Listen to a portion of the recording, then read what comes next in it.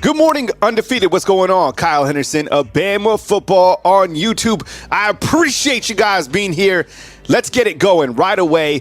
I want you to type S if you are excited about the news regarding Ty Simpson, that he is staying to compete, staying to be a teammate on this team. Love it. Love everything that he brings, right? Got Jalen Milroe, the starter. You got Ty Simpson. There's nothing wrong with having quality depth. So to get the show started, type S if you were excited about Ty Simpson, about the news of him coming back for the 2024 start of the season. I am not shocked to hear this at all. That's why I was a little bit surprised even when it was like news yesterday. But news is news, and we're going to cover the news. Ryan Fowler, who had an amazing spring in terms of scoop and the access to Coach Kalen DeBoer, he was the one to post that yesterday. So everybody is saying S. And look, people love competition. Competition makes the product better. You want people in the room that add value to the overall unit. I understand there can only be one quarterback on the field, but there is nothing wrong with loyalty, right? Loyalty, loyalty, loyalty. There's nothing wrong with competition. Love everything that Ty Simpson brings to the table, and I wanted to start the show off on that note. Let me know where you're coming from inside the comment box. My name is Kyle Henderson of Bama Football on YouTube. I appreciate you guys being here, and let me know where you're watching from so we can get some shout outs. Good morning, Rodney, coming to you from Perdido, Alabama. George, what's up, man? I see you inside the comment box. Auntie Janet in the house. Jarvis, what's up, man? Appreciate you. LaQuasia, good morning to you. Jared, all coming through with it right here on Bama Football on YouTube. All right, let's continue to get it going because I wanted to talk about these rings, right? These rings that Alabama received yesterday. And we'll talk more about Ty Simpson. And I'll take your calls, I promise, today. Yesterday, our segment went and, we got things popping. But let's talk about these rings, okay? No, that's the Beanie Weenies. Okay, we'll get to that next. All right, rings on rings, okay? So yesterday, Alabama, which in case you forgot, won the SEC championship, okay? And they were able to get those rings. Look, let's type R if you think that this ring is off the chain, right? That is some serious bling, ice, whatever you want to call it. Type R if you are impressed with that ring. Look at that thing. Man, that is, honestly, I've been, we've all seen rings on rings, and you can go view the rings at the University of Alabama. But my goodness, I think that might be my favorite ring. And I get it. It's a SEC championship ring. You want a championship ring, right? Like a natty ring. But this ring right here, man, that thing. And look, Jalen Milroe is not a small dude. And for everybody asking about portal news, nothing significant regarding Alabama football this morning. If that news does come, I will bring that to you right here on Bama Football on YouTube via YouTube short or a video, kind of depending on where we are within our program formatting. But as of this morning, because the portal opened up at midnight, there was Sam Walters for the basketball team. He entered the portal. I was a little bit upset about that because I like that guy's game. I really do. I promise you. So I loved him coming off the bench. I don't know. He kind of just had that spark. But Alabama flexing on those rings. Everybody likes the rings. Those rings are, those are fire. Okay. So also what happened during this ceremony last night was the Beanie Weenies. Okay. So I refer to them as Beanie Weenies. I think Coach Saban called them steak and so the winner of A-Day had, an incredible, delicious steak. Now the losers had beans. And same thing with Coach Kalen DeBoer. Call them Beanie Weenies, right? You call them Beanie Weenies? Anyways, as you can see, the players having fun with it last night. They got their rings. And these are all defensive players, okay? Because the defense got the Beanie Weenies. And the offense got the steak. I think in this format, it's always going to... Look, if I'm out there for the scrimmage, I'm going up to Coach Kellen DeBoer if I want a steak, and I'm like, yo, I want to play with the with the offense this game. Chris is saying, oh, Franken beans. All right, so welcome to the show. My name is Kyle Henderson of Bama Football on YouTube.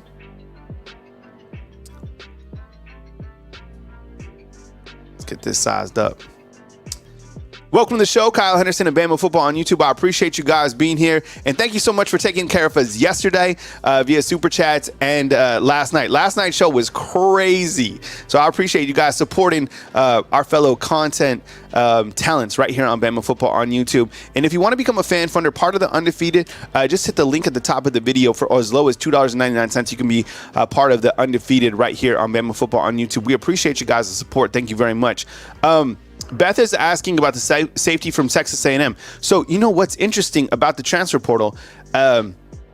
So, during this transfer portal period, Alabama cannot take any players from the SEC, which is crazy. And that's a rule set in place by the SEC. So, anytime today, tomorrow, that you see a player from the SEC into the portal, just cross him off your board, because he cannot come to Alabama. And Alabama can't go to other SEC programs to go, refill their team, which is crazy. Probably one of the craziest rules in all of this transfer portal. Okay, so if you're just joining us, you're like, type S for Ty Simpson. Well, the news was released yesterday that he's coming back to compete. So that's why we're asking you to type S for Ty Simpson. I love it. As I said earlier, competition is great. Competition is honestly one of the best assets about business. Like Chris is saying, S. You know, that would be interesting. Joris saying Traquan Fagans could come back from USC. And, you know, that would be interesting. Right? Because you had Damani Jackson come in, Traquan Fagans. I was surprised that he left in the first place. Who knows? That would be interesting to see. What's up, Patriot Live? Good morning to you, man. I appreciate you being here. Thank you so much. All right, we talked about the SEC ring stinking beans, beanie weenies. For the portal watch, we will keep you posted on the transfer portal. As prospects get into the portal, we will bring that information to you guys. If it's someone from Alabama, we will discuss that. Before I take calls, type and let's talk about transfer portal needs. Okay, so what I'm asking you, Undefeated, right now is type offensive line, type defensive backs. If you think those are the areas of need that Alabama needs to go into to elevate their units. Jared saying 49 of 235. I need to hit the thumbs up. Yeah, I appreciate it. So what I'm asking you, do you think, and Kalen DeWar said this as well, defensive backs and offensive line? Todd is saying big respect for Ty sticking around. Look, man, we have seen quarterbacks here. We have seen players in certain positions. It only needs one season for things to pop off. And you're only one play away. Think about guys like Mac Jones, who came in, waited his time. You think about players. All right, here's another question, Undefeated, before I take my next two calls. Who are some players that just waited one season? You could honestly say Devontae Smith. By the way, Devontae Smith got absolutely paid yesterday. Not surprised to see it. Chris Broswell's another one. Only takes one season. And if you're at Alabama competing against the best, every single day you're getting better. And as we've learned, we're still watching Caden Proctor, the grass is not always greener. Right? Got to be patient. Your time will come. Shane B is saying Najee. Noah's saying, Kyle, do you think Bama goes after Lambert Smith? I'm not sure, man. I think that everyone has to be on the board at this point. I think you take a look at the depth chart right now, and as you watch on A-Day, secondary is light. Offensive line is light. Those are the two areas I'm going to. And I asked you yesterday about this on a Fan Funder video. I'm going to take my calls in 1 minute. Let me ask you this, Undefeated. How do you feel about the kicking position? Connor Talty, some of the other guys in that room. Would it be out of the question if Alabama went to the transfer portal for a kicker? Does Alabama need a kicker? I want to hear from you inside the comment box. Type K if you are concerned about the kicking position for Alabama. Chris is saying he's going to be just fine. I appreciate you guys being here. Kyle Henderson of Bama Football on YouTube. All right, we go to the phone lines, and let's take Chris from New Jersey. Chris coming with it. Chris, what's up, man? I appreciate you being here. Thank you so much for joining us on this Transfer Portal Tuesday, man. What you got? Kyle, good morning. Good morning to you. Great job on Saturday. That was really, I really wish I could have been with you guys. It was, I watched, it was great. The after show, Coach Schmook and Sean meeting for the first time. Boy, how well behaved is Coach Sean's daughter, man? My son would have been like, "When are we leaving?" So her name is Her name is Mia, and she's 12, and my daughter is 11. So, Mia was helping me in the back. Like, she was a producer. So she would go behind and she would tell Coach Sean, she'd be like, 5 minutes. Or she'd go like to Coach Smook and she'd be like, next segment or whatever. So she was my helper that day. So I appreciate the comments on AD. There was a lot of moving pieces. So thanks for that. That was and you know what? That's terrific. I see Mia might have an emoji in the future. She might. You know what? I talked about this, and I want to get everybody's comments. So I was texting Patriot Life, yesterday. And, we ran into Jenny Cackney, who, by the way, we're all going to support, right? She's brought into the Undefeated. She's a lady battling with stage 4 cancer. And I was thinking about this. It was bigger than, the energy there and the cohesiveness and, that camaraderie that we always talk about. It was amazing to be a part of. And Alabama fans needed that. And I'm really Patriot Life and I were talking. We're like, think about out of all the people to have met that day, we meet Jenny and we've welcomed her in. So it was bigger than just this scrimmage. People needed to come together. And I'm in the weather, today, the weather's not that good. Yesterday, the weather was okay. That Saturday was perfect. Chris, what else you got, man? Come with it. That was touching, that Jenny. So listen, I want to tell you a little bit of a scary story with a silver lining. So I watched yesterday morning, then I was out and about. It was beautiful here yesterday, and I got home. I put on the show with Jarek and Coach Sean, and I want to just say this: Coach Sean was scaring me again, and it was he's like the camp counselor that tells the scary story around the campfire, and the only problem with the story he's telling is that it's true, and the story is happening live, right? It's like what was that weird, that crazy movie in the 90s where they find the camcorder and at the end everybo's gone? The Blair Witch Project. Yeah. So, and the problem is the Blair Witch problem is we're living this thing, but you know what's interesting? So, and where I'm going with how great this channel is, I wrote in the comments. I go, oh, man, Coach Sean is scaring me again. And I wrote in the comments, I'm not going to lie, I'm worried about today, right? And I think it was Marquetta who wrote, Christian, New Jersey, don't worry, everything is going to be fine. I felt immediately better, Kyle, immediately. And you know what? And I got to thinking about this channel, right? And I got to thinking that, look, some of us were here long before Saban left, like me and some others, but this channel really came together over Saban. We came to this channel as our community because we wanted to find out information. We wanted to seek solace what we were going through. And remember, we weren't just going through Saban. All of a sudden, the sharks were in the water coming for our players, Downs and Sayin and what's his name? The guy who went to Texas, Bond, and at least we're getting back Caden Proctor. But and then all of a sudden you sent Taylor off to the airport, and then we had this bright spot of getting a new coach, and then don't forget, then we were on the Ryan Williams watch. And that was great. And then all of a sudden the NFL came for one of our coaches, or Georgia came. So listen, we've been through this together. This is and Marquetta's right. We're gonna be okay. We're gonna be fine. I got to thinking, this is why we come to. This is why there's an Undefeated. This is why we are a fan. We all share a passion.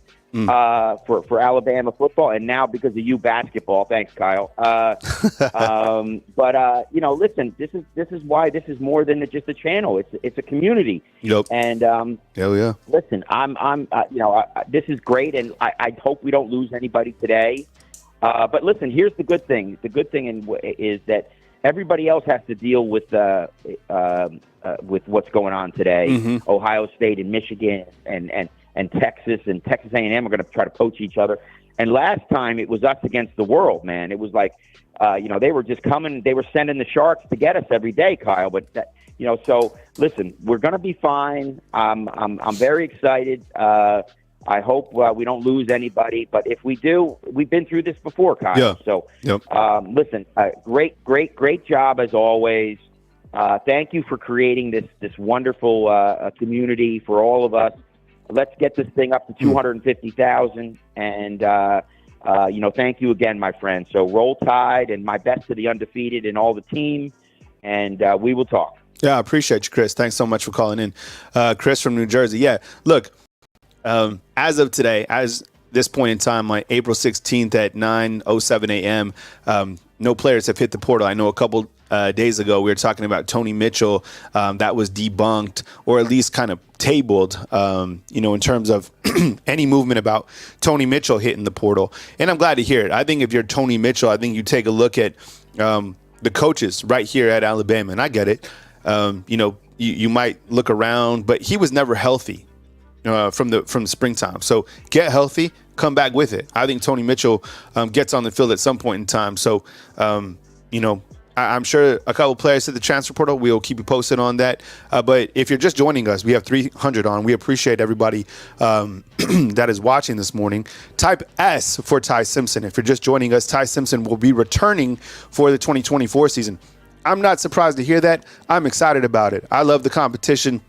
The kid's father is a head football coach, and at UT Martin, he's a competitor. Competitors like to compete. And there's nothing wrong with having quality depth at any position, right? So I love that. I love the fact that he's coming back, and I like the fact that you have a quality quarterback as the number 2 right behind Jalen Milroe, right? This is a gauntlet of a season. How many times would Alabama have won that game? Rewind to the SEC championship game a couple years ago when Tua Tagovailoa, who had taken Jalen Hurts' place, right? And guess who steps in? Guess who didn't speak a word about it? It was Jalen Hurts. Came in and helped Alabama win the SEC title. That was one of the best moments that I've been covering Alabama football, honestly, was when Jalen Hurts stepped in and led Alabama to win that SEC title when Tua was walked off with an ankle injury. That was crazy. You gotta have guys depth. This is the highest level before the NFL. Nothing wrong with it. All right, we go back to the phone lines. 256. Hey, what's going on? You're on the line with Kyle Henderson. We're on the line with, and where are you calling in from? This is Darryl from Huntsville. What's up, Coach Darryl? I appreciate you being here, man. I'm sure you're not surprised to hear that Ty Simpson's staying, right? I mean, you're a coach. This is competition. Talk about Ty Simpson and just the competition, how it makes every single part of the team better. Well, there's no doubt about that. I remember a story I heard. Eddie Jackson was talking. He said he had got to the point where he didn't have any confidence. And every day they would throw him out there against Amari Cooper. And Amari Cooper would torch him. Coach Saban would cuss him out. And it got to the point he didn't know whether he was coming or going. And he decided to move him. And when Coach Saban moved me from corner to safety, that got me to the point where I had confidence because I'm competing against the best every day. If you get beat, it's the next play. You just got to go, you don't put your head down to the next play. Competition is the best thing for you. If you're going to learn how to play sports, any sports, the best way to get better is competition. If you go out there and you play with a bunch of Rudy Poots, well, you gonna have a Rudy Poot idea of what competition is. But when you go out here and play against 4 or 5 stars, guys who are 3 stars, but they're actually 4 stars in heart and ability, you can't help but get better. Yep. Or you get exposed and, maybe I'm not as good as I thought I was. And there's nothing wrong with that. You saw there was a reason in the championship game against Georgia, where Tua threw the Hawaiian Lightning bolt. Yep. There was a reason they put Najee Harris in at running back. There was a reason they put the guy at the offensive line. Alex Leatherwood. All those guys, right? All those guys were freshmen. Yep. in the biggest game of the year. Yep. And the reason they put him in there is because we've seen what they've been through in practice. They've been against the best. Yep. And guess what? Guess what's gonna happen? They're gonna perform because they know what we expect of them. They know what they expect of themselves. So competition is always good. So I'm not shocked at all that Ty Simpson is staying. He had a good 8-day game. As far as I'm concerned, I mean, he had a good game. He threw some dots. Yep. And he had a couple of drop passes also. There's too many drop passes on A-Day. But, the final say-so will be fall camp. When they get to fall camp and we get to compete, and Creighton, Proctor, and Williams, all those guys will be there, we're going to see what we got. We're going to see exactly because, again, the transfer portal is open. If we get the chance to get some guys that can help us and on our rotation and help our depth, you have to take it. So don't ever be afraid of competition. If you're afraid of competition, you just need to go high. Yep. Can't be afraid. Coach, I haven't talked to you since A-Day, and I want to get your kind of assessment before we move to our next caller, which is I think we got Mike who's waiting on a payphone. But Coach, give me your assessment on A-Day, what you saw, some observations. First of all, I didn't like the format. I have to get used to it. I'm not gonna say it was bad. I'm used to 17 years, so we got to adjust. But I thought I saw progression from the offensive line. I thought the offensive line played very well. I watched the defensive line. I thought the defensive line played tolerable. Also, I saw Brockermeyer. I was impressed with his technique. Because I wanted to see, okay, maybe they just hyping him up because he's been here all this time because of who his father is. Yeah. No, his technique was from what I saw was flawless. He opened a hole for Jam Miller for a 20-yard run, and his block was the key block. The secondary seems there's talent there. They just have to put it together. Dre Kirkpatrick, which was a junior, made a great play in the end zone. Hell yeah. That was a great play. The receivers, they have to hold on to the ball. Now, there was some ball that could have been, put on your face mask or put into your chest. But if the ball, they always say if the ball hits your hands, you got to catch it. Yep. And some of them were, I had to go up for one pass from Miro, which was high. But I thought that we showed that the cupboard's not bare.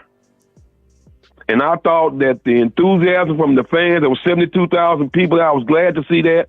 Wish I could have been one of them. I thought their enthusiasm was electric. The atmosphere was electric. I'm sitting here watching it on TV, and I'm feeling like I got goosebumps on my arm. Yeah. So I have to say, being there, you don't know like how many people are going to show up, because the thing about Bryant-Denny Stadium is it's gigantic. It's huge, right? And there was so many people on the outside, and then they allowed the gates to open at 12, but the game didn't start until 3. So people were taking pictures, like people were starting to come into the stadium right at 12. And people were taking pictures and be like, nobody's here. But by the time, and also on top of that, it was like 82 degrees by the time kick or whatever, however they started the scrimmage. It wasn't a kick. It was like a hike. So, snap. So that was the other thing. So people were like taking pictures, but I took a picture right at 3, and that whole lower bowl was completely full, and the upper deck was starting to fill out too. So 72,000, which is crazy because Washington Stadium only has 70,000. So imagine Kalen DeBoer. He's like, man, this is a packed house at Washington. We got 70,000 and you got 72 for A-Day. Welcome to the SEC. Like that's it. And just wait till you fill that 103,000 for the opener or for that big one at Georgia. Coach, before I move to my next caller, please give me your take on what you saw from Richard Young at running back. I saw determination. I saw effort. And I saw I will not be defeated. You need to send him an undefeated T-shirt because he brought it. He brought it with effort. He brought it with energy, and he was going to basically say this. I know y'all been talking about Jam Miller and Justice Haynes, so what? But guess what? Don't forget about me. I can run this thing too. And I also want to say this. Did you see this time? Excuse me, Kyle, and I'll get off the phone. I know you got other callers. Did you see that one of the sports writers here at Alabama has proposed that they change the name of the stadium to Bryant Saban Stadium? Yeah. Bryant Saban Stadium. Yeah, you know what? Saban has to be honored in some high level of way, right? I don't know, if they name the field after him or whatever they do, but yeah, I mean, and you know what? Give Miss Terry a statue too. It doesn't have to be a huge one, but I have nothing against it. Right, and have like some because she was one of our greatest coaches and one of our greatest recruiters. And you know what? And she took care, and still, I mean, these people are still around. She also took care of the community and continues to do so. She's built 18 houses in Tuscaloosa. This family took care of Tuscaloosa during the tornado, right? So, sometimes what they did for football, that was huge. But also, like, off the field, I'm telling you, I get it. He made $10 million a year, hundreds of $1 millions over the course. But look what he did for the economy. Look what she did for the community. Doubt. Like, I mean, he's got to be named something. Coach, I appreciate you calling in, man. Thank you so much, and always a pleasure catching up with you, man. Always my pleasure, Cal, and roll tide, roll. Roll tide, man. Take it easy. All right, thank you, Coach. Coach Daryl calling in. All right, get the emojis up right now, please. We got free Mike coming in. Hey, I have an idea, okay? Let me ask you inside the comment box, just type yes or no. Do the ads bother you? Type yes if the ads are annoying you. Type yes. I'll give you a second. Type S if the ads are bothering you, because I have an idea. Okay. So the way that we make money here on YouTube is obviously we serve ads to you, right? And the other way is, and we have to pay our coaches. So I'm willing, if we can meet certain goals, like super chats or fan funders or whatever, then I could take off the ads. So just no answer now, but think about it. So like, for example, like there's a cost for doing business and we have to pay the coaches hourly for their time. So if we meet that threshold, then I can take the ads off. T, how does that sound? Good morning to you, by the way. Good morning. I'm actually shocked by how many people are saying they don't really bother them. Well, to think about it, YouTube knows what type of ads to give them. Exactly. Mm-hmm. So just recently, YouTube understands like how you view ads. So if you view like a skippable and you don't leave, then they'll serve that to you. Or if you left, they will serve you a bumper ad at the bottom. Or you could go YouTube Premium for sure, like Vanna has here, and you don't ads. Yeah, so WT probably has no ads. So just something to think about. So we go back to the phone lines, and we got free mics calling in. Free mic from payphone. Collect call from Free Mike in Austin, Texas. Good morning, everyone. To accept, press 1. Beep. Mike, what's up, man? Appreciate you calling in on this fine Transfer Portal Tuesday. Mike, look, I'm not surprised to hear that Ty Simpson is coming back. Guy's a competitor. His dad's a coach, for UT Martin. I guess that was news yesterday. What's your thoughts on Ty Simpson coming back to continue to add value to this Alabama football team? Kyle, I'm surprised at that, to be honest with you. I have been thinking Ty Simpson is going to transfer for 3 years now. So congrats to him. Congrats to the whole Alabama football team for having him as a good number 2 for now. But really, if Milroe doesn't start showing me a little more, now 3 for 9, that's pathetic. Now, I know there were drop passes and all that. We can start dissecting, but why did they drop the passes? You throw them too hard? What's up with that?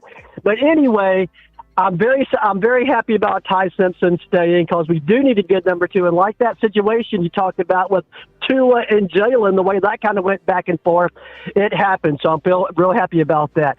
But hey, Kyle, on a personal note, I was also I like the camaraderie. I saw you finally met some of the people in the undefeated and some of the coaches for the first time, and it's kind of mind-boggling how you talk to somebody every day and work with somebody practically, and finally meet them for the first time. But I did enjoy the shows y'all put out for the A-Day game and seeing the camaraderie of the undefeated and the coaches and such like that. And good coverage, too, by the way. So I did enjoy that. Yeah, so what I'm showing right now is the undefeated family. It's amazing. Just like you said, I never met Coach Sean in person. So Coach Sean's an absolute unit. So you know he's a running back. So here he is on the bottom left of your screen with his daughter, Mia. So Coach Sean comes in. He's going to play running back all day. To the right is James Dickinson. There in this to the right, there you can see me in the undefeated hoodie. To the right, that's Ephraim up in there. There's Rev with the glasses. There is Cindy with the Alabama hat. There's Coach Smook throwing up the peace sign. I mean, I think there's Caleb in the back. There's a Patriot Life. So we had our whole fam like up in here. And honestly, and how this worked was we told everyone to meet at 1 p.m. and T couldn't be there. So I was telling, we got to have, and T was playing man coverage on my daughter who had dance that day. So T, we know everyone missed you, T. I know, I'm sad I couldn't go, but it was, She's playing man coverage on Lacey, right, with the dance. So, anyways, yeah, I appreciate it. Yeah, they scheduled these dance photos at the exact time as A-Day. So that was kind of criminal by the dance factory. All right, so Mike, what else, man? Other takeaways. And okay, so if you're wondering about how Mike got put behind bars, it was a call on the phone, right? And then he goes in, he tells the judge, he's in Austin, he tells him horns down, and that's where he's at. So he calls in periodically. Mike, what are we watching for? Like, in terms of like transfer portal or takeaways from A-Day, what else is on your mind? Well, I expect some losses in the portal, but really I expect more gains than losses in the portal, but just in need, positions of need. But I guess it's going to be open for 2 weeks, so we'll see how that plays out. But I'm not expecting as many. I don't know. I expect about 5 people, and so, but there will be some. Because Kyle, on a personal note, I did try to call Saul, but he did not take my call, by the way. Saul does not collect calls, FYI. And they did let me out for 20 minutes, and I walked out to Chick-fil-A, and they told me to leave Chick-fil-A because I was kicking people out. But, hey, man, I can play in that little area, too. You know what I mean? I'm tall enough. So I wasn't doing nothing wrong, man. So, anyway, so that's my story for the day. But, Kyle, good luck. Oh, one more thing real quick. Yeah. There was somebody in the chat named Marquita. I want to apologize for misspelling her name. I just said hi, Marquita, but I misspelled her name. So I just wanted to go on record saying I did correct that spelling. I want to go ahead and say it. Hi, Marquita. I did correct your name, and I spelled it wrong first time. But anyway, good luck. God bless, Kyle. We got the 3 or 4 months before kickoff, but I do think Bama's going to be good. These schedules are tough as heck, man. Yeah. These SEC schedules are tough as heck. Unlike Ohio State schedule, Ohio State, that is cake. But anyway, all right, Kyle, good luck. God bless. Y'all take care. Roll Tide. All right, roll Tide to you. We have a 517. We'll get to you in just 1 second. Derek, it was really good to meet you and your family. So Derek rolls up, and this is right when we had met Jenny and his Patriot Life, Coach Sean, Coach Smook. So Coach Smook was hungry at this point. So Coach Smook goes down to a tailgate, and he's like, I'm about to go ask him for a hot dog. And he just literally goes to a tailgate, and he's like, yo, what's up, I'm Coach Smook? I'm hungry. So we're talking, and Derek rolls up with his family, got to meet his son. There were so many people. That was another good meeting spot, was down by Denny Chimes, because everybody was waiting for a ceremony. We met so many people. 571, we missed you, but I think that might have been our boy Jay. We saw Ebony. Ebony was there. Ebony came in. So Coach Smook and I are having a meeting at Buffalo Phil's, and Ebony rolls through. Got to meet her son, Noah Carter, which was cool, and all the undefeated, right? Cynthia's like, Smook is eating. T and I, what sounds good for lunch today? Lupes? Yeah, let's do the base. We did. I mean, it's hard to. There's how many Mexican places are there here in Tuscaloosa? There's too many. 700. But we could open up a Mexican place. What would we call it? Another Mexican place. Another one. Another taco. How about that? Seriously. Uno más. Yeah, uno más. You know what? How about drone taco? To where basically you order and it drones you your tacos. Right? And you get a little tortilla to like put out as like the QR code, and the drone just drops the tacos right there. Seriously, 10 tacos. The drone for like footage as well. Yeah. Practice footage. Sure. Yeah. Right. It would be sponsored. It would be a sponsored, sponsored drone. I don't know. I'm just thinking. Drone taco. Right. What's up, B-Wood 22? You met my family, Kyle. You inspired my son to pursue his dreams of YouTube. Okay, so I know exactly who you are. Love the avatar. Love the fish. Had a aquarium once. It's difficult. People who have like aquariums for fish. Have you ever had this, T? I did have an aquarium. Yeah, the microphone, T. Oh, I did have an aquarium at one point. Yeah, it takes time, to do the whole aquarium thing. Anyways, I met your family. And his son wants to be a YouTuber. And I basically told him, just be authentic. Do your thing. And it was really nice to meet you. Honestly, everybody who rolled up, it was really nice to meet everybody. We got a call. We'll take it real quick. It's a 615. Hey, you're on the line with Kyle Henderson. Who am I on the line with and where are you calling in from? Kyle, what's going on, man? This is David from Nashville. It's been a long time. Hey, what's up, David? I appreciate you calling in, man. Thank you so much for joining us, man. Welcome on into the show. Are you surprised at all to hear that Ty Simpson's coming back? I'm not. I've mentioned that to several callers, but it's news. We cover all the news that is, populating, circulating. I love the fact that he's coming back just to compete. Your thoughts, man? Yeah, no, well, that's actually why I was calling in. I happened to pull it on right as you were talking about that. What's funny is that he gave an interview right before, it was right after he committed, right before he signed. And Ty Simpson, he has stuck with this from day one. There was an interview, and I don't remember who it was with. I don't remember what the context was, but he very clearly said, I am not coming to Alabama. I have no interest, to transfer, to hop around. I'm coming here. I don't care if I have to stay here 4 years. All I need is 1 year to prove myself. He said, I'm coming here to develop. I'm coming here to be a better quarterback. And he explicitly said, I am not coming to Alabama to transfer. I'm coming here to grow and develop. And at some point I will get my shot. Yeah. And that kid has stuck to that. But, he called it from day one to anybody who would listen. He said at the very onset, I'm not going to transfer. I'm going to come and I'm going to stay until it's my turn. And to his credit, he's stuck with it. And everyone keeps being surprised at the fact that he's staying. But I'm like, he told y'all he wasn't going to. And I think he deserves enormous credit for sticking with what he said and not doubling back on it. And I think he's doing great. I love that he just, maybe he doesn't get as much attention as Jalen Milroe, and maybe that's why, but I love the fact that he just kind of quietly goes about his work, and you can tell he just practices on what he needs to practice on. He doesn't talk a lot. He just shows up, and he gets better, and I really like that. Yeah, me too. I like the fact that he stays in his own lane. He doesn't, tweet out a bunch of stuff like this, sad, this, or, you know what I'm saying? He's a professional. And I think if there's ever a point in time where, he has to command the team like he did last year. What did he do last year? Did he ever complain on social media about playing time? No, he didn't. No. Did he ever go on Instagram and say something about self-loathing? No, he didn't. Right?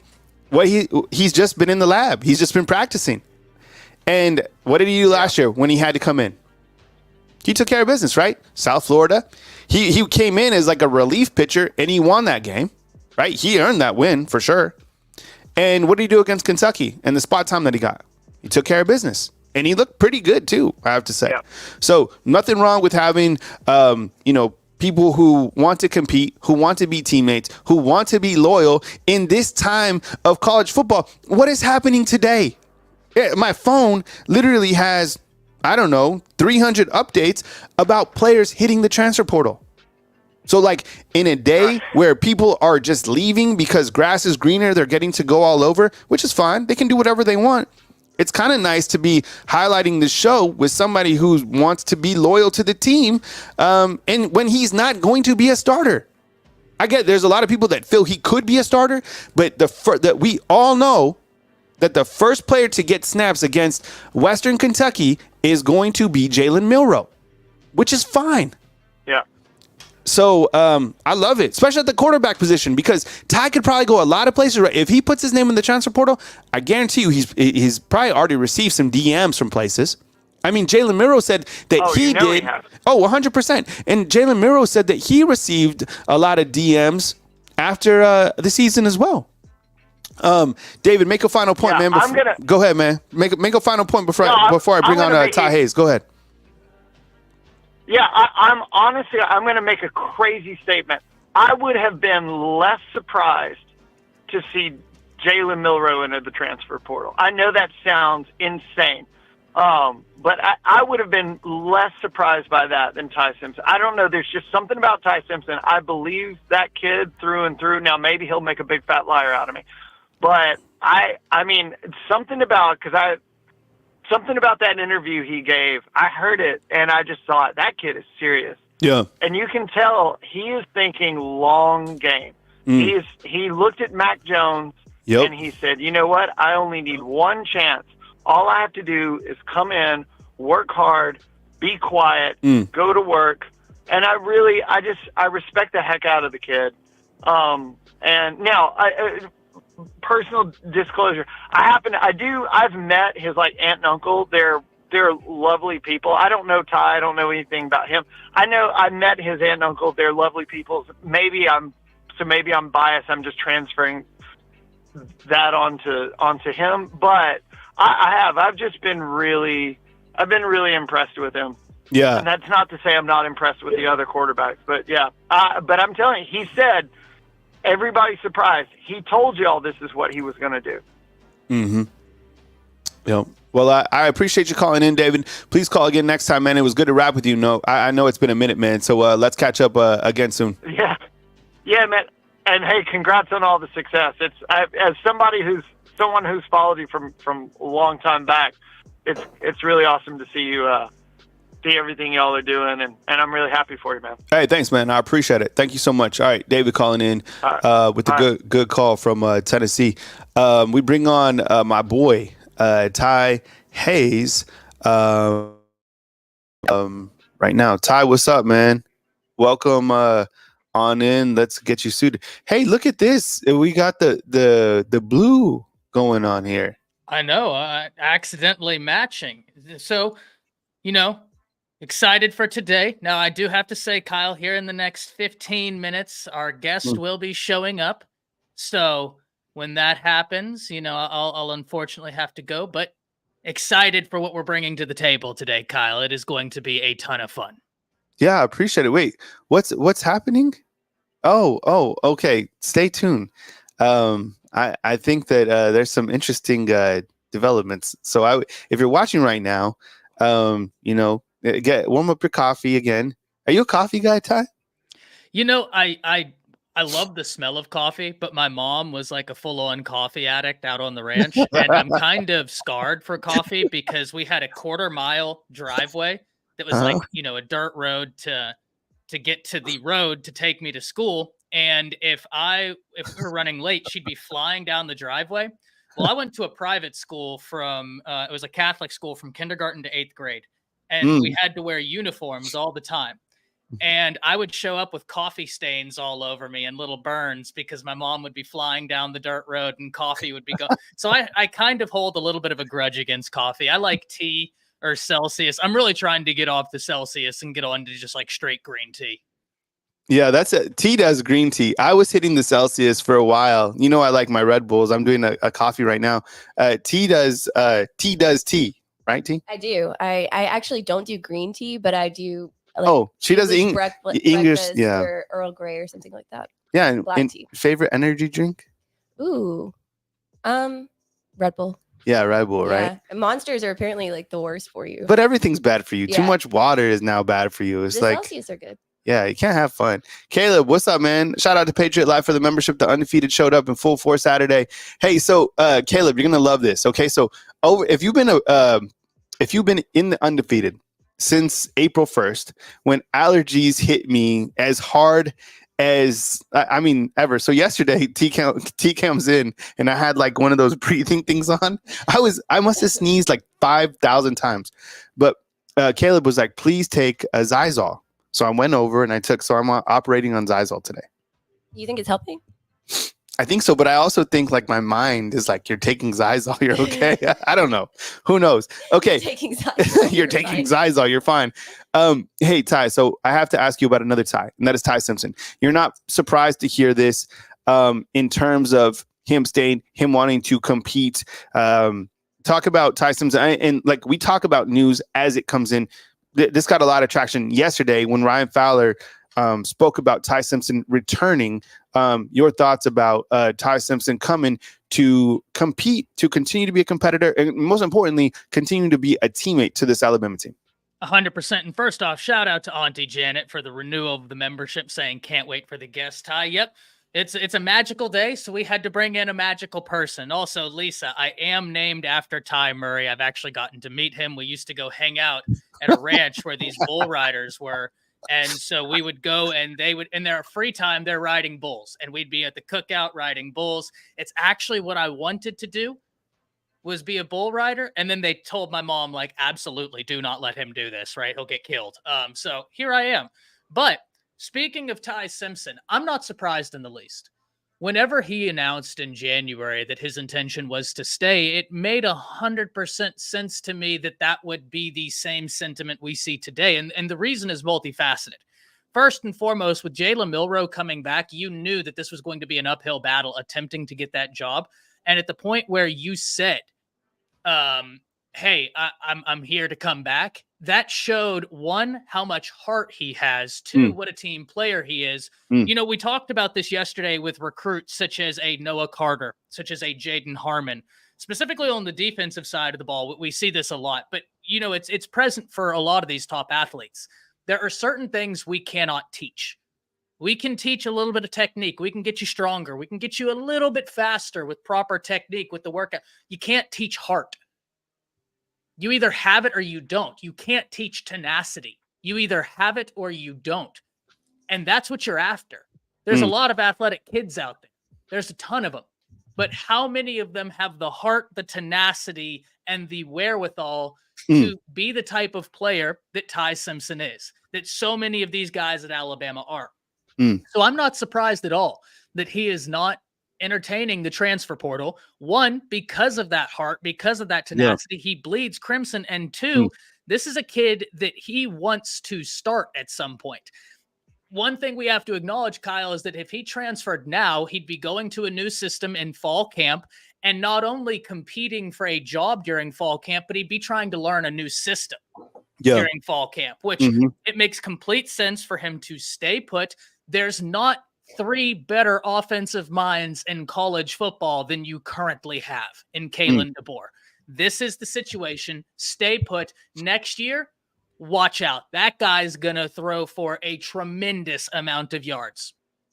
Here with Ty Hayes, Bama Football on YouTube. You can also catch him on Bleacher Report and Around the Table Sports on his own YouTube channel. Ty, as we look to the revolving window of transfers that are hitting the transfer portal, I mean, I'm sure your phone is blowing up. My phone is blowing up. A couple key things to know: that Alabama cannot go into the SEC for transfers. That's a rule put in place by the SEC, which is crazy. But Ty, what are we watching for? Is there any names that have jumped out this morning since it's opened that have made your ears perk up a little bit? I know, look, everybody watches the show. They have subscriptions to pay sites. We know that the Alabama is going to take in someone from the secondary and probably an offensive lineman. We're all waiting on Caden Proctor. But has there been a prospect that has made your ears perk up thus far this morning at 9:45 Central Time? Yeah, there definitely is a few guys, right? You have Peyton Kirkland, who was at Texas. That's a guy that I'm very interested in. A name that we talked about the other day is Jason Zandamela. He was the #1 interior offensive lineman in the nation. I believe a top 70 prospect in the nation. Maybe he was 71. I can't remember off the top of my head. But he's transferring from USC. He just got there a few months ago. Word is that he wants to be a little bit closer to home. Well, Bama's a lot closer to home for Jason Zandamela than is USC. So that's one I'm going to be watching out for. Now, a kid out of Miami, Kelly, their edge rusher, he is officially entered into the transfer portal. Now, the hard part about this is I don't think Bama needs any help there, right? I just don't.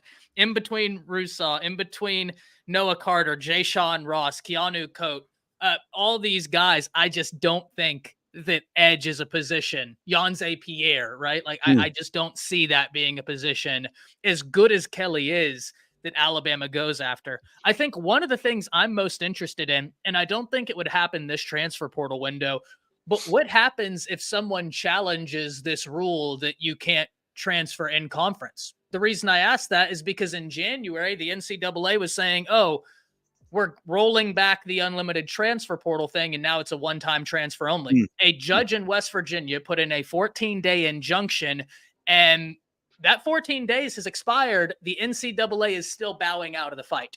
They have not put that rule back in place, even though that 14-day injunction passed months ago, because they don't want the smoke.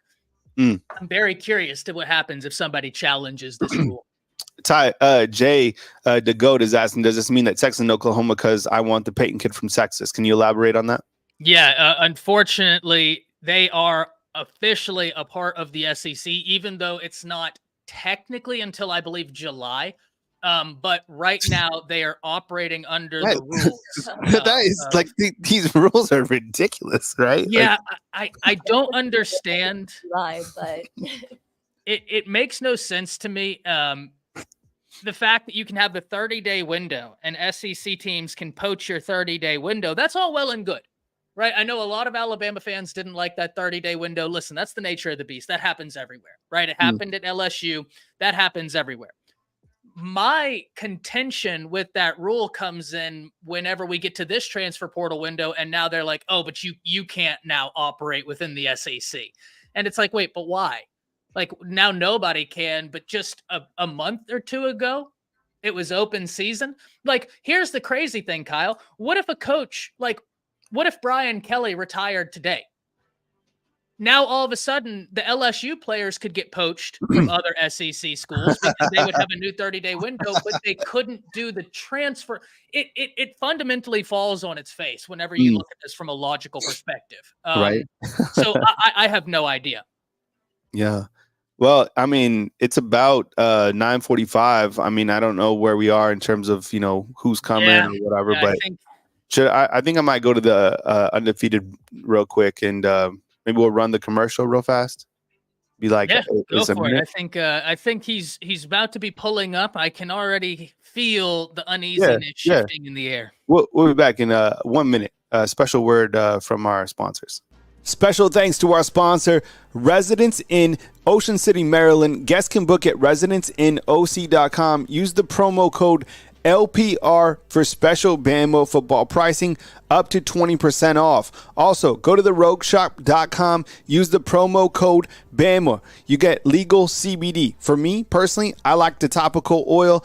You know how intense my workouts are, right? So I like the topical oil. I like to rub that on my back, whatever, after those cinder blocks. So go to their website, cruise down, look through their website, and definitely check out rogueshop.com. And like I said, I like the topical. Again, the promo code is BAMA. Also, think about becoming a fan funder right here on Bama Football on YouTube. Become a part of the Undefeated as low as $2.99 a month. That's 10 cents a day. How do you do this? Make sure you're logged into your account. This is on a computer. You can also do this on your phone and look for the tab that says membership. Once you click membership, you can see different options. You can see an upgrade button right there to the right if you want to go through the different levels. We have fan funder videos from the staff right here at Bama Football on YouTube. Very easy to navigate. Let us know if you have questions inside the comment box when trying to upgrade or renew your fan funder membership right here on Bama Football on YouTube. And of course, if you want to rock that undefeated gear, check out our merch store located at the bottom of the videos. We appreciate Patriot Life, Cynthia, Antoine, Caitlin, and to everybody else that supports us right here on Bama Football on YouTube. Fam, what's up? We have Iron Man, okay, coming in. But I think the bigger guest coming in, and this is basically representing the ironclad that Coach Kalen DeBoer has had for Alabama football. There's another special guest that is coming just momentarily, okay? And if you followed, how's the audio, T? It's actually good. Really? Yeah. Okay. So I've had this for just a few minutes, okay? So this is the Iron Man. And what this represents is the stability of the Alabama football program. I think that people felt that this program wasn't ironclad when in fact it was. Coach Saban wouldn't have left if he knew that another coach in place wouldn't come and continue to have the iron blood that he needed to represent his program. And we have someone else who is joining us today that can provide some additional, what would you say? Intelligence. Intelligence. Here we go with our boy, Future predicting. Gandalf. Well, it's Grandalf for copyright purposes, and he kind of got a big head after the movies and the documentaries. I mean, I am Gandalf's cousin, Grandalf, the transfer portal wizard. So we're here with the transfer portal wizard. I am representing the ironclad of Alabama. We have the transfer portal wizard with us. What can we expect today in terms of the transfers that could potentially come on to Alabama football? Yes, listen. I sat and watched from my spot with all the hobbits, and you know what? They've really romanticized those people. They're really awful. They're not good people. The hobbits, they're terrible. They should have let Saruman have them, but that's neither here nor there. Whenever we're looking at the transfer portal for Alabama, I think one must realize that Alabama is the foremost brand in all of college football. It even spreads to Middle Earth. And you are going to see a lot of people coming in wanting to play with the Crimson Tide. Alabama's in the punchback stage. You just wait. Are you surprised that Alabama football has not had any players into the transfer portal up to 10 a.m. Central Time? You know, not really. I think that this is going to be a position where people are going to wait. They're going to see. I think they're probably having meetings with the coaches right now, trying to see what happens. But I think Alabama's in a position where they benefit from having free scholarships. So I don't think we can expect to see much movement from Alabama, though. Listen, as a transfer portal wizard, I must say the transfer portal comes for everybody. The transfer portal wizard, I have one more question before I leave you to your segment. Which transfer portal prospect that is already enrolled at Alabama has the biggest impact? Will it be Keon Sabb or Jeremy Bernard? I think Jeremy Bernard. Listen, that guy, I thought I was a wizard. He's a wizard. Did you see A-Day? Did you see him go up and catch that ball? I tried to hex the ball, and it didn't matter. He went up and got it. That's incredible. Yeah, he's going to be insane. I turn the show to you, the transfer portal wizard. Please support him like you would support me. This is Iron Man representing the ironclad of the stability of Alabama football. Gandalf, the transfer wizard, please do your thing. Please support him like you would support me. Yes, once again, I must admit it is Grandalf for copyright purposes, right? And he's got a big head out in the Shire. Just awful people the hobbits are. But do not put the ring on. Ho. No, nayeth. Ladies and gentlemen, Grandalf is here. We have 193 likes. Let's push this up to 300. Let's push this up to 300 likes. You're not going to find a transfer portal window wizard anywhere else. I promise you that, right? Because I made sure that they all had automobile troubles. Other people tried to get transfer portal windows, but listen, there's a benefit of being a wizard, right? I can hex them. And I did. I hexed them all. And if people try and get funny, I shall hex you too. We have so many people in the undefeated, so many people I do not quite know. Jor, you seem like a good fellow. Bewood also seems like a good fellow. Mr. Doubtfire. Yes. Gabby Hayes, is that you? Hey, is that the feller I hexed at the door? Probably is. Automobile trouble. Yes, Marquita. Listen, even in Middle Earth, I make sure that those wizards have some automobile troubles. They're not getting anywhere. Only one shall remain. Ephraim, my man, 515. Please like the video. Go ahead, guys. You're not getting this anywhere else. I don't want hazing. You're not going to get hazed, Josh. Not yet. Who is Ty? That's the fellow I hexed at the door. That makes sense. Listen, transfer portal wizards get bored, but the transfer portal is here. This is what we have all been waiting for, and already you have seen some huge names. We just got word that Caden Proctor has a do not contact tag on his portal profile, meaning you can pretty much well guarantee that Grandalf will be guiding him to the Crimson Tide. Demetrius says, I know the beard itching. Yes, listen, it's something I've dealt with for hundreds of years, and it's something I can deal with for hundreds of more. Ty, Lord of the Rings, Hayes, yes. He set this up.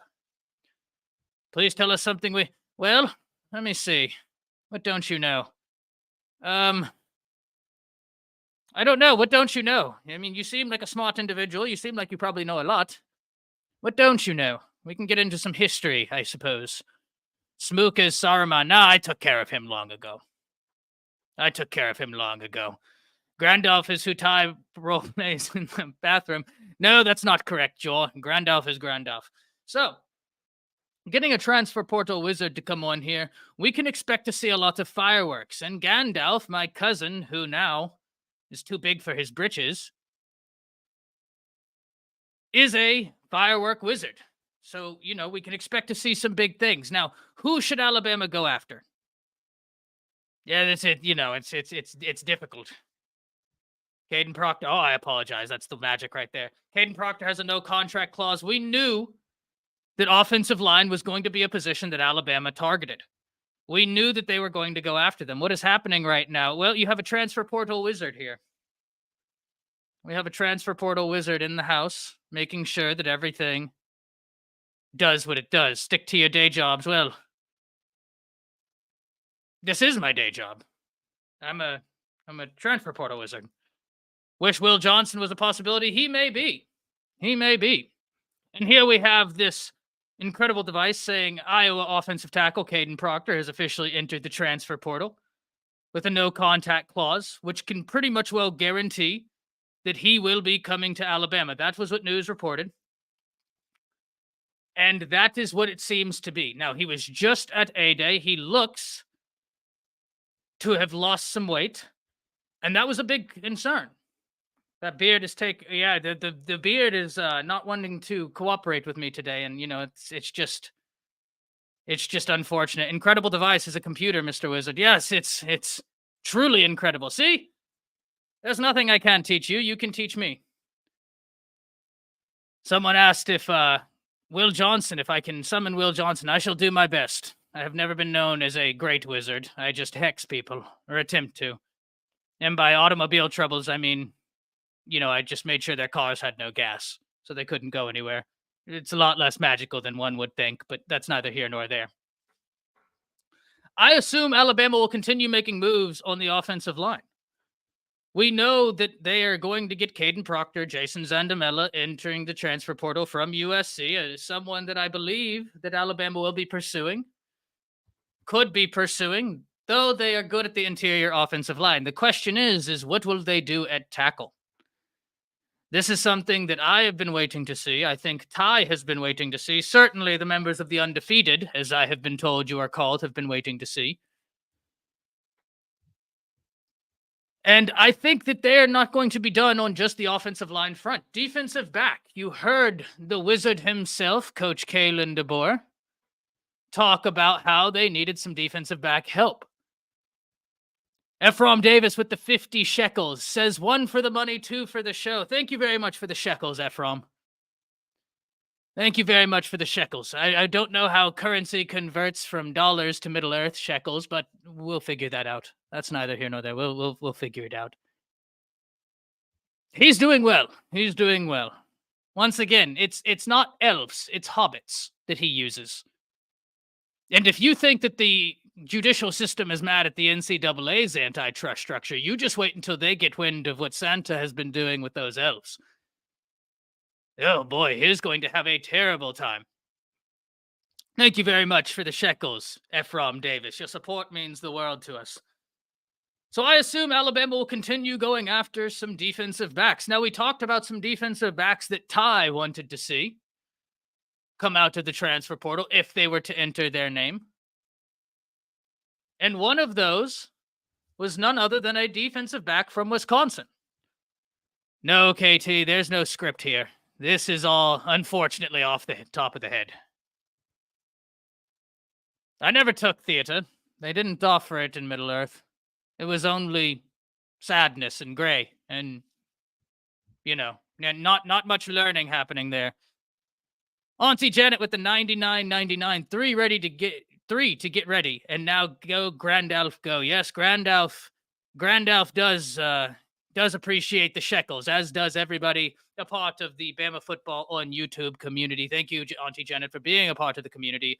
And maybe one day you shall go to Middle-earth with me. It is quite a place. Gray, sad, but quite a place nonetheless. Not y'all rapping in the, hey, they're doing a great job. No doubt about it. No doubt about it. So we talked about some defensive backs that I would have liked to have seen into the transfer portal. And understand this, ladies and gentlemen, it is very early. The transfer portal window goes until the 30th. People are going to be looking around. They are going to be looking at their options. They are going to see who may or may not be available, be interested. And this is one of the things that Ty, the funny fellow that I hexed at the door, and by the way, I didn't hex him, I just hit him over the head with my stick. Oh, Blaze, is that the fellow that I had to scrap with just to get in the door? I know that there was the one fellow with the short hair, and then there was someone with a beautiful mullet, in fairness. Yes, I had to scrap with him to get into the door. He is a cantankerous fellow. He is a cantankerous fellow. And I apologize, ladies and gentlemen. Grandalf's hat needs Cialis. It does not work like it used to. Portal Santa up next. Hey, it could be. Could be. Giving gifts. Well, Gandalf has a staff. I have a stick. Like I said, I'm not exactly the best wizard. Is Bama not interested in Takario Davis? Well, I believe, if I'm not mistaken, that he has a no contact clause. Now, maybe he already has a destination in mind, or maybe he was simply waiting to see what happened in the spring window. And now we see there are people that need defensive back help. He might have been leveraging. One of the things we must understand about this magical dimension that is the transfer portal is that tampering is legal, ladies and gentlemen. Now, not legal in the way that one may assume, but legal in the sense that we cannot legislate friends talking to each other. We have tried. You believe me. It did not work in Middle-earth. Brittany B says, Ty, if you haven't heard Kendrick Lamar's response to Drake, go listen. Okay, back to football. I certainly know that the fellow I hexed at the door is very interested in that response. Massive hip-hop head he is. You should see his vinyl collection. It is really impressive. The Undying Lands, Middle-earth. Yes, it's quite a place. I do what I can.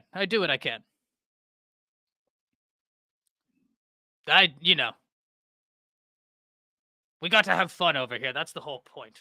Caden Proctor officially in the portal. Yes, he is going to be coming to Alabama. You just know it. But I would also imagine that several others will be coming to Alabama via the portal. Now, one question so many have is about defensive back. That's why you're asking about Taco Davis.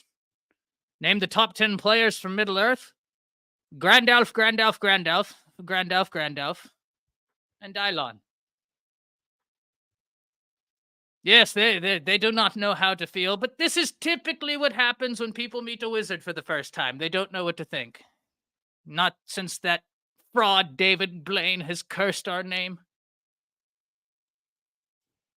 That's a conversation for a different day. Chris Angel, the frauds. Giving all wizards a bad name, that's nothing. Get into that a different day. Grandalf, what do you say to the allegations you cursed the Texas A&M recruiting class a few years ago? True. There are no allegations. There is only truth. I hexed them. LSU linebacker Jackson Howard entering the portal. Yes, it appears so. Yes, Grandalf's beard is not cooperating this morning, but we will get through it. And as that other fellow came in and said he was wondering whether or not someone would challenge the rule. And I imagine someone will end up challenging this rule. Now, whether it happens now or whether it happens later remains to be seen. Oh, I have tried, but they are beyond my magic, B-Wood. Those yell leaders are beyond my magic. I have tried.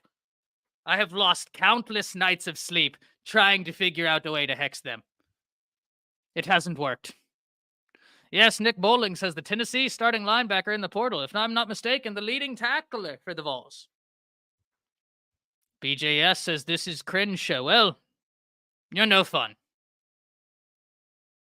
You are no fun. Beard kind of sag. Yeah, I know. Grandalf is struggling over here, but that's what happens. Like I said, things don't work as well as they used to. All right, that's what happens when you're 300 years old. But today is a glorious day. It's the day where portals open. Portals are opening. Portals aren't closing for some time, despite how much I may try. And as we sit here, a Miami offensive lineman has entered the transfer portal. And we know that the Alabama Crimson Tide is going to be after offensive linemen. What in the world have I stumbled upon this morning? Ty, I can quote all Smeagol. Well, who is Ty? This is Grandalf. How many wigs do I own? This is Miss Ebony. I am offended. Do you know how long it took me to grow this, and you're sitting here calling it a wig? This is hundreds of years of mismanagement of hair. This doesn't happen on accident. This is what ignoring your hair health gets you. And I'm proud of it. A wig. Nah. So we know right now that the transfer portal is going. Will Alabama get some wins today? It remains to be seen. But I don't think that Alabama fans need to worry. I don't think Alabama fans need to worry about what will happen to them in terms of losing players. Alabama lost a lot of talent in that 30-day window and in this winter transfer portal. I tried to stop it from happening. Truly, I did. I got my stick when Caleb Downs was walking out, and I said, "You shall not pass," and it didn't work. Poetic Justice, thank you for the 20, saying Hot Cialis Fund. Yeah, Hat Cialis Fund. Yes, thank you. That needs to happen. Granted. Your 3 wishes are granted. So who would you and the undefeated like to see come to Alabama via the transfer portal? I know we've talked about offensive line. We have talked about defensive back, both of which I think will be hitting the transfer portal. But as I understand it from my observations, it seems that Alabama is trying to do a balancing act. Is this sponsored by Throat Coat? Yes, it is actually. It is actually. And I believe we have another guest that will be coming in any second now.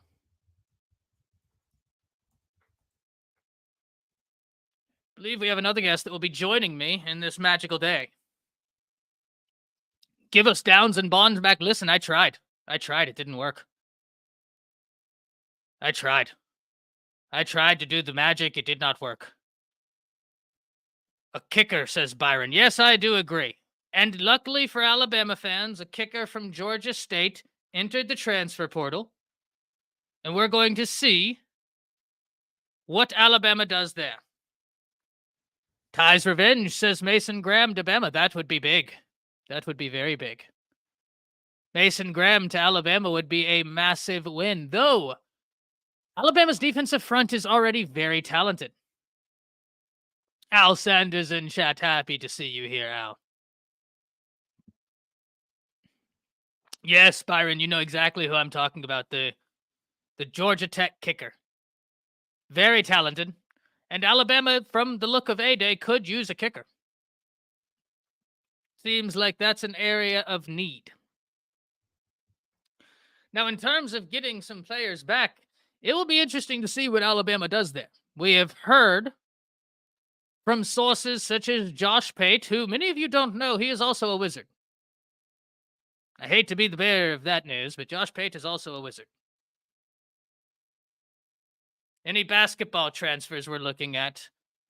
Adam Garcia says, Adam, unfortunately, I am a transfer portal football guy. Though I would imagine Nate Oates will get active. I mean, have you seen him? Have you seen that guy? Unbelievable coach. Unbelievable coach. Jordan says, Will Johnson will hit like 80s butters. True. True. That one right there would absolutely send the world in a frenzy. Absolutely send everything in a frenzy. Now, is there any positions of surprise that the undefeated thinks Alabama should hit?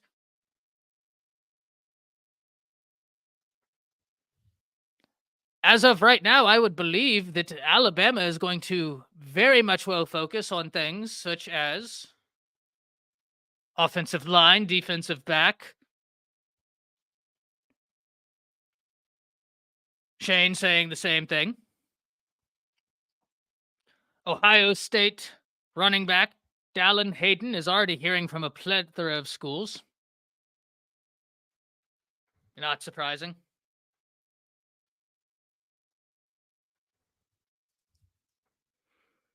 Yes, this beard is quite something. Quite something.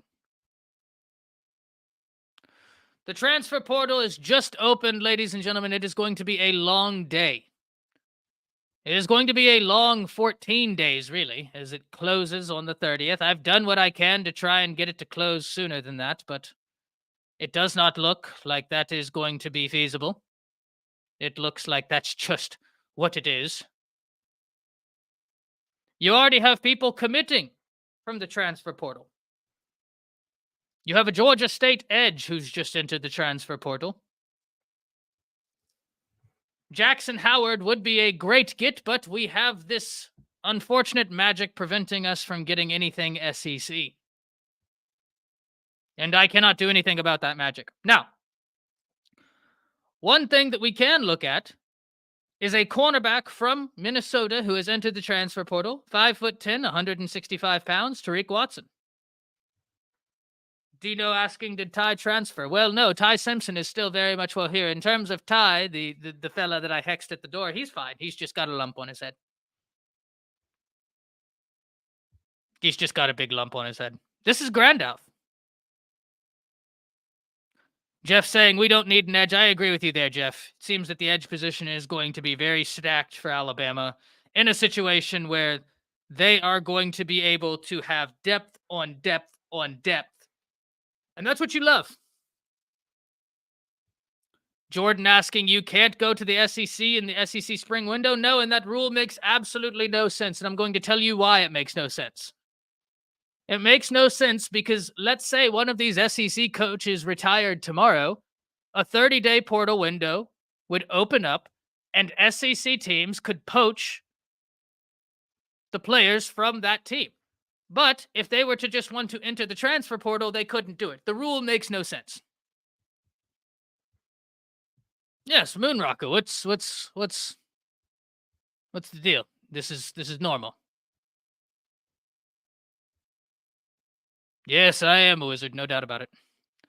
Lance says the portal has been a letdown thus far, and I need some chaos.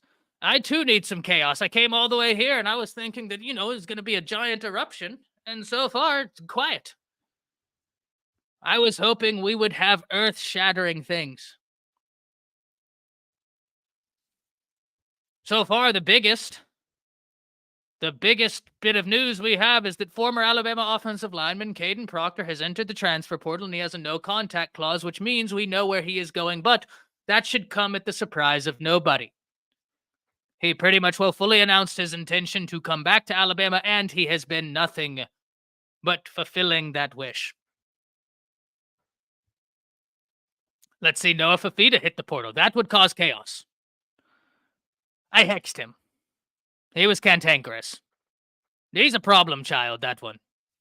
Now that might be a wig, Ebony. In fairness to you, That guy might be wearing a wig. I haven't quite figured it out yet. We'll figure that out after I get out of here. I ask that you would power shift the portal, Ohio State. Oh, believe you me. Believe you me, Moonrock. I have put some things in place there, but they have dark magic protecting that place. They have dark magic protecting that place. It is the definition of unfortunate. Listen, say what you will, but I can promise you this. Are you not entertained? Wait, no, that's a gladiator. What does a wizard say?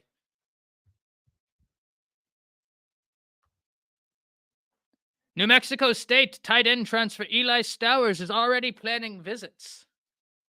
Former Texas A&M quarterback who transitioned to tight end.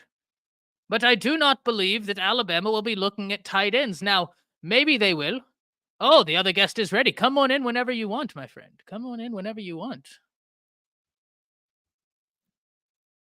Now, you have a familiar profile picture, but I do not believe that that is a familiar face that will be behind it. Can a wizard not be a gladiator? Well, I thought so, but then I got in trouble, and... Oh! What is happening here? We're flexing on everybody. We're flexing on everybody. It's too cold. It's too cold right now for the portal, so I had to get the drip. We're flexing on everybody in the transfer portal, Ty.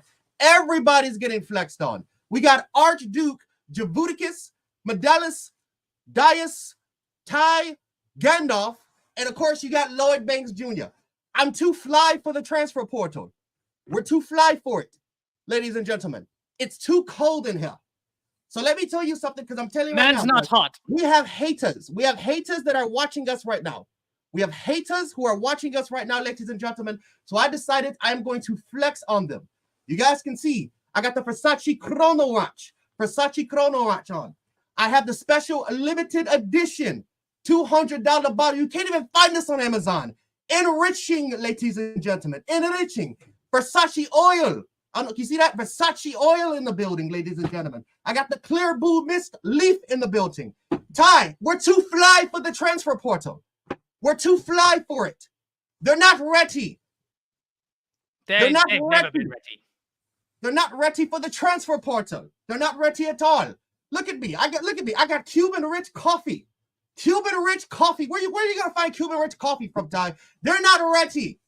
They're not ready at all, ladies and gentlemen. They're not ready. We're flexing on them today, ladies and gentlemen. We're flexing on the haters. Chaos is about to happen. Just be patient.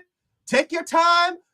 We're going to be good to go. But until then, ladies and gentlemen, me and Mr. Ty Hayes, a.k.a. Mr. Javuticus Gandalf, we will be sitting back flexing on everybody today. Let's go, Ty. Let's go.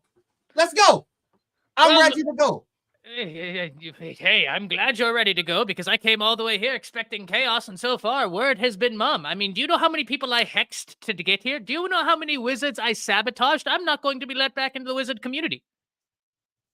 It's truly an injustice, but, maybe I'll hex them too. We'll see. Let's go. Oh. Let's go. Those are beautiful glasses. We're ready to go. Let's go.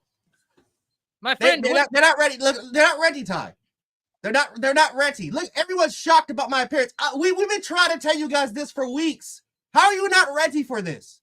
How are you not ready, undefeated? Let's go. Let's go. They're not ready for this.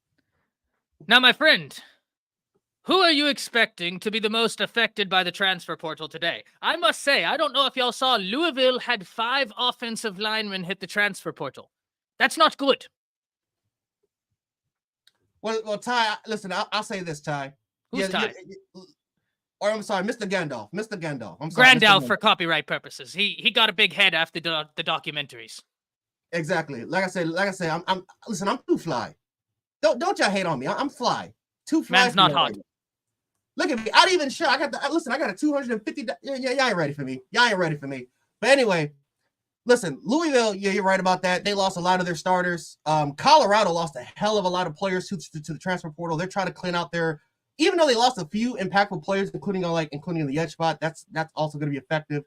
But no, like I said, we're still good. We're still watching. We're still waiting. We're still trying to see what's going on. And but no, like as far as like the major impacts, definitely Louisville and Colorado. Yeah, so far it seems like ACC Big 12 getting hit pretty hard. Colorado, one must assume, based on what they did last year, that they're going to be trying to get very active in the transfer portal. But Louisville is surprising to me. Now, I'm not going to be shocked if today, later on in the day, we see a lot of movement. The question is why haven't we seen that movement yet? Well, ladies and gentlemen, I think one thing we must acknowledge is that right now, you have players waiting to see what everything looks like, waiting to see what some of their prospective teams, someone that they might be. Don't play with me, Will Blackout. Don't play with me like that. Did he really? He said Will Johnson just entered the transfer portal. Don't play with me like that. Everything seems. Don't be doing that. Don't be doing that to us right now. Confused if this is still Bama football on YouTube. Of course it is. We're just here commandeering, talking about the transfer portal. Ty, they're not ready. They're not ready. Like, look at that. Look at that. We're gangsters. You got Lloyd Banks and you have Gandalf. Name one program, name one YouTube content creator that has this. They're not ready. We're too fly for this. We're too fly for the transfer portal. We're doing this so we can protect our players because we're too fly for it. They're not ready for this. They're not. The transfer portal can't hurt me twice. It already hurt me in the last period. It can't hurt me again. I've been jaded to this. And ladies and gentlemen, that other fellow that I hexed at the door and hit with my giant stick, he kept telling you all that Alabama would punch back, and I think it's only a matter of time before Alabama starts punching back and we get some major additions. Now, I expect some of that will come on the offensive line. I expect some of that will come on the defensive backfield. But I'm also curious to see where else they could look. Now, who do you think is someone that Alabama is going to jump at, right? You had the offensive lineman from Louisville enter the transfer portal. You have also had Jason Zandamela enter the transfer portal. Do you think that Alabama would take a pass at Jason Zandamela? Maybe. I also will say this, though, just to add a couple of names, like you got Jacoby, like we talk about safety depth a little bit. You got Jacoby Matthews who just entered the portal. Or you got the Pittsburgh linebacker. We talk about linebacking depth. You have an all-conference linebacker from Pittsburgh that just entered the portal as well. You have a few names, man. You have a lot of names, including, again, defensive line.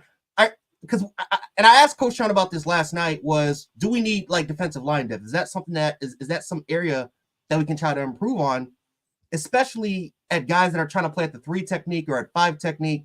You got plenty of talent that just entered those quarters as well. Yes, and not only does there going to be some names to watch on the defensive line, I tend to agree. I think that whenever we look at the Alabama defensive line, I think it's very deep. I think it is very deep. You have got guys such as Jeremiah Beeman that actually flashed during A-Day. Edric Hill made some good plays. And then that's to add on to someone like a James Smith, a Tim Keenan. Jaheim Otis, ladies and gentlemen, wasn't even present. He is getting healthy. So I think the interior defensive line is going to be really a strong suit for this team. Linebacker is going to be interesting because you have had a few players from Pittsburgh into the transfer portal that maybe Alabama pushes. Now, where I may have thought, what do I call you, Lloyd Banks Jr.? You call me whatever you want, Ty. You can call me whatever you want. Nice. I like the confidence. So when we look, call me Fly. Just call me Fly. Superfly, you got it. So call me Superfly right now, man. Yes, Grandalf's beard doesn't work as well as it used to. We know. It's quite unfortunate. Jet Shiesty, I like that. The D Portal, I like this too. Ty Does Moto. That's a good name too, Ty. That's a strong name. I like that name. You're destined for great things with a name like that. The Mall Santas are coming after you. No, I've hexed them. A pox on them too.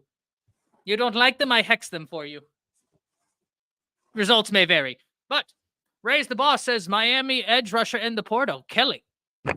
Yes, this is an area. And as I was about to say, Superfly or Jant Shiesty, however you would like to be addressed as, where before I may have thought that Alabama would hit the transfer portal for some inside linebacker depth, I must admit, looking at someone such as a Justin Onkwuankwọ, a Caden Jones, a Sterling Dixon, a Jeremiah Alexander, a Justin Jefferson, I feel like Alabama has the inside linebacker depth to be able to continue pushing on and continue doing big things. I'm not necessarily too worried about the inside linebacker depth, though, to your point, there have been some big names in that room hit the transfer portal. Michigan also lost wide receiver Carmelo English as he has announced that he is going to enter the transfer portal. Okay. But the linebacker you are referring to, Gent Shiesty, is Solomon DeShields.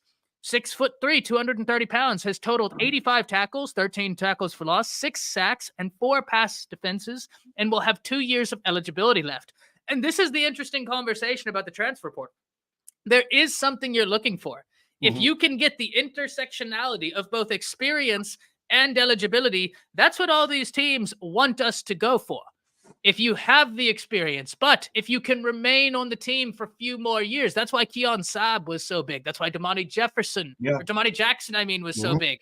You have the experience. You have the ability to stay for multiple years. That's a perfect recipe for the transfer portal. Jan Shiesty, thoughts? No, you're right. And I think, again, the players that we have now, right, the players that we got now from the transfer portal, they got a lot of years of eligibility.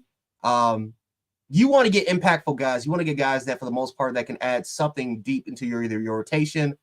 Like, you don't want guys that you're just going to bring in here and they're going to sit down. Like, you want guys that are going to be immediate contributors. And so this is why I'm excited for the transfer portal, guys. This is why we call this thing Judgment Day, guys, is because we've seen live tampering, right? We've seen some of our best guys immediately go. And so this is a great opportunity to try to find some of that depth piece and to add some sort of contribution onto the football field. And listen, I'm excited. I'm extremely excited to see what's about to go down. I already got all these other fan bases are panicking, like, they're panicking all over the damn place. Listen, we're excited. We're ready to go. We're packed up, ready to go. And like I said, undefeated. If you ain't ready to go, I don't know what you're doing. Maybe you should drink some of this Cuban-rich coffee that I have right here on my side, because I'm telling you guys right now, guys, it's about to be bananas. Just be patient. If this thing only just begun, things will go its way. I promise you. How is that Cuban coffee? Because I'll tell you what, the hobbits make coffee, but I must tell you something, Jansen. Maybe I apologize in advance because, it's refreshing. It really does kind of take some of the magic away from the documentaries that are Lord of the Rings. The hobbits are terrible people. They're awful. They're misogynistic. They're just terrible, terrible people. And, a pox on them. Their coffee is no good. So I'm interested in that Cuban stuff. But I'm also interested in this right here. Are you surprised that we haven't seen more movement already this morning in the transfer portal? No, not really. Matter of fact, I actually kind of expected something like this to happen. I think players want to see what's their standing like on the team. Like I said, not all the spring games happen. Like next week, we got even more spring games going on. But I think, this is a great opportunity to see which players, what's their standing. What am I like on the depth chart? Who do I have a chance to compete? We talk about NIL collectives, right? What's the rumor about Michigan? That you got a bunch of players that, yes, they like winning at Michigan, but guess what? They went straight, them parents, and they came on, they said, listen, we like it here, but we want to collect. You guys promised us our NIL money based off of the collective, and we haven't gotten anything yet. So, like I said, kids nowadays, they're treating this like a business. They're treating this more like a business more than, now more so than ever. They're not taking it personally. And so, like I said, this is going to be a business transaction. And so you're going to see a lot of players potentially take a look at their standing, see where they're at. If they don't like it, they're going to be gone. And if they feel like that their situation can be improved, they can stay. But right now, I think we're in a fill up process. We're in a fill up process, and like I said, don't be shocked if maybe not this week, but next week that's where the chaos starts to erupt.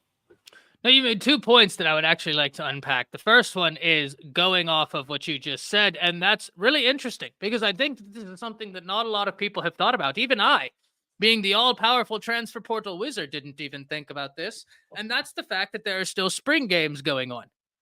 That changes the dynamic of everything because there are still people who may be able to push for a position higher on the depth chart than they once were. And those spring games are going to be instrumental in that and also knowing their place. Now, do you think that it's going to be a slow week up until the conclusion of all these spring games? Maybe. I think definitely more of a maybe. Now, of course, if you're like certain universities that simply want to pretty much their biggest highlight of the day is somebody swallowing glizzies, then yeah, you're not going to figure out, you want to do tug of war, and you want to act like it's field day, and you want to have Joey Chestnut swallow glizzies, then yeah, you're not going to really see like what you're going to do that much. But for the most part, yeah, it's definitely a big possibility. Definitely a big possibility, right? To see where they're kind of standing, especially for new coaching regimes. And this is why I always kind of say myself, guys, like, don't be surprised if some of our players to say, you know what, we don't like our standing. We don't like to see where we're at right now. We didn't really have that much of a good spring camp, and we may think that, we want to try to find a new opportunity elsewhere. So we'll see. We'll definitely kind of see what happens. But I definitely would say more so next week is where the chaos is going to start to begin, when these spring games start to wrap up. So 2 things to address. Ray's the boss said Michigan's spring game is this weekend, and we're going to talk further on that. Rich News and Sports says Caden Proctor's coming back home. Yes, he is. He has got a no-contact clause in his transfer portal admission, which means he knows where he's going, right? He knows where he's going. Now, one of the reasons why I wanted to talk about this right here, this comment, great comment on this magical device, Ray's the boss says Michigan's spring games this weekend, it's because of a clip that is going viral that we have talked about over on this channel. And there were Michigan content creators talking about the fact that Michigan has got to pony up on their NIL, that they have promised money that has not been fulfilled. And ladies and gentlemen, you look at where Michigan is right now in recruiting for the 2025 class. They just won the national championship, and they're not doing too hot. I have it on good authority, even in Middle Earth, that there is some hesitation amongst recruits to see what is going to happen with the Wolverines. They are not as likely to jump on board right now as one may think. Ray's the boss said Traquan Fegans from USC has entered the transfer portal, and that's interesting because one would assume that wherever he goes, his brother shall follow. So we're going to have to see about that. It's a man in my store. Well, it could be Ty. I don't know. He might. Is he out for Band-Aids? I whacked him in the head with that stick pretty good. It could be him. Who knows? Because I'm here. Where is T or Ty? I don't know. It could be him. Ask him. It very much well could be him. Now, one of the things that I love, though, is, do you think that situation at Michigan is a one-off? Because one would imagine a brand such as Michigan, if they're having trouble paying these players, it makes me kind of wonder whenever I look at a Louisville. Is Louisville also experiencing the same thing? Are these brands experiencing the same thing? Antoine says he's like 73, though. Well, maybe Ty is too. Who knows? Go ahead, Jan Shiesty. Well, I think so. So Louisville's NIL collective, they're not the richest in the world, but for the most part, they do got a lot of support. But unfortunately, and this is what we talked about this a long time ago, never mind. Okay, never mind. I thought I saw some news. Unfortunately, you got to compete with these. You got to compete with other programs that have bigger NIL collectives than you do, and they have bigger brands and they are a much bigger brand than you do. They have a better coaching staff than you do currently right now, and it's just it's the unfortunate reality of college football, guys. Like, this is like college, like what's the saying? Life isn't fair. And unfortunately for Louisville, it's going their way right now. They're starting to experience it. And so, Louisville, I think, they had some coaching changes. Players are not really getting what's kind of promised to them so far. And so it's kind of like their back is against the wall. They feel like they have no other options, and so they're gone. They're going to go to else. They're going to go to better places with better competition, which is going to give them which is going to give them better exposure. Again, it also doesn't help that you're playing one of the worst Power 5 conferences in the country. Well, one of the worst Power 3 conferences in the country. So, it's an interesting dilemma. Again, Louisville's offensive line last year was really, really well. They were really, really good. Again, I don't know how many of the returning starters are back for that particular team. Like I said, I do know losing their defensive tackle that's a big loss, because that's a guy that can play 1, 3, and the 5, right? He's kind of that Byron Murphy type of mold. That's a big loss for them if he's going to stick with that commitment. But for the most part, they're just experiencing what other kind of small power, what other small programs are going through right now, and that's they just can't compete. They simply are just not really competing with the other bigger schools as far as NIL collectives. And like I said before, this is a business. This is now so a business more than it was in the past. So we'll see what happens. Hot like PU94 says, can we still get transfers from Texas and OU? They don't officially join. Nope, you can't do it. Nope. Can't do it. Mm-mm. Which I really want to get your take on this, because this is something that fundamentally makes no sense to me, right? If one of these SEC coaches was to retire tomorrow, Gent Shiesty, the portal would open up for a 30-day window specifically for that team, and SEC teams could raid that team. They could go all in if the coach retires or if a coach leaves and raid them. But now we are saying they can't now that the portal opens. It fundamentally makes no sense to me, no? It's Ty, it's one of the stupidest rules I've ever seen in my life. It's one of the stupidest rules. The fact that you can't get any of these players from the SEC. I mean, and again, they considered changing the rule, but they just came to a conclusion that it's just going to stick. That is just going to stay. They feel like, for the most part, they don't want to give it they don't want to give another team the upper hand. And so it's dumb, because there are players that I'm like, damn, like Elijah Hearing. He just officially announced his way in the portal. I would have loved to get him. He's a hell of a linebacker. I would have loved to get, again, the kid from Texas, hell of an interior offensive lineman as far as talent. There's players from the SEC that we can get an opportunity to get, and unfortunately, it's just not the reality because of the SEC with these dumb rules that it's ridiculous. It's one of the most ridiculous rules ever. And their only reason why stating it is because they simply don't want other teams to have the upper hand in their own conference. It doesn't make any sense. It doesn't make any sort of sense at all, but it is what it is, guys. We just got to look out to venture to other waters, unfortunately. And I don't know. Like I said, it's only us though, right? It's only this conference. No other conference is doing this but us. But I don't know. It is what it is. And Ephraim asks a great question, highlighting how little sense this makes. He says, at Grandelf, at Jen Shiesty, how did Amos transfer to Ole Miss? This is what we're talking about, Ephraim. How did Walter Nolan transfer to Ole Miss? Well, yeah, and the thing is in that first transfer portal window, you could transfer anywhere. You could go from SEC to SEC. Not the spring window. Not the spring window.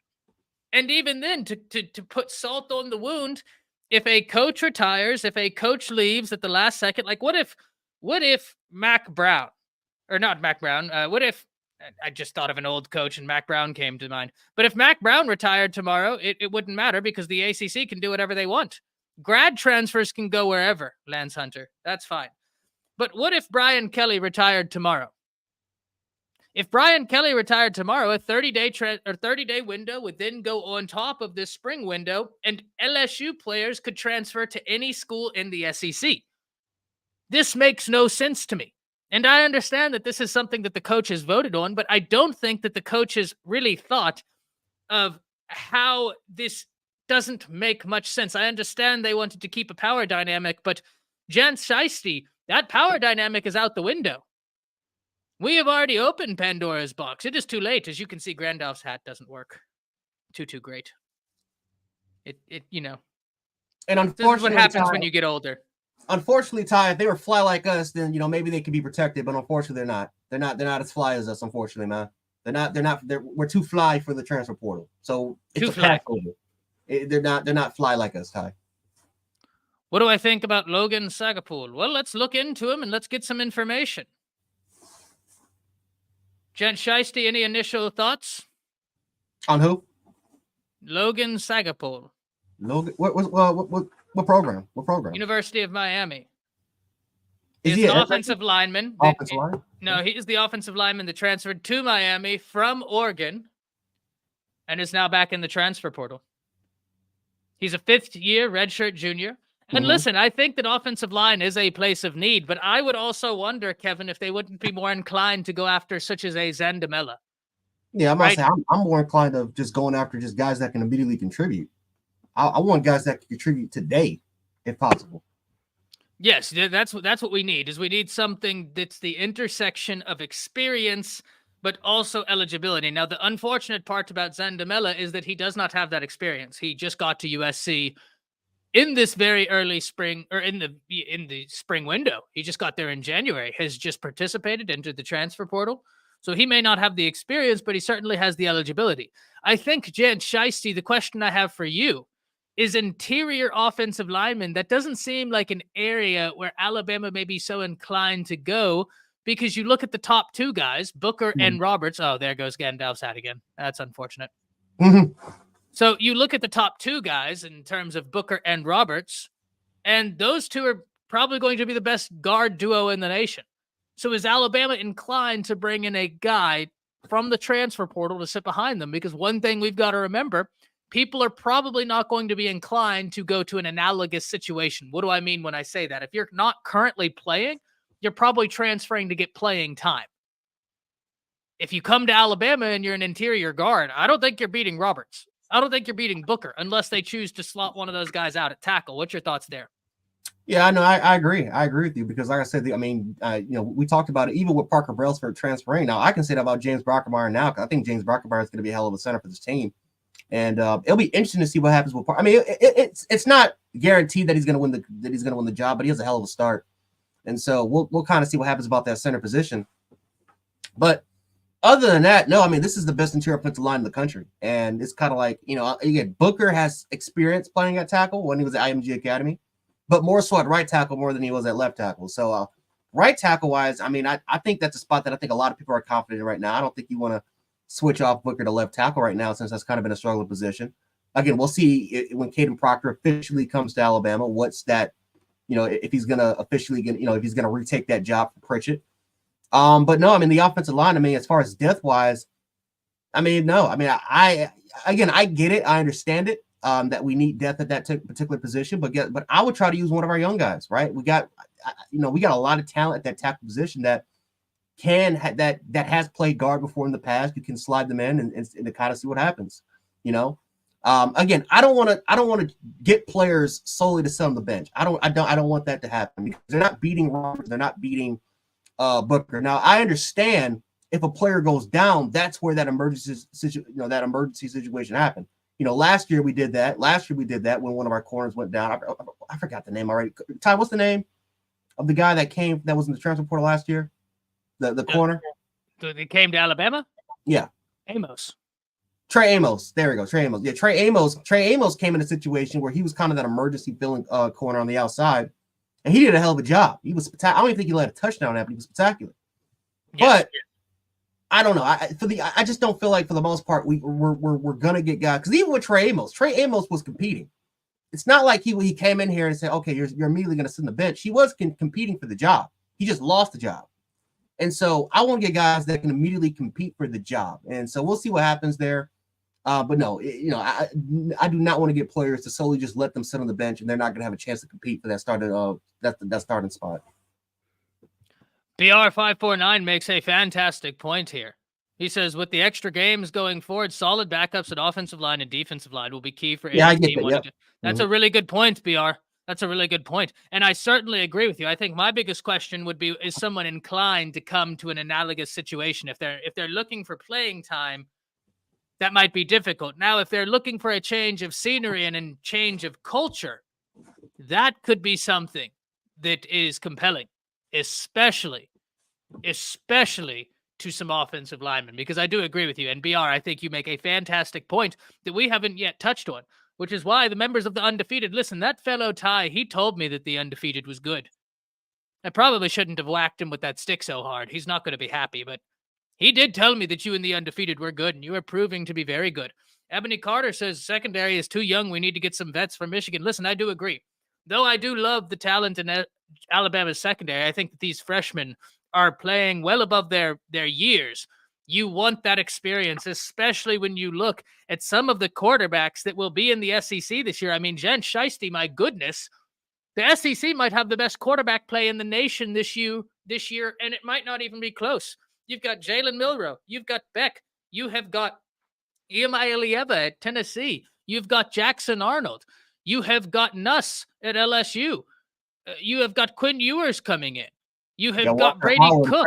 Right? You got Walker Howard, a great supposedly quarterback for Ole Miss, right? 707 King.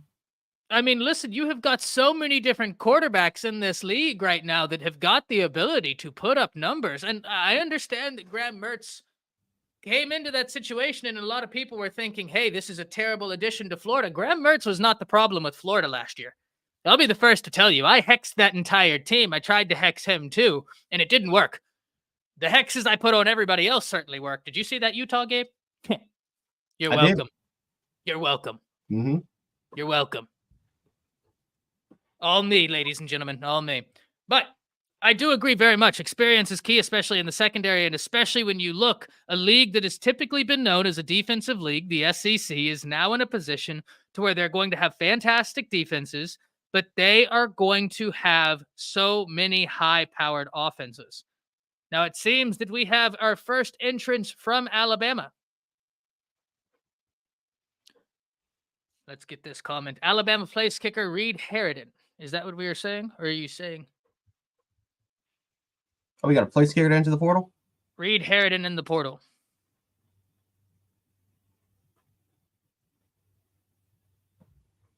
I'm trying to see the confirmation. My Twitter is not keeping up with me today. Yeah, you might have to hex Twitter. I tried. You may have to nerf its constitution and intelligence. I tried. It didn't work. I'm not a great wizard. That's why I'm here. Right?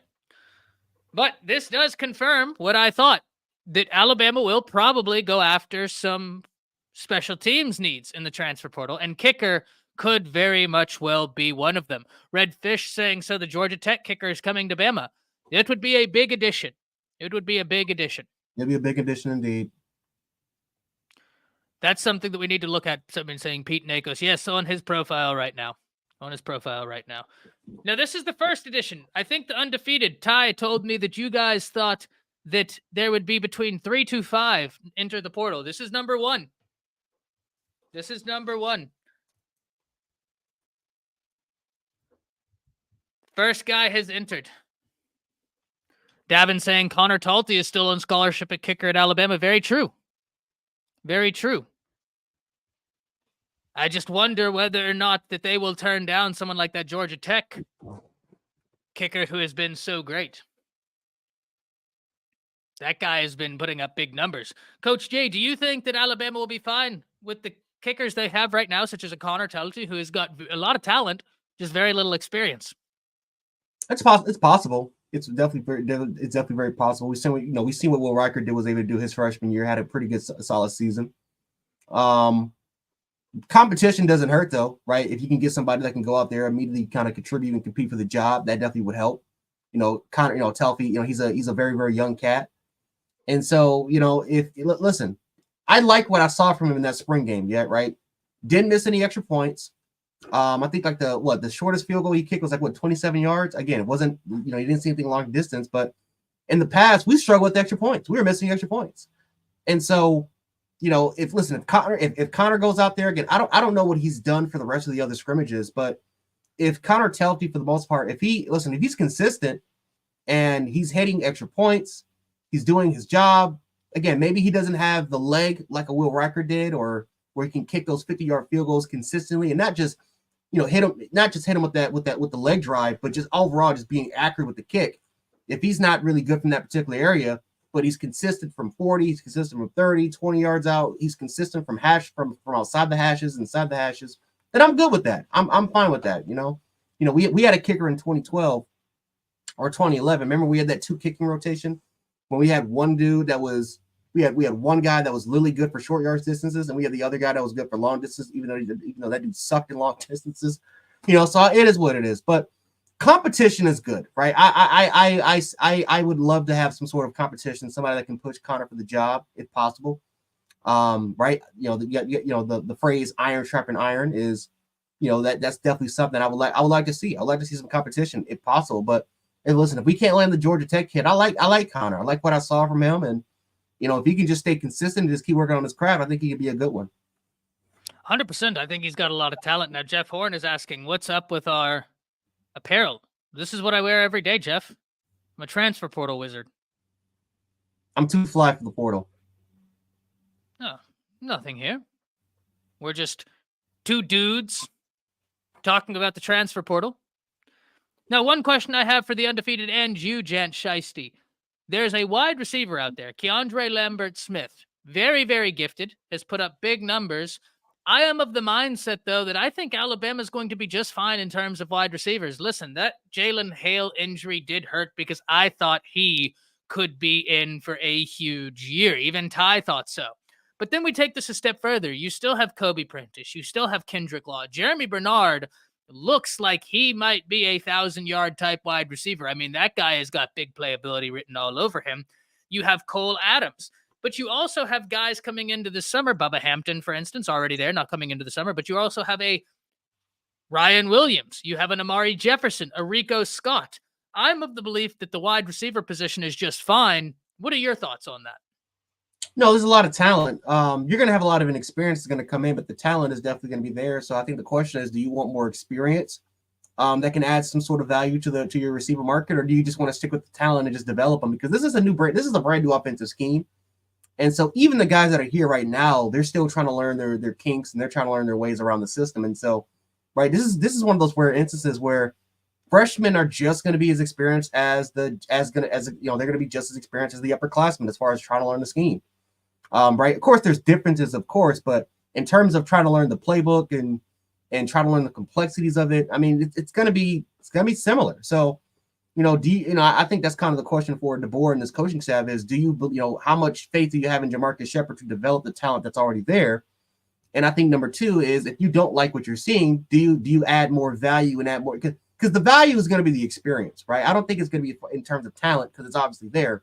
You're just going to add in more experience. And so, it'll be interesting to see if they can do it again. If there's a 1,200, 1,300-yard receiver that enters the portal, and you feel like that particular player can add some sort of value to your offense, then by means, you can go ahead. But I don't know, receiver, I think it's one of those positions where I don't think you really need to add it if you don't want to. Of course, I want to be opposed to it. It is what it is. I like competition better than anybody.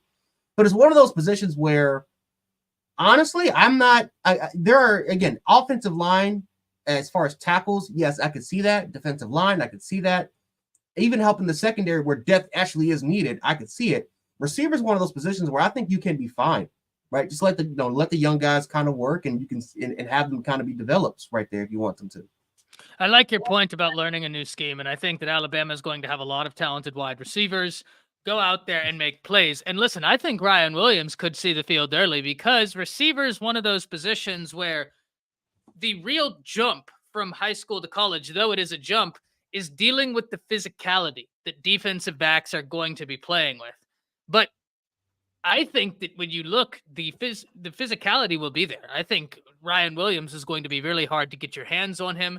He is so skilled in his release at the beginning of his route, at the intermediary. Every portion of his route is just beautiful. And in fact, in Middle Earth, we use that as teach tape, Jen Shiesty. And we have our first defensive back, Cedric Hawkins from Ohio State, plans to enter the portal. 6 foot, 188-pound defensive back from Florida will have 4 years of eligibility remaining. Was ranked as a 4-star recruit in the 2023 class. So we have got our first defensive back from Ohio State entering the portal. I know a lot of people were looking at this, wondering what Ohio State's defensive backfield would look like, knowing that they would have some losses, and this one is the first. Now, this is an interesting question, Jant Shiesty, because yes, we do need defensive back help, but we probably need defensive back help that has experience. Wrong, or what do you think there? No, you're right. We got to have guys that know that get experience. Again, we need depth. We need depth from corner. We need depth at safety, right? Our rover, our husky type positions. We got to have it. But the experience matters. That really does matter in that particular instance, guys. Like I said, I'm looking at this kid right now. I think he's got some talent, former 4-star player, but just doesn't really have the experience left in him. And so, this is one of those players that I think if they do consider trying to go after him, in my personal opinion, I think we should just kind of pass on that. Got to get guys with playing experience. Even last year, like we just talked about before, Trey Amos, with the amount of playing experience that he had, ultimately came clutch. Now, Jalen Key started for this team, right? It wasn't the greatest start in the world, but he started for a reason, right? Because of the experience that he brought to the table. Trey Amos, you saw the impact that he was able to get even as a depth piece. That's what we need this year, guys. We got to get better depth pieces. And that should be our primary focus, is just getting the experience on this team. 100% agree. So far, it's only been one player, Ronnie Jones, place kicker. That's the only person. Jared saying Texas A&M 5-star defense back. Yep, and unfortunately, Alabama cannot go after him because it is a stupid rule. So he will go somewhere, but he cannot go in the SEC. Stupid. So we can't get any SEC players. No, not unless their coach decides to retire. Now, I can see what I can do in terms of hex magic, but listen, it hasn't worked too well so far. But it is a stupid rule. Mm-hmm. You cannot go after anybody in the SEC. Ricky Smith says at least nobody can get our stuff. Now, this is true. That is true. Nobody in the SEC can touch us, right? Even Georgia and Auburn and old Piss. They can't touch this team. So that's the work by us though. We're too fly. So that's working right now. Just too fly. Too Ryan fly. Day has got a lot of pressure on him. A lot of pressure on him. If he loses this year to Michigan, I think he might be done. And the crazy thing is, Jans, is Jan Shiesty, I apologize, is if you look at his overall record, if I was to just put 5 coaches up there, blur out their names and just have their overall record, and I was like, one of these guys is going to get fired, I guarantee nobody in the undefeated would point at Ryan Day's record. But that's where nuance comes in. He has not beat Michigan. He did not beat Michigan whenever Harbaugh wasn't there. And if he loses to Michigan again, that is going to be really interesting to see how that happens. Mm-hmm. Davin says a lot of smoke around an edge player from Bama to Ohio State. Possibly so. But I think our edge room is as deep as anybody in the country. So that's one position I would not be shocked about. You'll see. That's one of the positions that we'll kind of see about. Adam says he's got to leave the chat, got to go back to work. Appreciate your time, Adam. Grandel very much will enjoyed you being in here. And everybody in the undefeated, you guys make this so much fun. Ricky says Ryan Day would be done and Chip Kelly would take over. Yes, probably. That's probably exactly what happened. I don't know about Chip. I don't know about Chip. I don't know about Chip. Chip is that one dude that I'm just I'm a little cautious of. I hex them. You hex Chip? I hex them all. Oh, there it is. Nerf their constitution and their intelligence. I try. Yeah, JT, you make a good point. Chip doesn't want another head coaching job. He might not get that back. Can a player enter the portal early in the early portal, then go to an SEC team in the spring? If they haven't committed, I actually don't know the answer to this. I would assume that if they haven't committed from the initial portal window, that they should be good to go. I think that it's just relegated to people entering now. But that BR is one of those things where if they entered the transfer portal in that initial window, they could technically commit it any day. Like Taco Davis, he could have committed it any day. He could have committed it any day. And so that's something we need to be watching out for.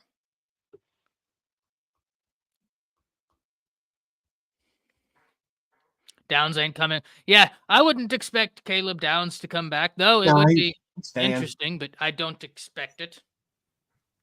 And plus, whenever you get Keon Sabb, ladies and gentlemen, one thing we've talked about, one thing we must acknowledge is that Keon Sabb, whenever Pro Football Focus did their grading, he was only a few points behind Caleb Downs, and he didn't even get the opportunity to learn at the same rate Caleb Downs did. This kid's going to be great. Alabama got a great addition with him. A great addition. Oh, boy, all these tackles from the SEC, man, and we can't grab one because of this stupid ass rule. It's just ridiculous. Yes, just that ridiculous. Rule makes no sense. Mm-hmm. Absolutely makes no sense. It's one of those things where I just can't imagine that, like, I'm sure whatever they voted on it made sense, but I'm sure now all these SEC coaches are pretty ticked off. Pissed off, yeah. Like, damn, we could have got this player. Really? He came out the portal? Are you kidding me? We can't. Yeah, you can't snag him because you voted on it. It makes no sense. Makes absolutely no sense. Yes, someone said the Ohio State defensive back at Cedric Hawkins has entered the transfer portal per Hayes Fawcett. And we have not had the big names that I think so many people anticipated we would have.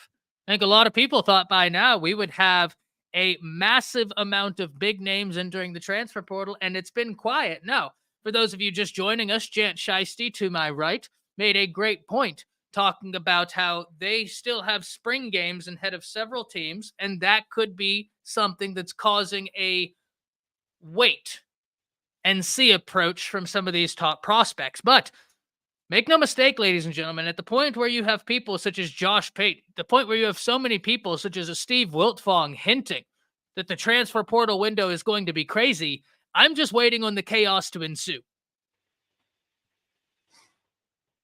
Yes, good thing. Proctor is coming back. Burton was Georgia. He came from Georgia, but someone already said it. It only applies to the spring portal window, which is why it does not make any sense. Makes absolutely no sense. Are the big names coming? Yeah, they're coming, Mark. Like I said, at the point where you have people such as Josh Pate, Steve Wiltfong, all talking about how, hey, they're going to be big names. There will be big names. It's just a matter of waiting and seeing. The coffee is great. I'm glad you're enjoying your coffee, Ricky. I'm glad you're enjoying your coffee. Grandalf can't enjoy many beverages because of this all-natural beard. Certainly not a wig. Certainly not a wig. Just an all-natural beard. It sometimes falls down and reveals another all-natural beard under. On that beard, man. It's time to get, you're starting to get some gray hairs on your board. Yeah, listen, it's what happens when you're 354 years old. It happens to the best of us. Yeah, that's true. You've been around. You've been around the block. Yeah, that's why Grandalf's hat needs some Cialis. It doesn't want to stay up. But yeah, listen. Any other thoughts on the transfer portal, Jen Shiesty? No, not really. I mean, this is exactly what I kind of thought it was going to be. I think a lot of people were anticipating chaos. You got some great players that are in this portal right now. Like I said, there's a lot of cats from Pittsburgh. There's cats from Louisville right now that you can try to snag up. Seven McGee is a hell of a talent. He just entered the portal from Jackson State. There's players. There's a lot of players that's in there right now that Alabama could snag if they want to. But I think a lot of people were definitely anticipating a lot of chaos. And like I said, I think it's a waiting game. We got 2 weeks of this crap. So this is kind of one of those things where we just got to be patient. We got a long way to go. Any minute now, news could be breaking. It could be now. It could be tomorrow. It could be like later this evening. It could be next week. That's just, again, players are trying to look at where they stand with the program. Right, whether if it's regarding NIL, whether it's regarding a starting spot, whether if it's regarding a head coach maybe retiring or somebody getting fired, whatever the situation may be, they're trying to look at their standing at that place and whether or not, if that university is going to be a part of their future or not. So it's just a waiting game, at this point. So I'm not surprised at what I've seen so far. Auntie Janet says if it stays up for longer than 4 hours, go to the ER immediately, Grandalf. To heck with that. I'm calling all of my friends. Are you serious? That would be incredible. I'd be like, hey, my hat, it's up. It's up. I'd call everybody. I'd make it a public service announcement. Travis says, when will we find out that Caden Proctor is officially transferred? I see him in the portal, but how long do you think it'll be until it's official? I think that it's one of those things, Travis, where it's already pretty much all official. I think Caden Proctor has kind of already gone through the whole show of the transfer portal, and I think he's going to be one of the guys that moves a bit more low-key in this situation. Just because he's already had the whole show, right? He's already done all that. I think he'll be more low-key. And another thing, Travis, I think that's very important is he has a no-contact clause, which means it seems like he knows where he is going, and that's Alabama. He was just at the spring game, looked good. So I would imagine that it's already something where it's just he's moving in silence right now. No, this is a football channel. I'm a transfer portal window. Or wizard, JW. Nobody's cosplaying. You think you can be a part-time wizard? Silly.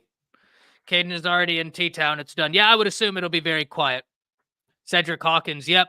The only thing we have with Cedric Hawkins, Jared, very talented player, but I assume Alabama is going to want to go after people who have that experience. That's why Taco Davis is going to be so interesting. And he hasn't made a move yet. And that's another one, Jance, that he had a no-contact clause, and he just has not made a move yet. What's your thoughts on that? It's interesting. It's very, very interesting to kind of see what happens. Again, I don't know if it's complications as far as signing the paperwork. I don't know if it's some issues with enrollment.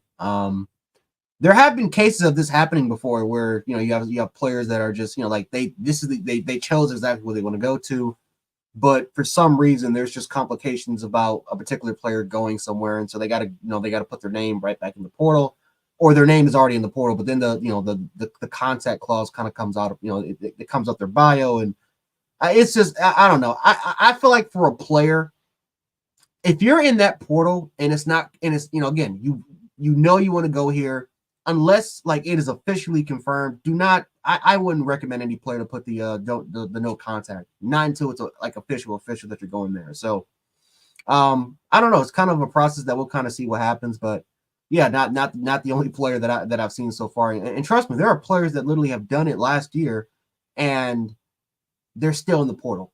And so it's a dangerous kind of maneuver for any player to do. And I wouldn't recommend any player to do that. I 100% agree. I'm Word says, what big name do you think will hit the portal that hasn't yet?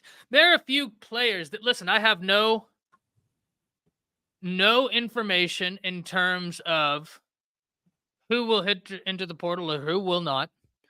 But one of the things that I think that I'm looking for is there is a cornerback for Wisconsin.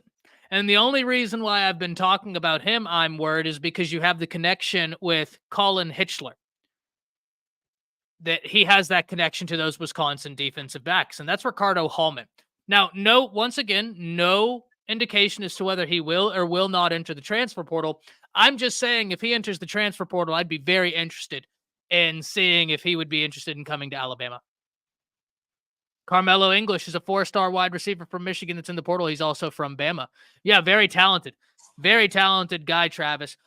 Alabama's wide receiver room is just loaded, though. So listen, I wouldn't be opposed, but at the same time, I think that whenever you look at the guys that are currently there, Jeremy Bernard, I think will be pushing for 1,000-yard guy. Bama hasn't had a 1,000-yard receiver in 2 years, and we would have to go back to, I believe, when I looked at this, something like 21 years to see where Bama has not had that happen. Steve Murray says Wisconsin. Yep, he's a Wisconsin defensive back. Once again, no indication that he will hit the transfer portal. I just watched a lot of Wisconsin football because of what I did over on Bleacher Report, and I know that there's the connection between Hitchler and Wisconsin. And this kid Ricardo Hallman had 7 interceptions last year, 3rd team All-American.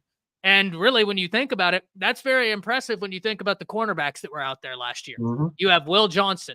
You had Kool-Aid and Terrion Arnold. You had Jabbar Muhammad. I mean, you had some dudes on the outside playing corner. And for you to even qualify as an All-American shows how talented you are. So if he enters the transfer portal, I would be very interested about that. Someone saying you don't think we get Fegans back? Jet Shiesty, I'll let you start on this one. Nah. I don't think he's going to come back to Bama. Again, I think right now, I don't know if Fegans would be ready, right? That's kind of the thing is that, we talked about this before. We want guys that we know can immediately potentially contribute to the team. I don't know if Fegans is ready. I just don't know. Now, like I said, he's a Bama product, right? Came to Alabama for a little bit before transferring to USC. His little brother is someone that I think we are trying to recruit right now. But I don't know. It's just, I think for him, he's just not ready yet. Now, the kid from Wisconsin, that dude's ready. That's an immediate contributor. That's a guy that I've seen him play slot. I've seen him play. I've seen him play on the outside. They even had him at safety at times. That dude was versatile at the plays, and he was making plays. That kid is a ball hawk. That is somebody that I want if he enters his name in the portal. And it'll be interesting because Wisconsin, they're trying to look at a transition. They're trying to transition their defense. Obviously from Hitchler, they're trying to make that transition. So. It's a possibility. It's definitely a big possibility that some big names enter it. And if that dude enters the portal, that's a get. I think Bama, you got to do everything in your power to get that guy. You already got the connection. You got the coaching. You got the coaching tree right there for him. And and again, none of these jobs are secure. So that's a name that I want. But Fegans is a guy that I'm like, if we get him, he's going to be a developmental guy. I don't think he's going to be ready for this defense. That guy will, because he just played on that defense under Hitchler. Yeah, He'll be able to more easily transition because of Hitchler's presence here. And one of the things, the reason why I always watch that name, ladies and gentlemen, is because everywhere Hitchler has been, you look at the way that the Cincinnati people wrote up his bio. He is loved everywhere he's been. The players talk very highly of him. The coaches talk very highly of him. He's a heck of a recruiter. He was a top 15 recruiter in all of college football at Wisconsin, responsible for 7 or 8 of their commitments. I mean, the guy is very good at what he does. And so if Ricardo Hallman enters the transfer portal, I would jump at the opportunity. But people are making good points about the fact that, listen, if Michigan is having all these questions right now, if Will Johnson, and this is a huge if, ladies and gentlemen, but if Will Johnson enters the transfer portal, he's got the connection to Courtney Morgan. That's where Alabama's very lucky, is that they hired people that are great at building relationships, maintaining relationships, and we're hoping to see some of those relationships pay off in this transfer portal window. Duke defensive back Daquan Johnson has entered the transfer portal. He has 68 career tackles and a forced fumble. So another defensive back entering the transfer portal. Luke Phillips says Will Johnson is not leaving. Yeah, listen, it's a huge if. Huge if. That's just we're just throwing that name out just in case, like, you know, if it happens, it happens. If it doesn't happen, it doesn't happen. But he would be the biggest transfer portal get probably since Caleb Downs, but probably even bigger, probably even bigger. Yeah, I mean, listen, he is huge. Why would Will John? No, we're just painting the picture. We're just painting the picture, Joshua. JT says Michigan just got put on probation. I swear, the news cycle right now for me is just not working because I'm not seeing anything. I'm not. JT, can you link that to us or tell us where to find that? Because I am just not seeing anything. I'm trying to find it right now. Like I said, my Twitter. I don't know if somebody put a hex. I don't know if it was your rival. I think I might have accidentally hexed us. Leviticus DeReyes. I don't know if your rival decided to I don't know what happened. I don't know what's going on. I'm not getting anything. I'm just. Oh yeah, they did. 3 years probation for Michigan, a fine and recruiting restrictions, and 1 year show cause orders for the coaches. Yep. Mm-hmm. 5 Michigan football coaches at the center of the recruiting violations during COVID. And if I'm not mistaken, isn't there more investigations going on to Michigan right now? Yeah. Aren't they still? So, listen, I don't think Will Johnson will enter the portal because he's such a big name. It's one of those where it's like it's almost unbelievable. But Joshua, if you're asking why, it's because of that. Right? It's because they have these violations because there's tampering allegations, which are still kind of going on right now. You got the freaking you got the I don't know. You got the FBI. How do you got the FBI involved? What the hell's going on? Yeah, listen, that's never good when you have the FBI involved. So, and as people pointed out, their spring game is this weekend. So Michigan players will probably be more likely to wait until that spring game to enter the transfer portal, or at least that's what would stand to reason. AJ Williams, have you heard anything about the DV from Wisconsin? Are there rumors just circulating? Oh, no, we're just talking about a name that if he is to enter the transfer portal. And the reason why we're talking about someone like him is because he has the connection to Colin Hitchler. And Wisconsin is going into a transition period. So that's going to be something to watch, right? Because he is a defensive back that Alabama, I guarantee, would want. He had an incredible year. And he is someone that if he enters the transfer portal, people are going to be putting out feelers. 3rd team All-American, 7 interceptions on the year, a 95-yard pick six. What happened with Proctor, Riley McNeil says. He's on his way back to Bama, one would assume. Mm-hmm. I'll be shocked if he goes anywhere else. I mean, if he goes anywhere else, then guess what? That is the man. Man, it's going to be a revolution. But again, he was at 8A. He was at the game. He was in the stands. And so I think he's going to come here. But man, what if he decides to just say, you know what? I'm going to go elsewhere. I'm going to take my talents to, I don't know, somewhere else, like Ohio State or something. Yeah, that would be incredible. Like, that would just be insane. I don't think that'll happen. I think everything is looking good for the reuniting of Caden Proctor and Alabama. Mm-hmm. His friends are on Alabama, right? He's very close. And he was at 8A. He looks like he's slimmed down. I think that he will enter into this left tackle competition, and I'm very excited to see what that looks like once he gets on campus. Because the problem last year, Jance, is one thing we talked about. By the end of the year, Proctor, some of the more difficult stuff in terms of stunts, right? In terms of stunts and all of that, he was picking up. It was more of the simple speed rushes that were beating him. But to me, that's indicative of a guy playing well above the weight he should be playing at. What's your thoughts on that? Oh, before that, Matt Farms, that's who we are. I'm Jen Shiesty. I'm Jen Shiesty. And of course, this is, of course, Leviticus Judicus Randolph. Right to my left. Transfer portal wizard. The transfer portal wizard. And of course, we're too fly for the transfer portal, of course. So the hex, we have put a hex on everybody else. So it will be a Passover. None of our players are going to be leaving. Originally, we did try and get Gandalf, but after the success of those documentaries, he got kind of full of himself, and now he's not really a college football fan. He sits down and watches water polo all day. It's just unfortunate. He's insufferable, truly. The documentaries really paint a different picture. Someone says, okay, that's what I thought, but people online keep thinking he's going back to Iowa. No, listen. Had Iowa just handled business, he may not have left in the first place. But Riley, I don't know if you've ever heard the whole things that went down with Proctor in Iowa. They didn't have any communication with him. None. They didn't tell him, like, oh, where are you supposed to park? Like, they didn't do the most basic things of communication with Caden Proctor. And what's crazy to me, Jance, is you're Iowa. That's a 5-star. You're not Bama. You're not Georgia. You're not Ohio State. You don't have the clout to just be like, yeah, we are who we are. You know what I mean? You're Iowa. You couldn't move the football. It was terrible to watch their offense.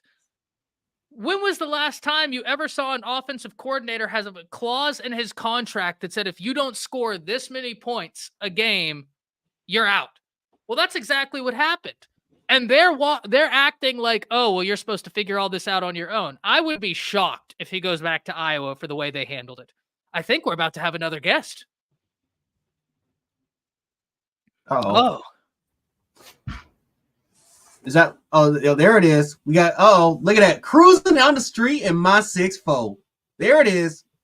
Smoke easy. Smoke easy, ladies and gentlemen. I'm going to tell y'all fellas like this. I ain't coming to play today.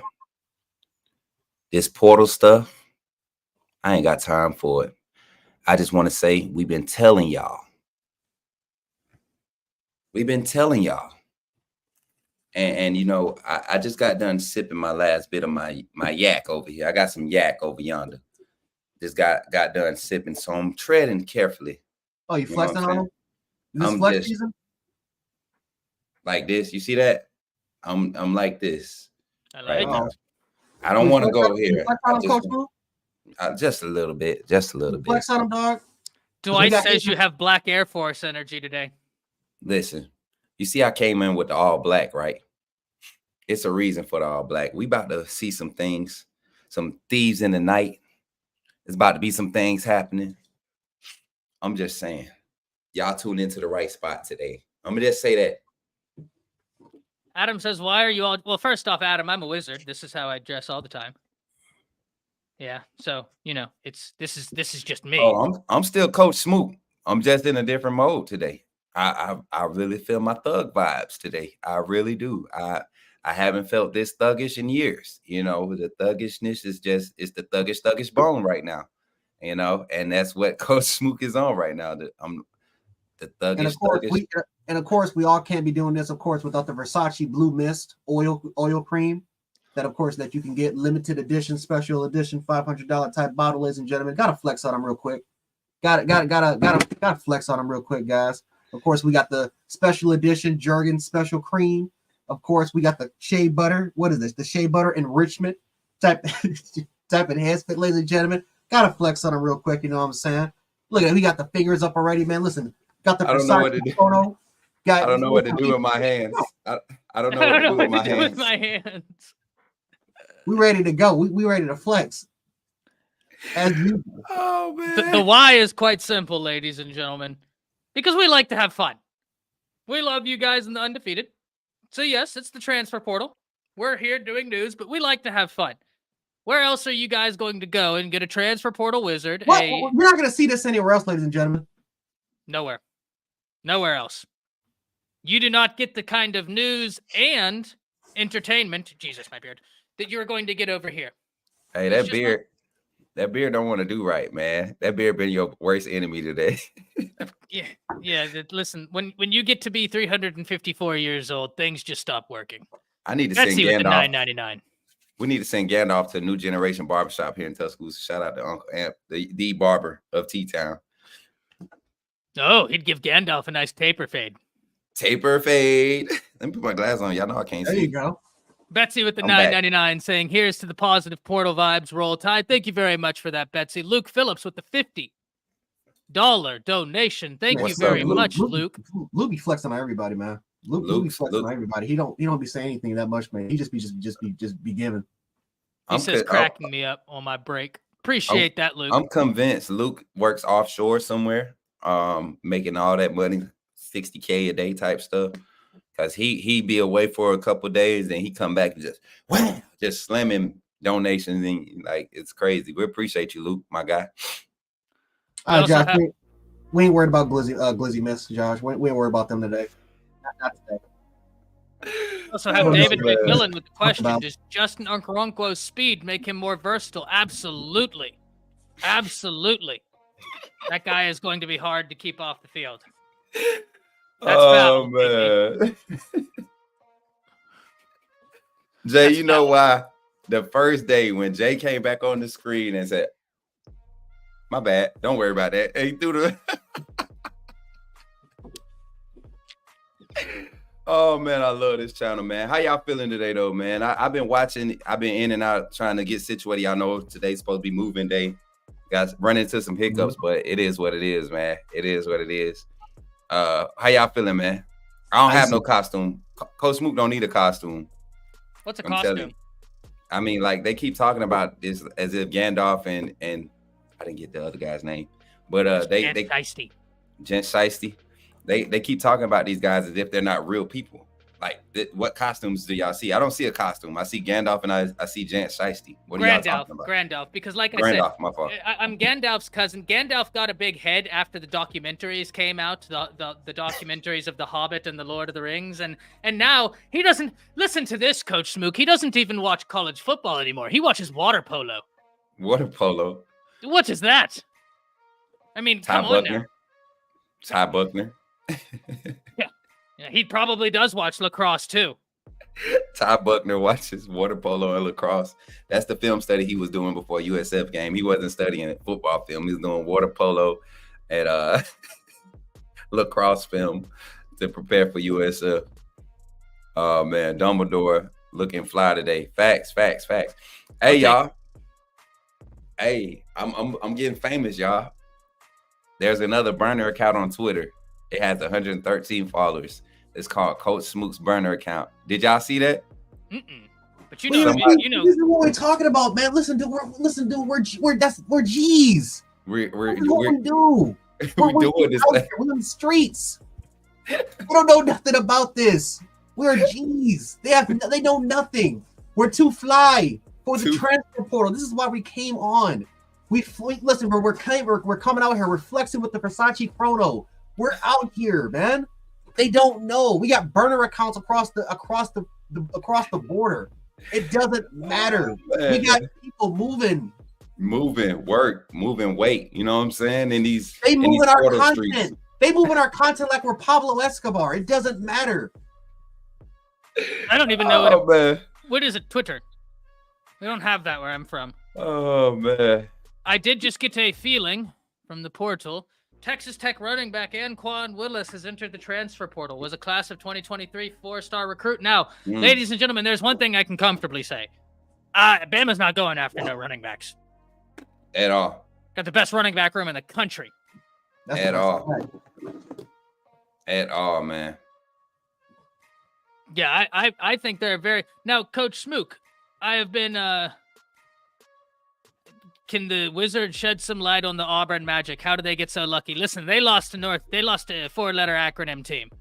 I wouldn't call that lucky, right? I would certainly not call them lucky. They have some moments, but they have to deal with themselves. That's not lucky. Listen, they launched a coup against a coach saying that he had crimes of moral turpitude, and then they hired a coach that got fired for doing the very thing that they launched a coup on the previous coach for. They have to deal with themselves. I don't think people understand, like, Auburn, what's happening over there is no mistake. Let's put that like that. There's no mistake. They've been doing this for years. They've been able to go and get onesies and twosies, even under the Saban era when we were dominated recruiting. Auburn has been able to do this. They know how to backdoor some stuff, but has it ever really panned out for them at a state of longevity? Never. So just because the portal has become what it is and pay to play is becoming a thing, it's not going to change. It's actually going to make it worse for them when you got a guy like Mr. Freeze in charge. All we got to do is help them fund a few more strip clubs, and he'll be out of there soon. His focus will be away from the game of football, and he'll be out of there soon. So, I mean, it's all a part of the works, man. You remember before all this started, we told y'all to trust the process. When Coach Saban retired, Kalen DeBoer came on. Y'all were worried about all this other stuff. We told y'all to trust the process. That process works for other people too. Just may not produce the same results, and you about to see it in doggone in playing. Yes, it is. I would not consider them lucky. They have to deal with themselves. Well, all I gotta say is, man, is karma. Karma's a you know what?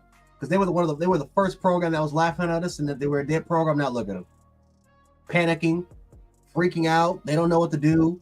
They had 15,000 people show up for their spring game. No one gives a crap.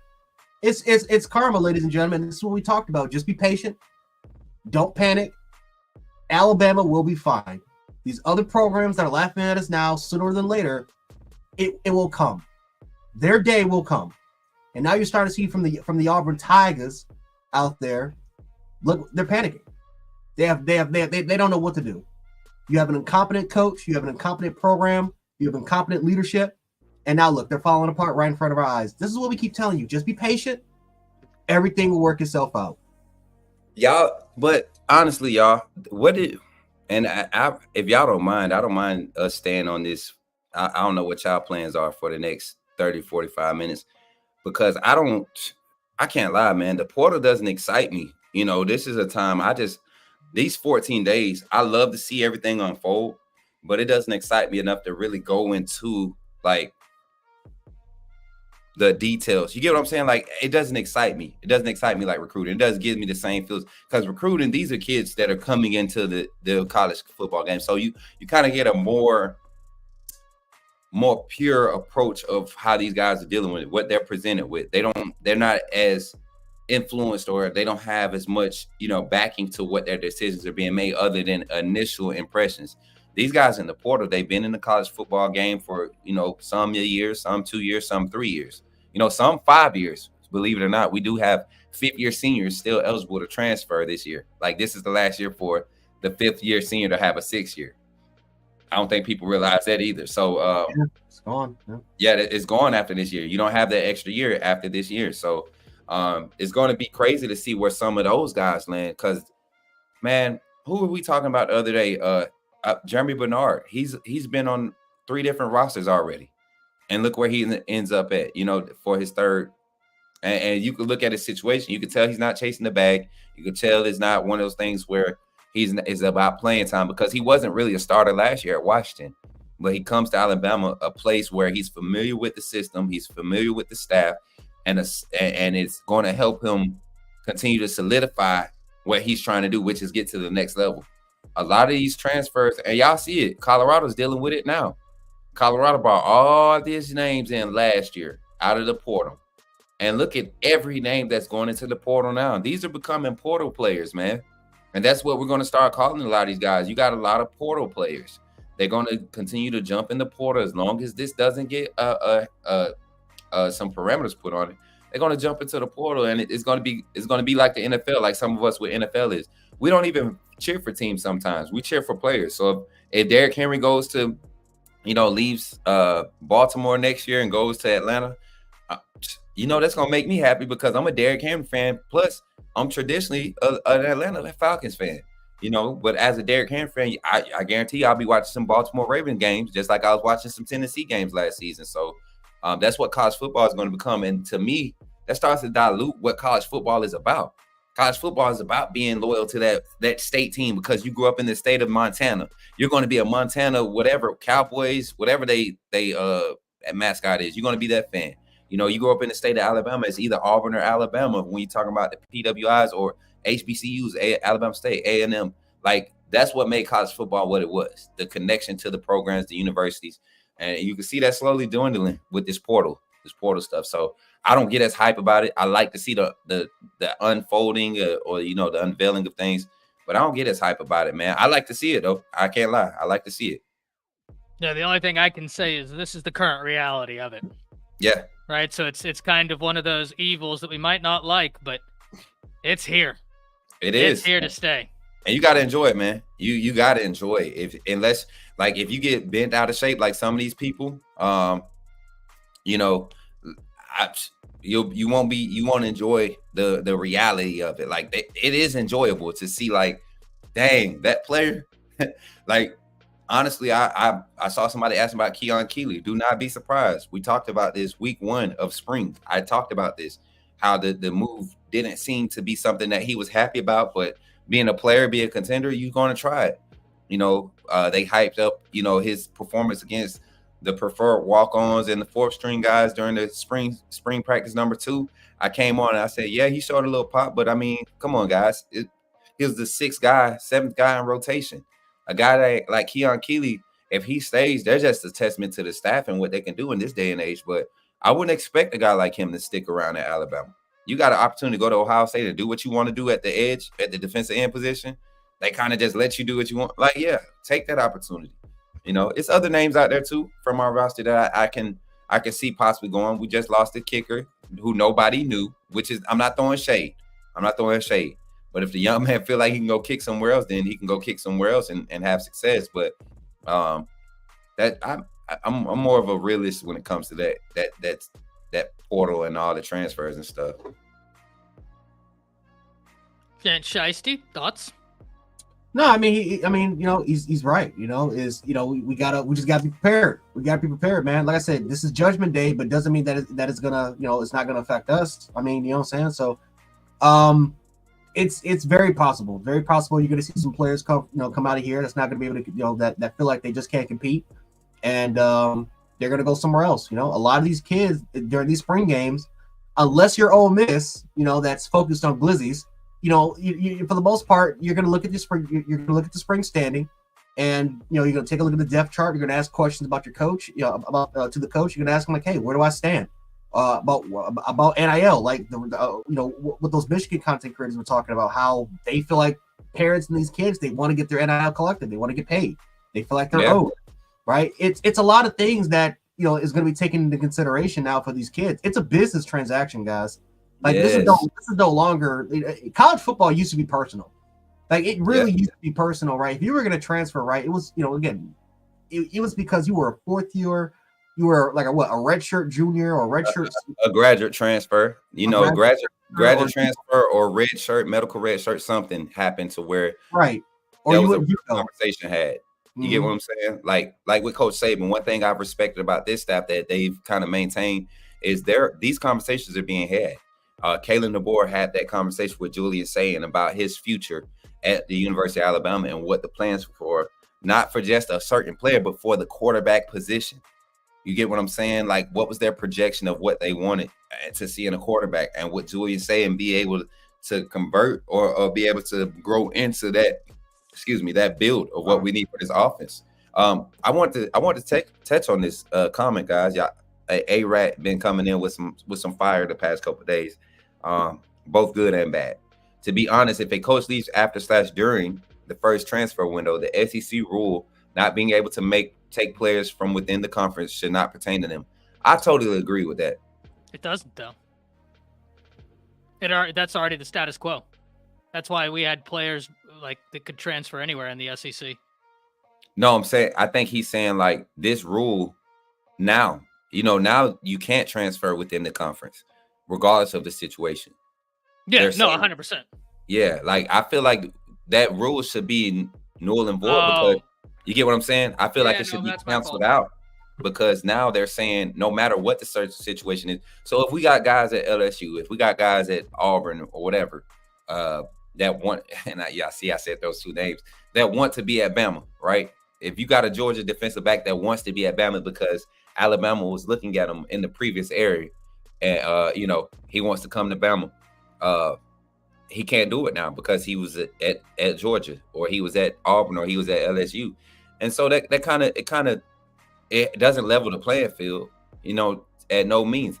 You remember for the longest, even in the old school, before in the old school transfer portal rules, you couldn't go to the same conference regardless if you was grad transfer or not. You just couldn't be in the same conference. So why did they change it and open it up with the new portal rules? And then now because Bama's at a disadvantage, that's what it seems like for us Bama fans. Bama's at a disadvantage when it's time for us to get back on a level playing field. It's cut off. That's bothersome to me. That's what Coach Saban was saying. Like, you're trying to do all of these things, and it's going to happen to other teams. Georgia's going to hurt from that. LSU, Mississippi State is going to hurt from that. Like, it's a lot of teams that's going to hurt from not being able to go and pick off of rosters where they recruited players in the SEC heavy before they went to these other schools in the SEC, and now they have a serious opportunity for them, and they can't even go touch them. Yeah, no, I get what he's saying now. And the thing that doesn't make any sense is if a coach, like we've been saying, if a coach like Brian Kelly is to retire tomorrow, they already have the portal window that's open, but now another 30-day window opens up for LSU, and those players could be poached from other SEC schools. Mm-hmm. So it just does not make any sense. Mm-hmm. Yeah. That's that white bro got the shiesty on. Hey, that's Jay Shiesty, man. He made a guest appearance today. It's portal season, man. This portal window is open. There's about to be some shiesty stuff going on. You see Grandoff over there. You know what I'm saying? Hold up, I'm on the wrong side. You see Grandoff over there holding it down. The seer from the past can see into the future. He's actually, so what's crazy is Grandoff is a wizard, a college sports wizard. We won't just say football, but he's a college sports wizard. And he specializes in seeing things in the future, right? And one of my reliable sources for the Midwest, he specializes in the Midwest. And this dude is something amazing. And then Jay Shiesty, I just recently met him. He don't give a piss about nothing.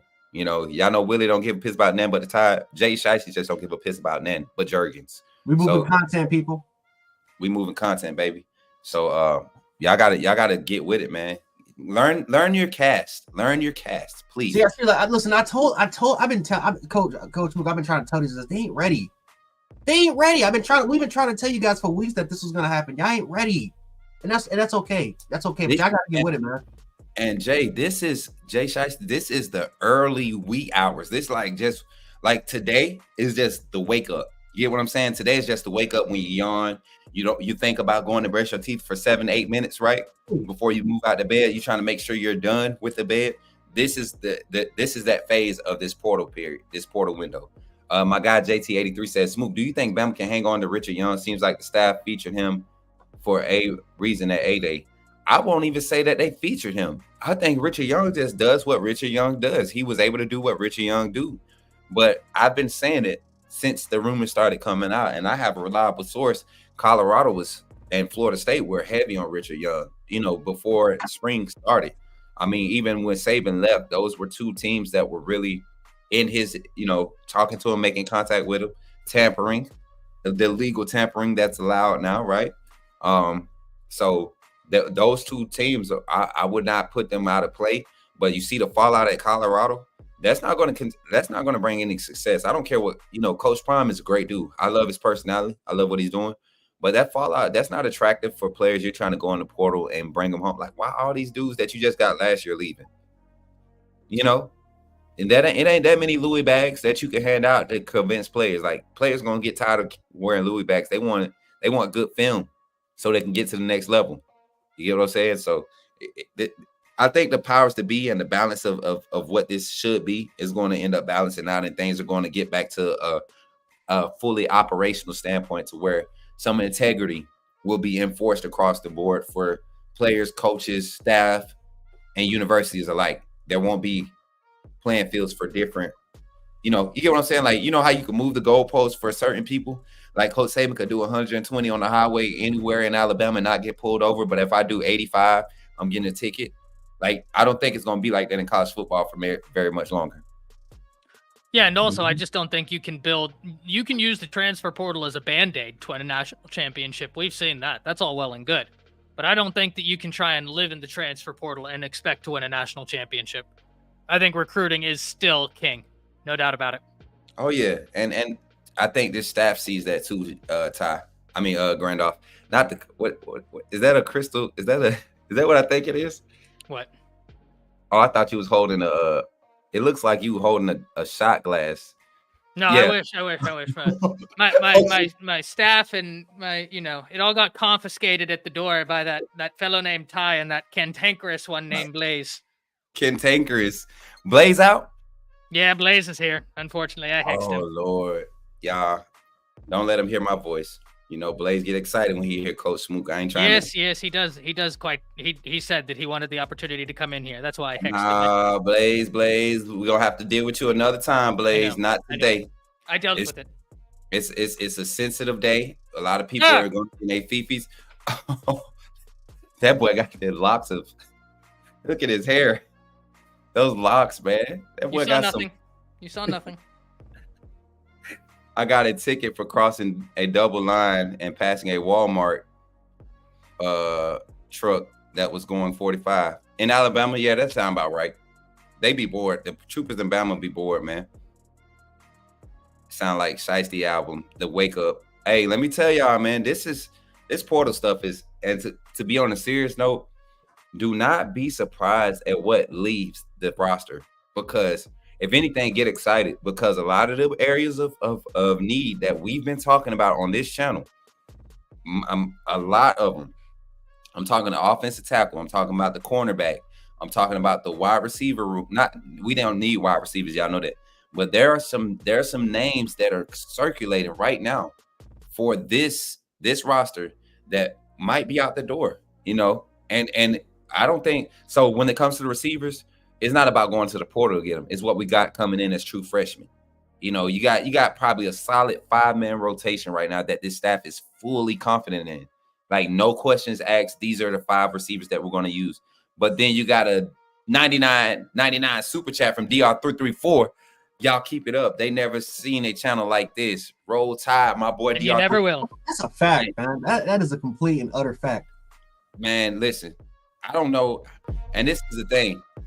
I'm going to be 100% clear and honest right now as the horn goes off on my boy. I'm going to be 100% clear and honest.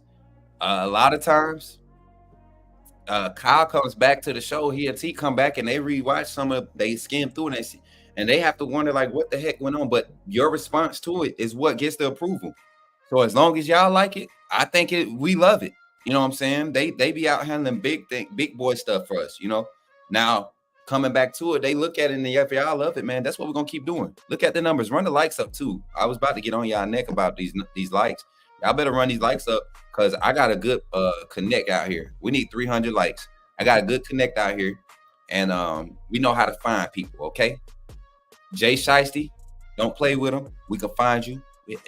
Show them what you're working with, Jay.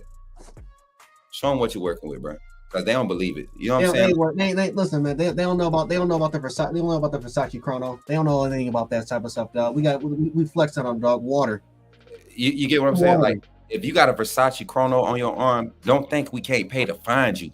We can find you, bro. We got people ready. They don't know about it. Run the likes up. Special edition, not no ultra healing, not no ultra healing. This is a special edition enrichment shea butter. They don't know anything about this. This is a $200 bottle. You ain't finding this anywhere else, ladies and gentlemen. Only on Bama Football on YouTube. This is where you find this stuff at, dog. No ultra healing. You think Lane Kiffin got that? None of that. You think Lane Kiffin got that? He ain't got No. man. You think he got that stuff, man? Get out of here, Think dog. he's got that? Nope. What do you know? What do you know about this Versace oil? What do you know about this type of stuff, dog? You don't know anything about this type of crap. Rub it on my back. Exactly. This Rub it on my this type of stuff, dog. This will be good for about a week on your back. LA bringing in some intel. Looking at kickers in the portal. There's a kicker at Ball State named Adam Vinatieri Jr. Laugh out loud. I'll take his dad.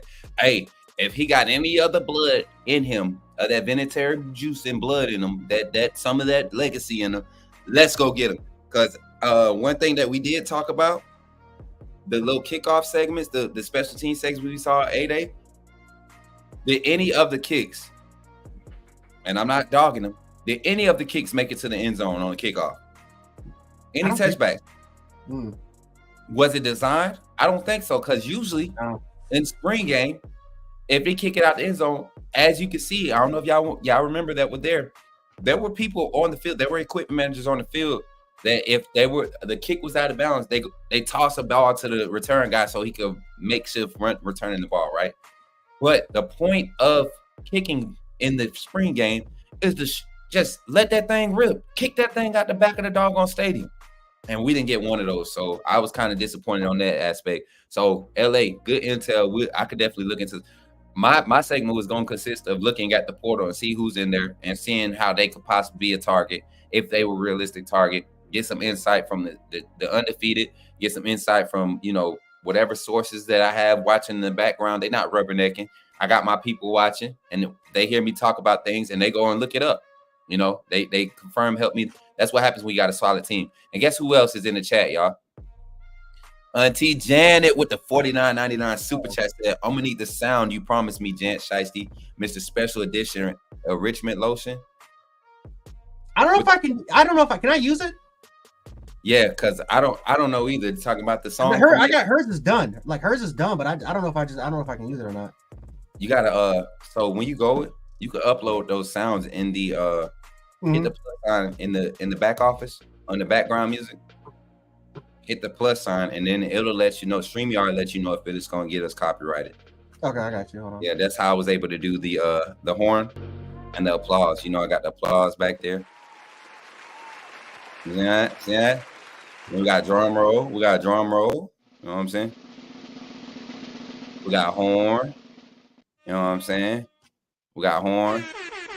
And then we also got this one. We got to start using this one more. We got to start using that more. So when weird stuff happens, we got to start using it. But yeah, we got to start making it work like that, y'all. Keeping the channel monetized, you know what I'm saying? Making sure we following the rules and guidelines. Because folks, y'all know we got reported the other day. For what?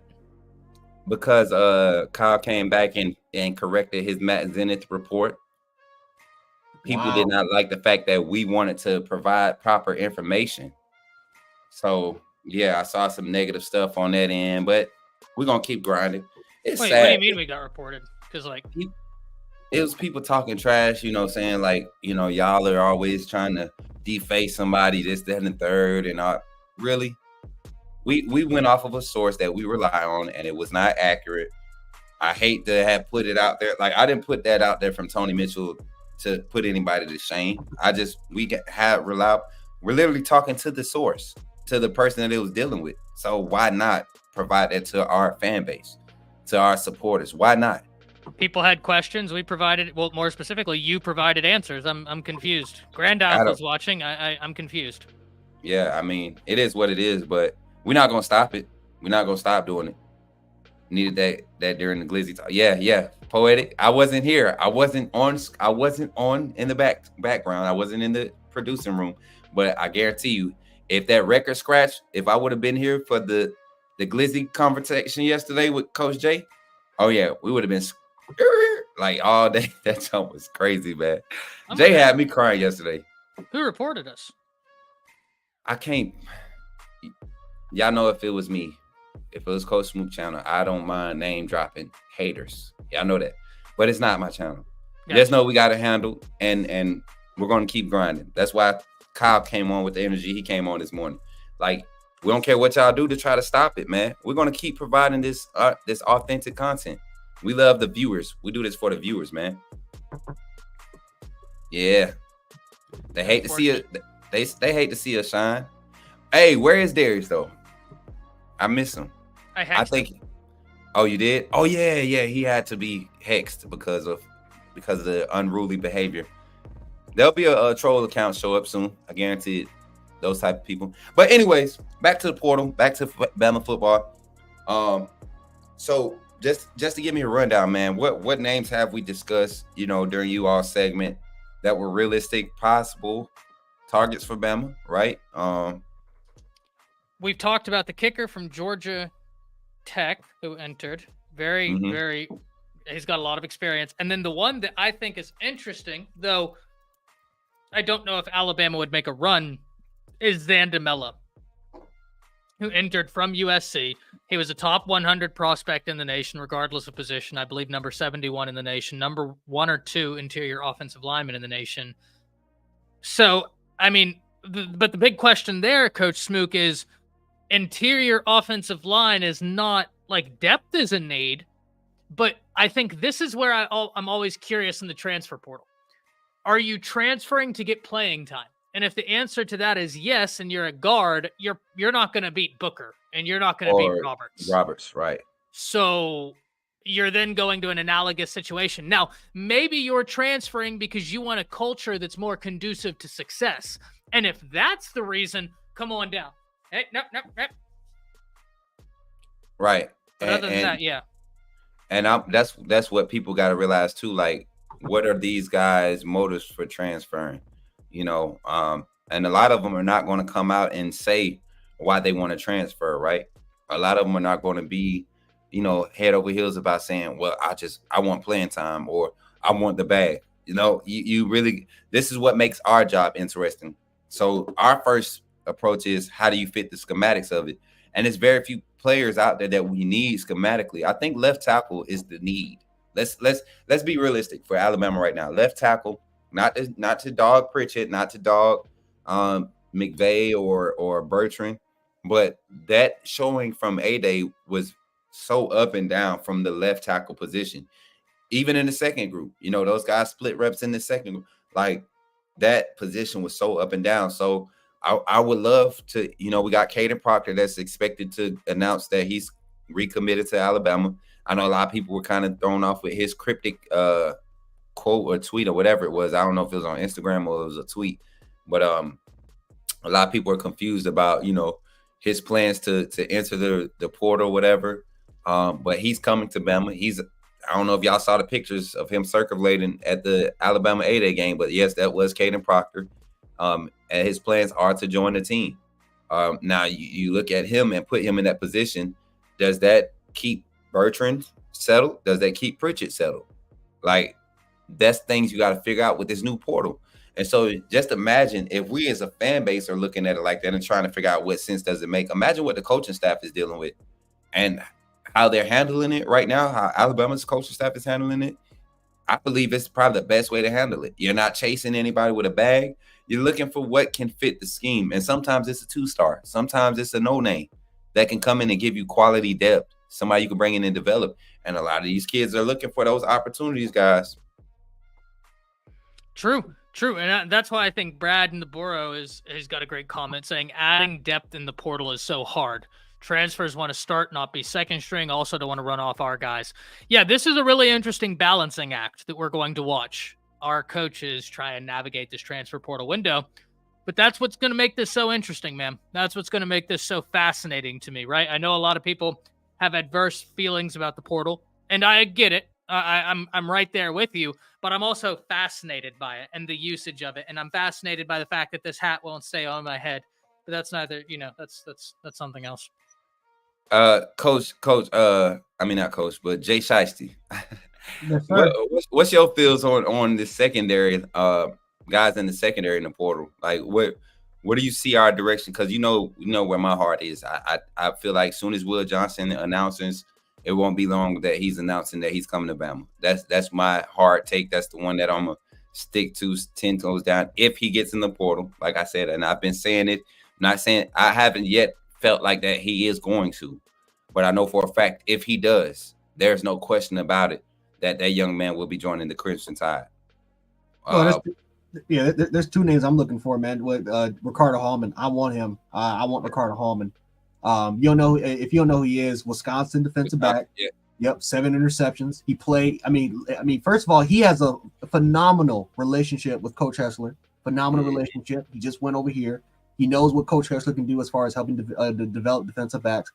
I didn't even know this. He actually knows Coach. He actually knows Mo. He knows Coach Mo too. He has a great relationship. Matter of fact, Mo was recruiting him from because Buffalo, for the most part, they have a great. They don't have a great base, but they do go to Florida, right? They got kids like Khalil Mack. He was from Florida.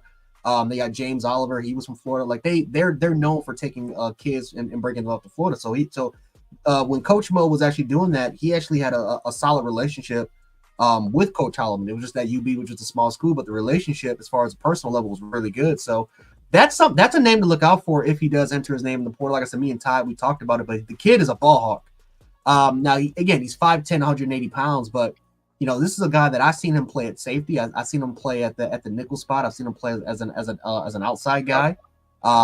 This guy, I'm gonna be completely honest. I don't know if I'm gonna sit up here and say he's better than Jabbar Muhammad, but he's on that level. He's on that level, and their defense, they're trying to make a transaction. They're making their defense is trying to make that transaction so far. So that is a name to kind of look out for, right? Like I said, he is an established starter that is extremely familiar with what Coach Hessler wants to do with defensive backs.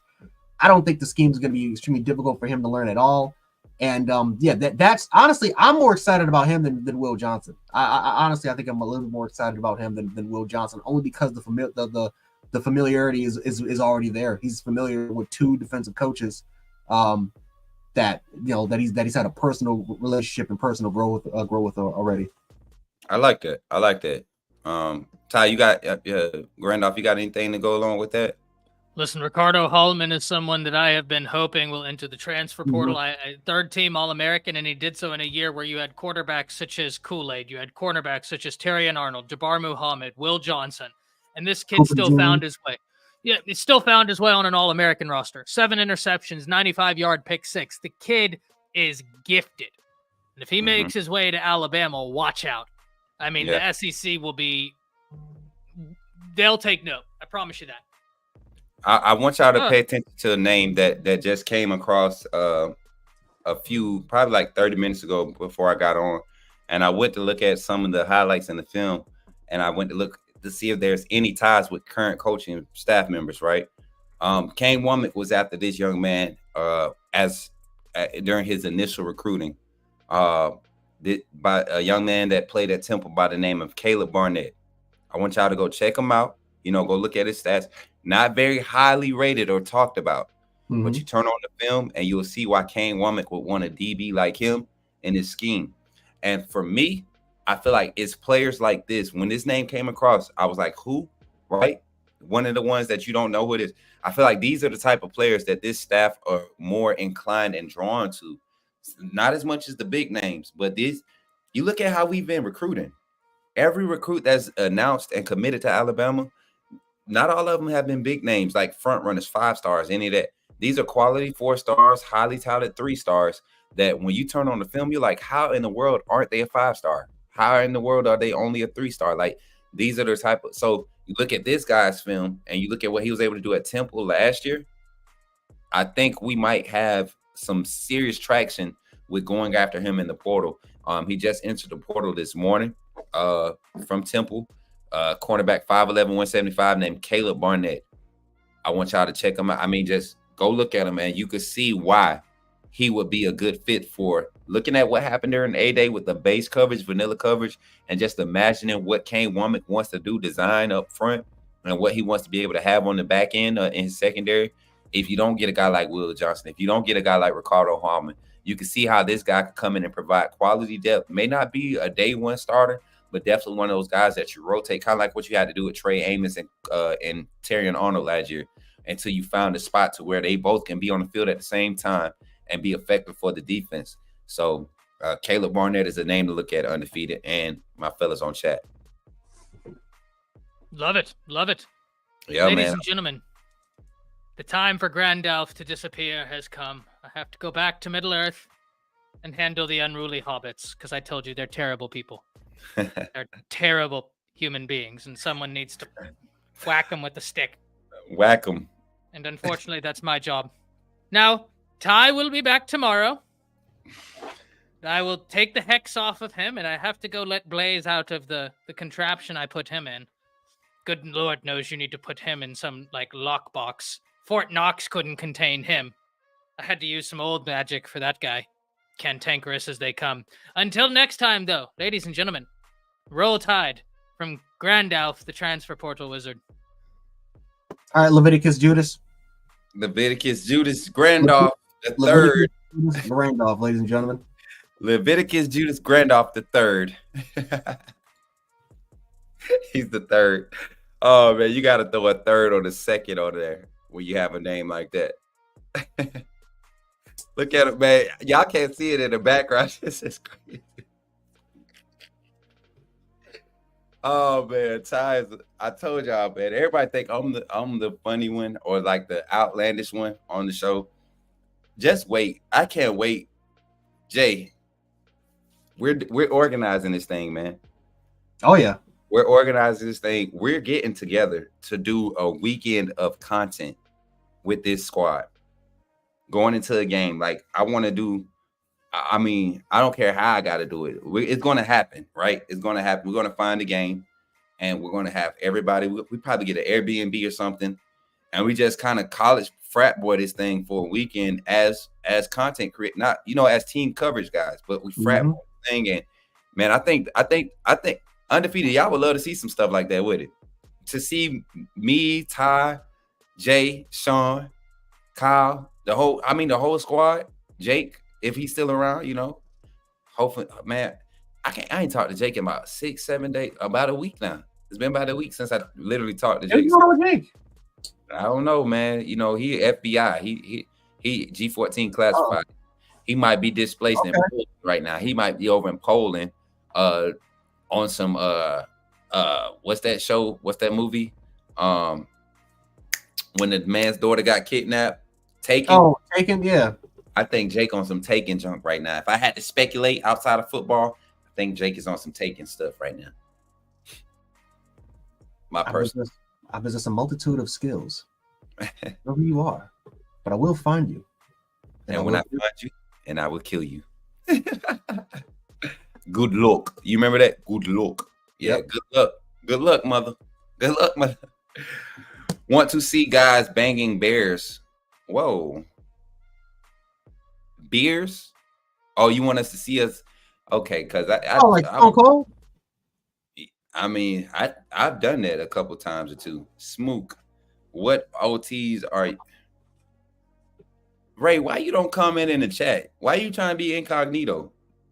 Ray, I'm gonna put Ray on blast. Ray Parham, my brother. I'm gonna put you on blast, Ray, because you my cousin. He writing me, and he said he on the live. Bring the algo here, Ray. Comment here. Come on, Ray. Hold up. DR 334. Hold up. Bring the comments here, Ray. I want to ask you a question here. But he was asking about offensive tackles in the portal. I'm looking at the little availability list right now, man, and there's some quality guys. I don't know their connections to Alabama though. I'm looking at the one guy that was getting a lot of high praise coming into the portal. Sadhu Ba from I want to say that's North Carolina State. Sadhu Ba. Is that the kid from IMG? That went to that came from IMG Academy, the 6'6" tackle? Nah, this the 6'4" guy, 6'4", 300 pounds. I want to say he was at it was Arkansas State. I'm sorry, Arkansas State. This guy came out of high school as a 3-star, and he was on Alabama's radar in 2022, I believe. 2022, Sadhu Ba. He was on their radar in 2022. So being that this staff is gone, I haven't even had the time to really look at what Coach Cap's like his outlook in portal, or I haven't been able to dive into it because y'all got to understand Alabama got a new staff in, maintained the number 2 recruiting class from this current class. They're jumped from number 16 to number 7 in the past week with the 2 commitments we just got from Jaden Harmon and Lachier Brooks, who has just been elevated on all major platforms to a 4-star instead of a 3-star, right? I think all but one have him as a 4-star now.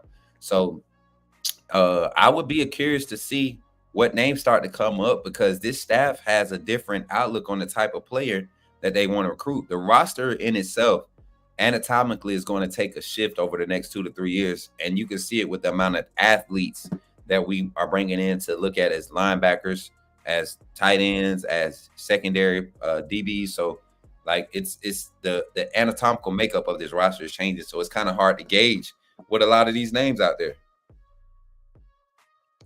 If I'm a Bama staff and targeting these guys, OSU DB Cedric Hawkins, Louisville right tackle Ruben UNJ, Pitt edge Dayton Hayes, Colorado defensive lineman Chase Wallace. All right, 2 names that I'm gonna just kind of tell you like no way.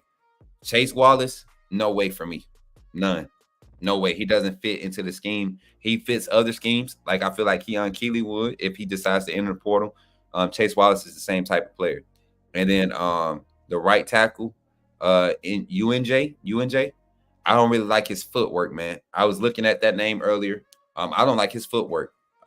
He got to play in a conference that kind of doesn't go against NFL first round talent every weekend and week out, and their scheme allowed him to be hitting a lot. I just don't like it. That's my personal opinion.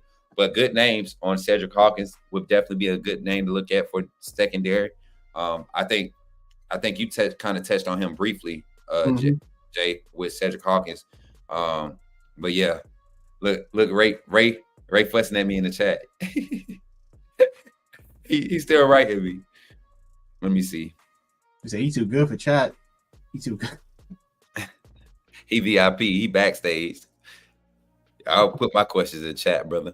He said, "Smook, I have an Airbnb in Waterloo, New York. Ain't no games in New York this season though.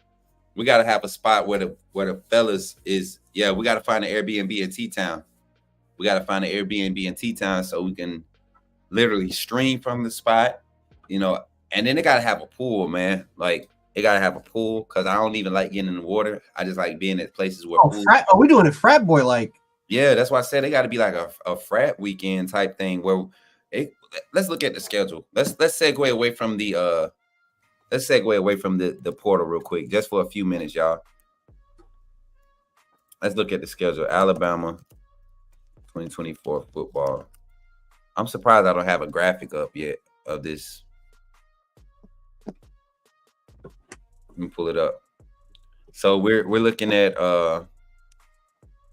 let me share screen.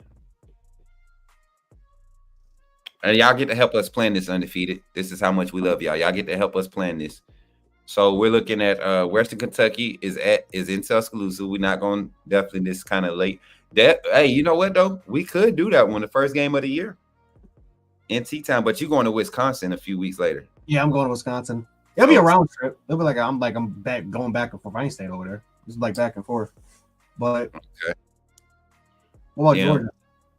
Georgia game would be crazy, man. I think we would have to get to work on that now, reserving stuff. I have to talk to my manager and see about, see what type of ties and things she got that we can hook up, and we can start getting that going and see what Kyle and T think about, getting it organized so we don't have. So A-Day was overwhelming, bro. I'm telling you now, sitting back, looking back at it 2 or 3 days later, it was overwhelming because of the amount of support that we received and the amount of people that just wanted to be, with the cast, with the team. And it was overwhelming, not in a bad way, in a good way, to the point where now thinking back on it, myself, Kyle, Sean, we feel a little bad about how unprepared we were to, accommodate everyone, because we could have had our own area. We had enough people to literally, whether we planned it or not, we could have brought tents set up. Like nobody was going to say nothing because we would have had 40, 50 plus, to start the day off. And then just think about that is something we gotta have our own tailgate. That's what I think we have to do. We gotta have our own tailgate spot. Yeah. Like commit to no public. But then I woke up probably like 3. Oh, Kool-Aid on Barstool. But yeah, so that was something that, we kind of felt bad about overall. It wasn't like a bad feeling, like y'all made us feel bad. Y'all, y'all made us feel bad because we didn't feel like we accommodated you all enough. The way y'all supported us out there, A-Day, was unimaginable. You know, you had people that actually organized events at the museum and other stuff, and they didn't have near the turnout we had at the statue for the 45 minutes that we were able to spend with you all and get the pictures. Like, a lot of people didn't even make it in time to take that picture. Like, everybody that was in that picture, that wasn't everybody that showed up, man. There are people that out of this, how many we got live right now? 316. I guarantee you there were probably like 60 or 70 out of this 300 plus that don't talk, but they watch our show every day, and they should have been in the picture, man. So next time we're going to set it up as a tailgate, man. We know we got the support, and we're just going to put it out there for y'all to be able to pull up and do what we do. Jay Townsend coming through again with the gifted, man. 5 Bama Football on YouTube memberships. Shout out to Uncle Jay. He missed it. You know, he wasn't able to come after recovering from surgery and everything, but that is. That was Auntie Janice, by the way. I know it's low, but that's Auntie Janice sound. Did you upload it? Oh, I see it. This one right here. Oh, that one ain't. It's this one. Okay. All right. We getting the sound effects pulled up. And see, you know what else, Jay? I think once we have our meeting, we're gonna have that meeting about upgrading our equipment. Everybody getting on the same page, because I want sound quality. People watch us, man. People watch us. I take pride in what we do, and uniformity is a huge thing as far as success. And we don't have to pull it all out of our pockets. We have people that want to sponsor and support. They just want their recognition. And I think we do a good job at recognizing our current sponsors in Rogue Shop, in the Maynard Group, and also Residence Inn in Ocean City. It's crazy that Residence Inn in Ocean City, Maryland is a partner. And like, we have literally the smallest part of our viewership is in the state of Maryland and Virginia. That's crazy to me. But they saw enough in us to say, hey, let's partner with this channel. I think that's pretty good. It's speaking of what we do as a team. But let's get back to it, man. Let's talk about the schedule. We said Georgia might be Georgia. How many of y'all would like to see Georgia? I'll put a poll up too here in a second. Yeah, Georgia got Auburn. Auburn would be a good one. Oh yeah, because we do got Iron Bowl. Iron Bowl would just be so crazy, bro. That would be the one to end the year. Imagine that. That'd probably be the easiest one to plan for. That would be the easiest one to plan for. It'd probably be the best content too, because if we win that game, we driving. You know where we're going. You know where we're going. I don't gotta say it. We going straight down there to that strip. Yep. I'm talking about full battle rattle. I mean, jersey, underwear, pants, socks. If I could get the team shoes, the team travel shoes this year, I'm gonna have those. But I'm gonna have on some gloves. By that time, I'm gonna have a pair of gloves. Don't let me mess around and get me a replica helmet. I promise you, I will be walking the streets of Auburn and Toomer's Corner. I ain't gonna throw nothing. I ain't gonna diss. I'm gonna get an Alabama doggone lawn chair, and I'm gonna sit out there, and I'm gonna just post up. I'm not gonna say nothing. I'm gonna have me a good big old cake. As a matter of fact, we're gonna have a cooler. We're gonna literally walk through the town, bro. We're gonna trek. Bama that flag would be the easiest content to do. Boy, just imagine. Can y'all see my tall, lanky self with this Alabama flag and a cooler full of beer, right? Me, Roll Tide Willie, Coach Jay, Coach Sean, Ty, Kyle, and a lot of the undefeated just trekking down the streets of Auburn after we win the Iron Bowl. And them fans that get drunk and talk crazy, they be doing all that barking and stuff, and we don't say nothing to them. As long as you don't touch us, you're good. Get to that street corner. Do y'all think we'll get arrested? Would y'all want to get arrested for that? I get arrested for that one. We'll have the bail money ready. For what? They do it. So now all of a sudden it's gonna be loitering when they do it. So all of a sudden we harming the trees. That's me harming the environment. That's me walking down the street pulling the cooler with the flag in my hand. Just imagine that. Coach Smoot crazy self just. Boy, that would be crazy, man. Look, King said he'll be there. King said he's 30 minutes away. He'll be there. Oh, said, bro, we can get the entire undefeated over there. We just entire undefeated. after Post party on what is it called? Toomer's Corner. After party at Toomer's Corner. Oh, that'd be crazy. That'd be crazy. I could see that. I felt that one in my like in my spirit. I feel like we should do that one. I feel like that one. It's got to be Georgia or Auburn at this point. I'm gonna do a poll. I'm gonna do a poll right now. Give me a second, undefeated, and I want y'all to vote. You know what I'm saying? Let's do live game day link up. Let's call it that.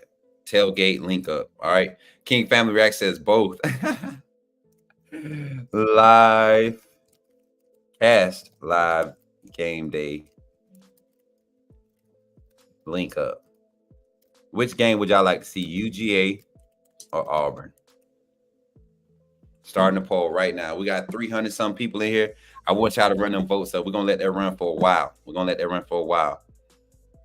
Uh-oh, I already got some disparity. Look, I already got some disparity. I like it. They running it up too. Y'all run them up, man. Oh, they running it up. Let's go. Look, I done see so many votes change already. I put the pressure on the undefeated. When the last time I put pressure on the undefeated like this? When the last time I put the pressure on y'all? Games is most concerned with you're most concerned with on the road are Tennessee and LSU. Let me go back to our layout over here. Tennessee and LSU. Wisconsin, just because that would be our first real look at this team, but shouldn't have an issue with them. I think you share the same sentiments with a lot of the panel too. I'm not too worried about LSU. I'm not too worried about that one. I like how late that is in the season. I think by that time we have a true identity, and what our offense is bringing. I think our offense will be able to score with a lot. It'll be how our defense turns out. You know, are we going to just be a hold 'em, or are we going to be forcing a lot of turnovers? I don't think our defense will be trash, but there will be early games where we have our hiccups. It is what it is, you know. But I think this defense, the talent on this defense is definitely deeper than what most give it credit for. Jay Townsend with the $20 super chat, he said, asking for prayers of the undefeated. I'm already recovered from knee surgery, and now I'm suffering from a serious back injury. I'm so sorry that I missed y'all on 8A. I pray that I make the next one. Roll Tide, family. And Uncle Jay, you already know that we praying for you, man. Appreciate the $20. You're better, brother. We praying for your recovery. I told you, man, you ain't young as you used to be now. I know you still in shape. I know you still fit, but sit your tail down somewhere, man. If the doctors say you ain't supposed to be moving around after, for 2 to 3 weeks, sit your butt down. I'm fussing at you because you my uncle. You know what I'm saying? Sit your butt down. Rest. You deserve it. You done worked hard all your life taking care of everybody. Take care of yourself. Get healthy. So when the season kick around and it's time for your nephew to fly you up here so we can hang out for the weekend and we do what we do, you can do it. Can't do it if you keep hurting yourself. I want you to be here. The undefeated wants you to be here. This panel wants you to be here. So you need to rest, relax. You got us on YouTube for 6 hours out the day. You ain't got to do nothing else. Look, don't play, man. I don't play by my people. I think everybody from the undefeated that showed up this weekend, they know how I am. I don't play by my people. Nicole, Wade, Moonrocker, Marquita, Ebony, all of them, they got to see me in big brother / protective mode, man. And I don't play by my people. I do not play by my people. That's when it comes to their health. Auntie Janet, no. When it comes to that health, when it comes to them staying in touch, I don't play by my people, man. Take care of yourselves. I love y'all, for real. But lay your butt down somewhere. Tamara Johnson, appreciate you for pulling up. I think, were you the one that wrote me outside of the chat? That was cool to make that connection, get you in here. Smook, you know about this, but I'll ask for the prayers for my girlfriend mother. She suffered a stroke Thursday night and has a long road to recovery. Yes, I do know. Prayers up. Yeah, this is our moment, y'all. This is what our family do. It ain't nobody looking for attention. This is what we do. This is how we take care of each other. Our community is the way it is because we're bigger than y'all because we're on camera. Y'all don't know how weird it felt to have King Family Reacts walk up to me and just his kids be like looking at me like I'm some like celebrity. I'm like, man, I watch your dad's channel, and I get excited watching his channel. Like, it was good for me to meet. So and it was just, it's family. His son, I got to joke with him a lot. I know they had a good time. They looked like they was ready. His boys, his oldest boy, his oldest son, he gonna be a dog, man. And King is jacked too. He looked like a strength and conditioning coach. He walking up like Malcolm, bruh. No neck, oh, no neck, no neck, no neck, bruh. Traps is there. You looking like Caesar, bruh. Traps is there, bruh. And talk about he don't even work out like that, man. Please, bruh. 4 arms, got twice the size of mine, bruh. You know I'm slim, but bruh, big dude, man. He ain't tall. I definitely had to bend over to dap my boy up. You know what I'm saying? That's for everybody that I meet for the most part. But you know what I'm saying? He's literally built like Caesar. Okay, I see. Yeah. He built, man. He built, man. But yeah, thanks for being such a great big little bro. Yeah, man. Let me tell y'all, Ebony is the life of the party. I don't care what nobody say. She is the life of the party. I see why Noah is the way he is, how calm he is. He's like totally opposite of her personality, but he be looking out for moms. But me and her together, it was so funny watching us like interact. We got to meet some very important people. And you remember the people we met up on the at the little balcony part upstairs in the big hotel? I forget what the name of the hotel was. It was like where all of the players, alumni, club members, like all of them go. And Ebony got her little bro up there. No questions asked. They found out who I was, got a few more subscribers and supporters from that conversation. And people that are tuning in, they want to contribute to the channel, all because of her spontaneous her energy and her free spiritness. And then me too, I'm natural like that. So it was cool hanging out with Big Sis and looking out for her. She looked out for me too. Mm-hmm. Yeah, it was fun. It was fun. We had a good time. Landon Beeman, who is this? Who do you think will be the guys end up leaving? Oh, Douglas Harrell, another guy. Hard, very, very strong supporter of the channel, man. Shouts out to him. He was the one that hooked us up with the parking spot next to the stadium. Shout out Douglas, man. Shout out Douglas, that dude. And the night before. Hey, y'all want to hear a quick funny story with Coach Smook real quick? I'm gonna tell y'all real quick. So Friday night, after make sure Ebony got home straight, I was walking down the strip, man, and Douglas hits me up. He sends me a picture of a drum set. He sends me a picture of a drum set, right? And I'm like, yo, I'm a musician. Where's that at? He tells me the spot. I'm like, okay. Boom.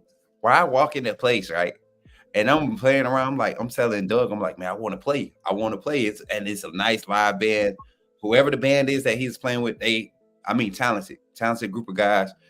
Nothing but college kids. And it's one old dude, one old guy, maybe 3 or 4, but it was only one old black dude. And I was probably the only other black dude in the club. All right.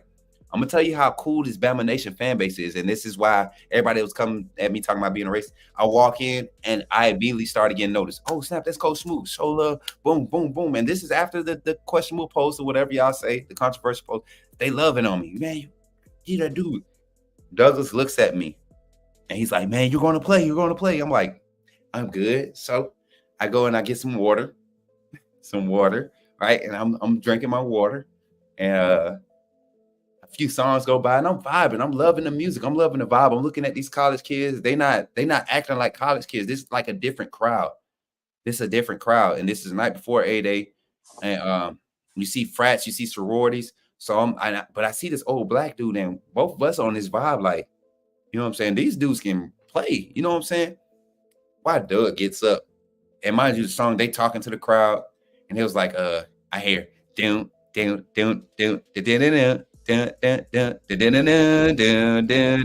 Jackson 5.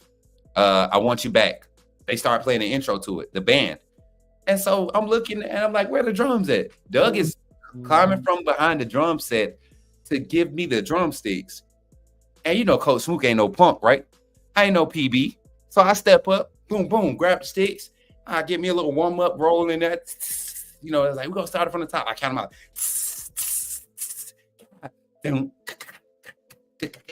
Well, I started jamming. Got a whole video and everything, but it was lit. So shout out to Doug, man. Get me in that moment. Had a little superstar moment. It felt good. Had fun. T-Town showed me love. It was fun, y'all. It was fun. But it was nice, man. And they was playing it, bro. I'm talking about they was playing it. I'm just killing it. Boy, had a little vibe to it. It was fire. It was fire. But yeah, little story time with Smoot.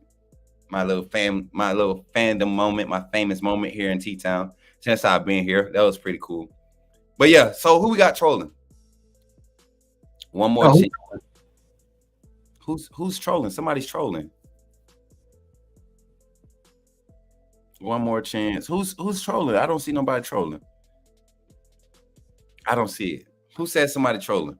Hey, we're not dealing with trolls during portal time because we get to troll. As Bama Nation, we get to troll this time around. That's the good thing about it. Do you think we need any more help at wide receiver position out of the transfer portal? And I believe Miro and Bernard will be the best duo in college. Austin French with the $4.99 super chat. Jay, you think we need wide receivers out of the portal? If the quality makes sense, then you can add them. Honestly, I think we're good though. I really like the talent that we have here. I do. I mean, Jerry Bernard. You know, I heard comparisons to JMO. Even before he was coming in. We know about his speed. We know about his ability. But no, I like the receivers on this roster. But if the quality makes sense, then yeah, if you want to, you know, I don't mind it because, like I said, I believe in competition.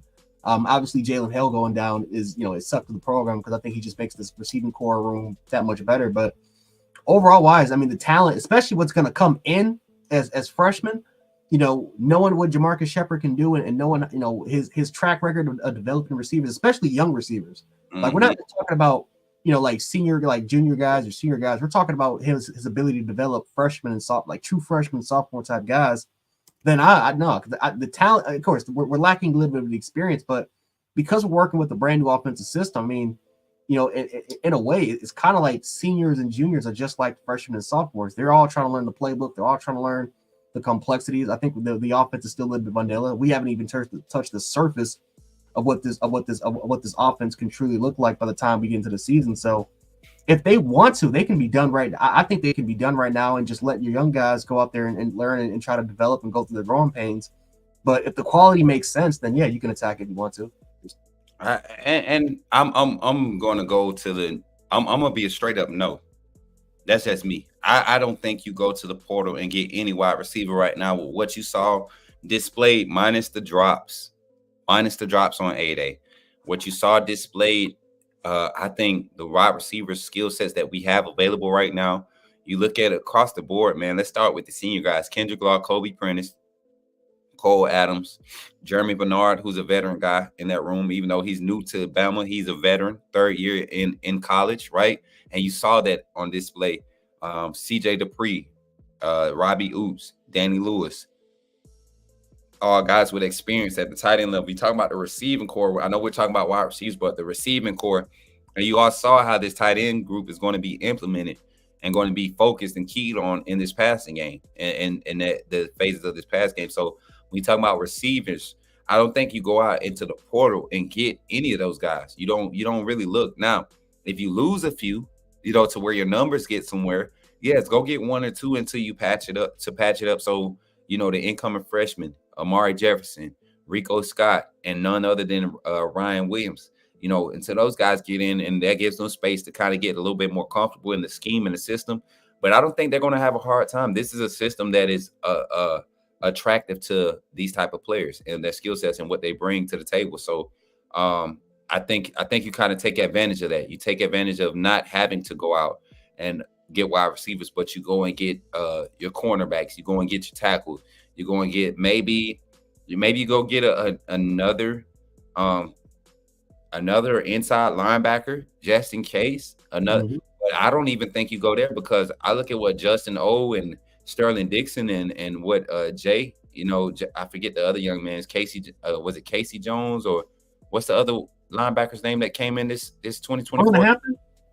Right, I think I might have got lost name wrong. I think I might be thinking about a different player, but I think I know you talk. I think I know you're talking about Jason. What's his name, man? I feel so bad. Oh, I'm looking. I got a roster right here. I'm trying to pull it up.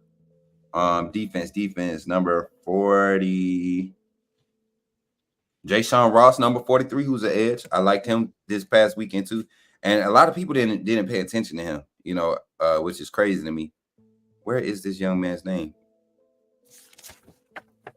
And he just came in with this class. It's not Justin Okoronkwo. It's a linebacker. And y'all know I can't see with these little fonts. Let me see. Was it Ross? Not Ja'Shawn Ross. No. Caden Jones. Oh, okay. Yep, Caden Jones. I know what you're talking about. Caden Jones. I keep wanting to call him Jason Case or something like that. But Caden Jones is another young guy that is behind Dixon and Justin O.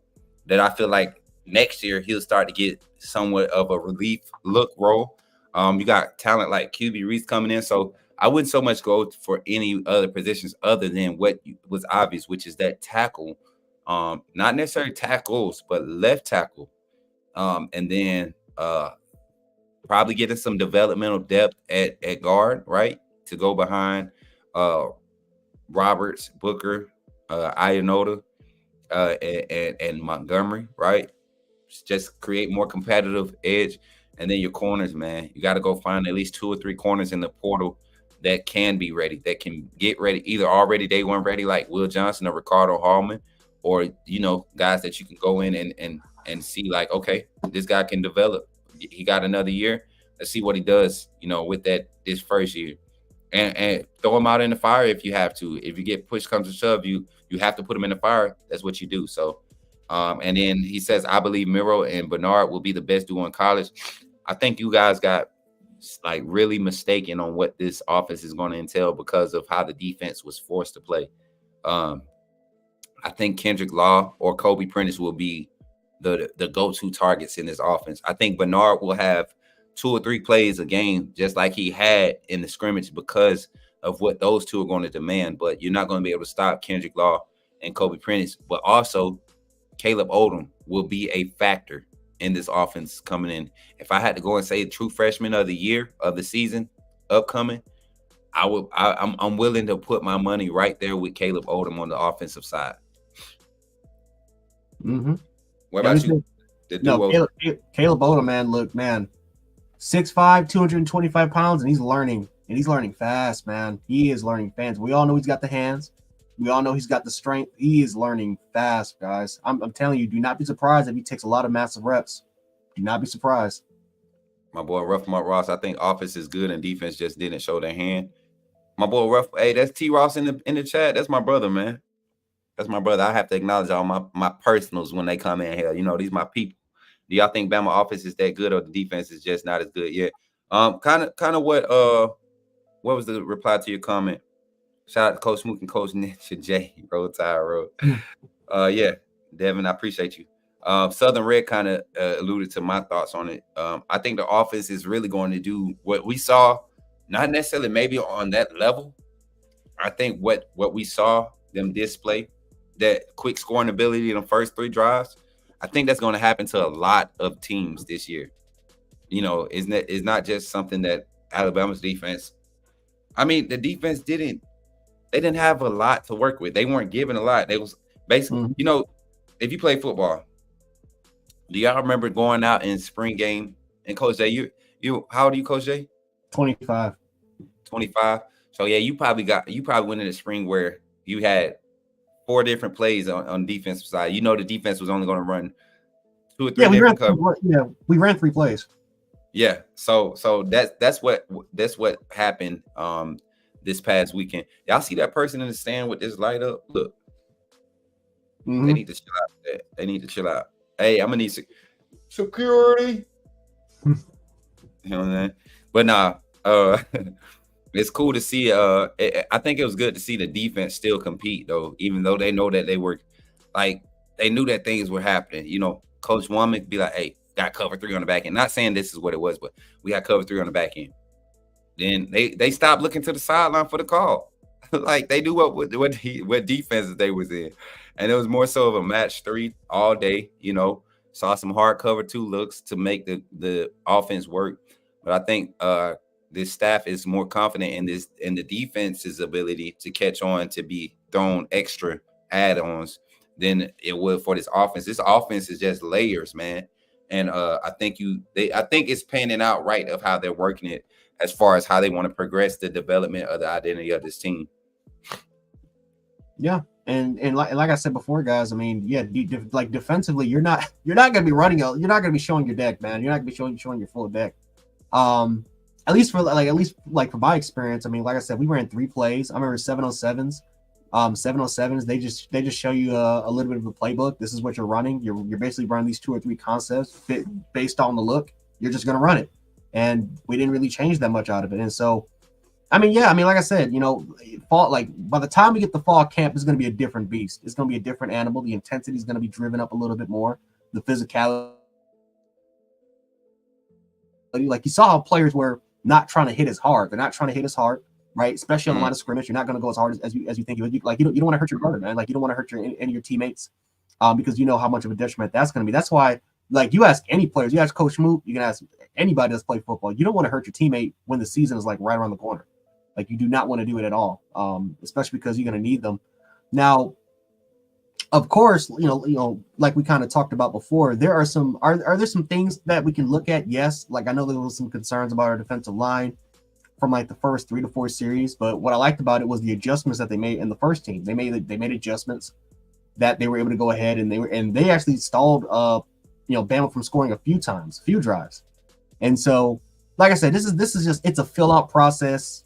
It's literally about a month of practice. Like we're not even 2 months into this thing yet. And so, like once everything starts to get settled down, and once the intensity and the full layer of the playbook on both sides start to fill out, that's when we're truly going to see who's going to be the man or not. But this is just, again, this is a quick little trailer. This is a quick trailer to see what's going to happen for fall camp. Right. I know y'all keep hearing like I heard it too earlier. It's StreamYard is going through their changes. I think they're actually trying to put out something to compete with OBS and Streamlabs because of the amount of freedom that you get and control. So they're going to be doing a lot of updates, which is going to force us to possibly use another broadcasting system to bring you the show. So the layout might change over the next week or so temporarily because of what's happening. It's part of my job to pay attention to this stuff like this. So this is the second day in a row that we've seen this happen. Y'all remember yesterday, the music kept speeding up and slowing down, and then it was changing notes constantly. Yeah, like they didn't go to rehearsal, and we rehearse, you know what I'm saying? I talk to the band every day. Every day I talk to this band and the DJ. If you can't play the same beat for 4 hours straight without messing it up, you're fired. You're fired. Freaking out of here. Get him out of here. So we got a new DJ and on the 1s and 2s back there today. DJ Unnamed. That's what his name is, DJ Unnamed. And he's doing a pretty good job today. They said, Coach, what about Tacario Davis from Arizona? I don't know. I haven't heard much about Taco even entertaining us. Coach Dave, do you have some intel on that? On Taco? Mm-mm. Yeah. I mean, he's been quiet since, this whole thing has been up. I just don't know. I don't really, y'all know me, man. I don't go to, I don't get in these, I told y'all before, I don't get into these portal things, man. It's just hard. Like I catch wind of it. I look into it. If I feel like it'll be, some information that the undefeated or the fan base, that follows me, that, relies on my takes on it I'll comment on it. I'll give my thoughts on it. But as far as where they might go or who's entering today, like, it's just not something that interests me. And maybe up to a fault, that's a bad thing for me as a content creator and a team reporter. But I take my chances on that. I'd rather do that with recruiting. I love recruiting. And Taco Davis right now, he's rated the number 60 player in the portal. He's ranked number 60, 4-star, number 9 cornerback in the portal. 6'4", 195, solid guy. You look at his timeline of how his recruiting went early on. Was a strong Arizona kid from the jump, right? The state of Arizona kind of was his first initial offers, right? So I wouldn't be surprised to see him show some type of interest in another maybe another Pac-12 school, being that he's already established himself in that region. But if there was a guy like that to come on Bama's radar, we would be crazy to not pursue a talent like that. We watched some of his highlights from last year. I think he's a solid guy, but as far as realistically him being on our radar, haven't heard anything. Probably, I might be able to find something out before the end of the day, but haven't really heard of him. Yeah, I'm trying to find some intel. I'm trying to find some sound anything because he said. I mean, you look at his physical intangibles. I mean, good God, that dude has a long. We talk about who we talk about. Noah Carter having a wingspan. That dude has a corner. Yeah, that dude's arms is. I mean, he's what 6'3", 195. I just said. Yeah, like 6'3", 6'4", 6'3". He's a big dude. Big boy. That's what I'm saying. Damani Jackson ain't small either. He's 6'4", 195. That's a big corner, bro. Mm-hmm. That's a big corner. Damani Jackson is a big corner too, man. He's not as tall, but he has like a 6'3" wingspan at his 6'1" height, and he's definitely more than 190, like the roster says. Damani Jackson might be pushing 205 right now. Like he in that secondary. I was looking at Peyton Woodard. Everybody look at my picture with Peyton and say he don't look that big. Well, y'all not looking at this. I'm 6'3", and I have a 6'5" wingspan. Peyton is probably 6'2", 6'3", right at 6'3". His arms are just as long as mine, and his upper body frame is a little bit like he's of course, younger guy. You know what I'm saying? He's in that weight room every day, but he's full up top. And his lower body is not skinny boy lower body. Like he looks like a running back, one of those scat back running backs that have big calf muscles. The only thing is he ain't pitchy toed. Like if he was pitchy toed, he'd be playing running back type stuff. But hey, you ever notice that, man? The running backs that pitchy toed, them be the dudes, man. Jam Miller like that. Jam Miller when he walks into the and it's not bad. He's not real bad. Like, some people fake pigeon-toed. They turn their feet inside on purpose. He ain't that bad, but he's kind of bow-legged and his toes point inward. And that joker can get out on you.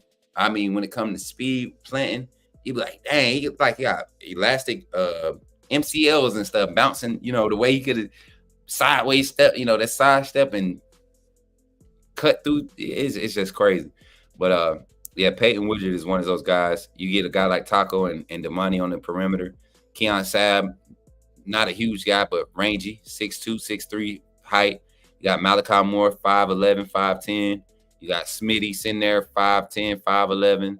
Like, you got box safeties that should be in the box. Malachi Moore, free safety, I didn't like it. I'm gonna be straight up. I did not like that in the box. I kind of want him at Husky or Rover. Yeah. That safety spot, it just didn't feel natural. It wasn't natural. And I think even though he's being a leader, I think that's something that's going to be discussed. If you're going to try it out, the A-Day game is definitely the time to do it. Uh-oh.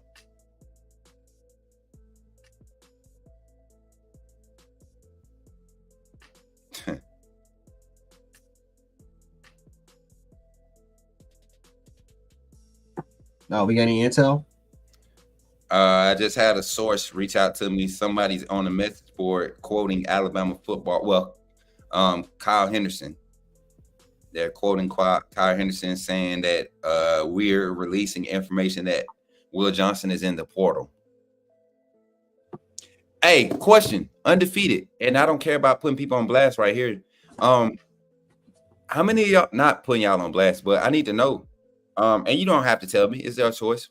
Freedom of speech, free world, How many of y'all are subscribers to these message boards? I feel like I get a lot of message board material in our chat, like questions from message boards. And there's nothing wrong with that. I remember for like a brief time in my fandom, 2018 maybe, I had a membership with not going to name them because I got in there and I didn't understand the whole meaning for message boards. I didn't see the importance of it. Just a bunch of guys speculating. Now sometimes you get some good gems and stuff, but some people, a lot of, not me. Okay, good. And I feel like I only feel like it's a few people that come in, and it's usually the people that come in. And I don't know if you notice it, Jay, but like you'll be talking about something and you'll give your take on it, and it's something that you already know, but you're doing an unbiased take because the information that you're trying to elude people too is available for everybody. And you don't want to be like saying I released this or whatever until you know for sure. But the information that they can look at and kind of get the same take that you have, they can go and look at. I feel like the ones that come in to be like Keon Keeley transferring and they haven't confirmed nothing, just like I haven't confirmed it. They get it from these message boards because it's like 30 people and they're commenting on the same post saying, yeah, I heard too. Well, you just heard it here, like just like, you know what I'm saying? Like, do you feel the same way? Like that's where a lot of our this is why I have never subscribed to message boards in my life. I've never done it ever. This is why when people ask me, are you a part of it? Like, no, I've never done it because it's rumor, speculation, and it's just people that are just kind of stealing sources from other people that have already reported it, and then they've just put it. I mean, it's just like I said, I'm not going to completely crap on message boards because, like you said, there's some good source material in there that you're just not going to get from anywhere else. But for the most part, like at least I would say 85 to 90% of the material is from other media outlets that they simply just put in those message boards that we've already not even heard of already. So I don't know. I'm not a fan of message boards. Yeah, and yeah. So I love the fact, and I love, you know what? If nobody gonna ride for Bama football on YouTube, they're undefeated. I love it. I wish that y'all had the energy to be active on Twitter like some of these other fan bases do, but I'm glad we don't because we have our safe space, and I like to protect my people, And I got told so many times, thank you all to everybody that pulled me aside, and it was like a couple of 3-minute conversations that I had this past weekend, in-person conversations with a lot of these supporters. They were like, Coach Smoot, don't get haters no more energy when we get back. Like, don't reply to none of that crazy stuff on Twitter. You got fake pages out there, all this stuff. It means you're doing something right. And it helped me, man. It really did. I'm not above learning. I'm not above getting better.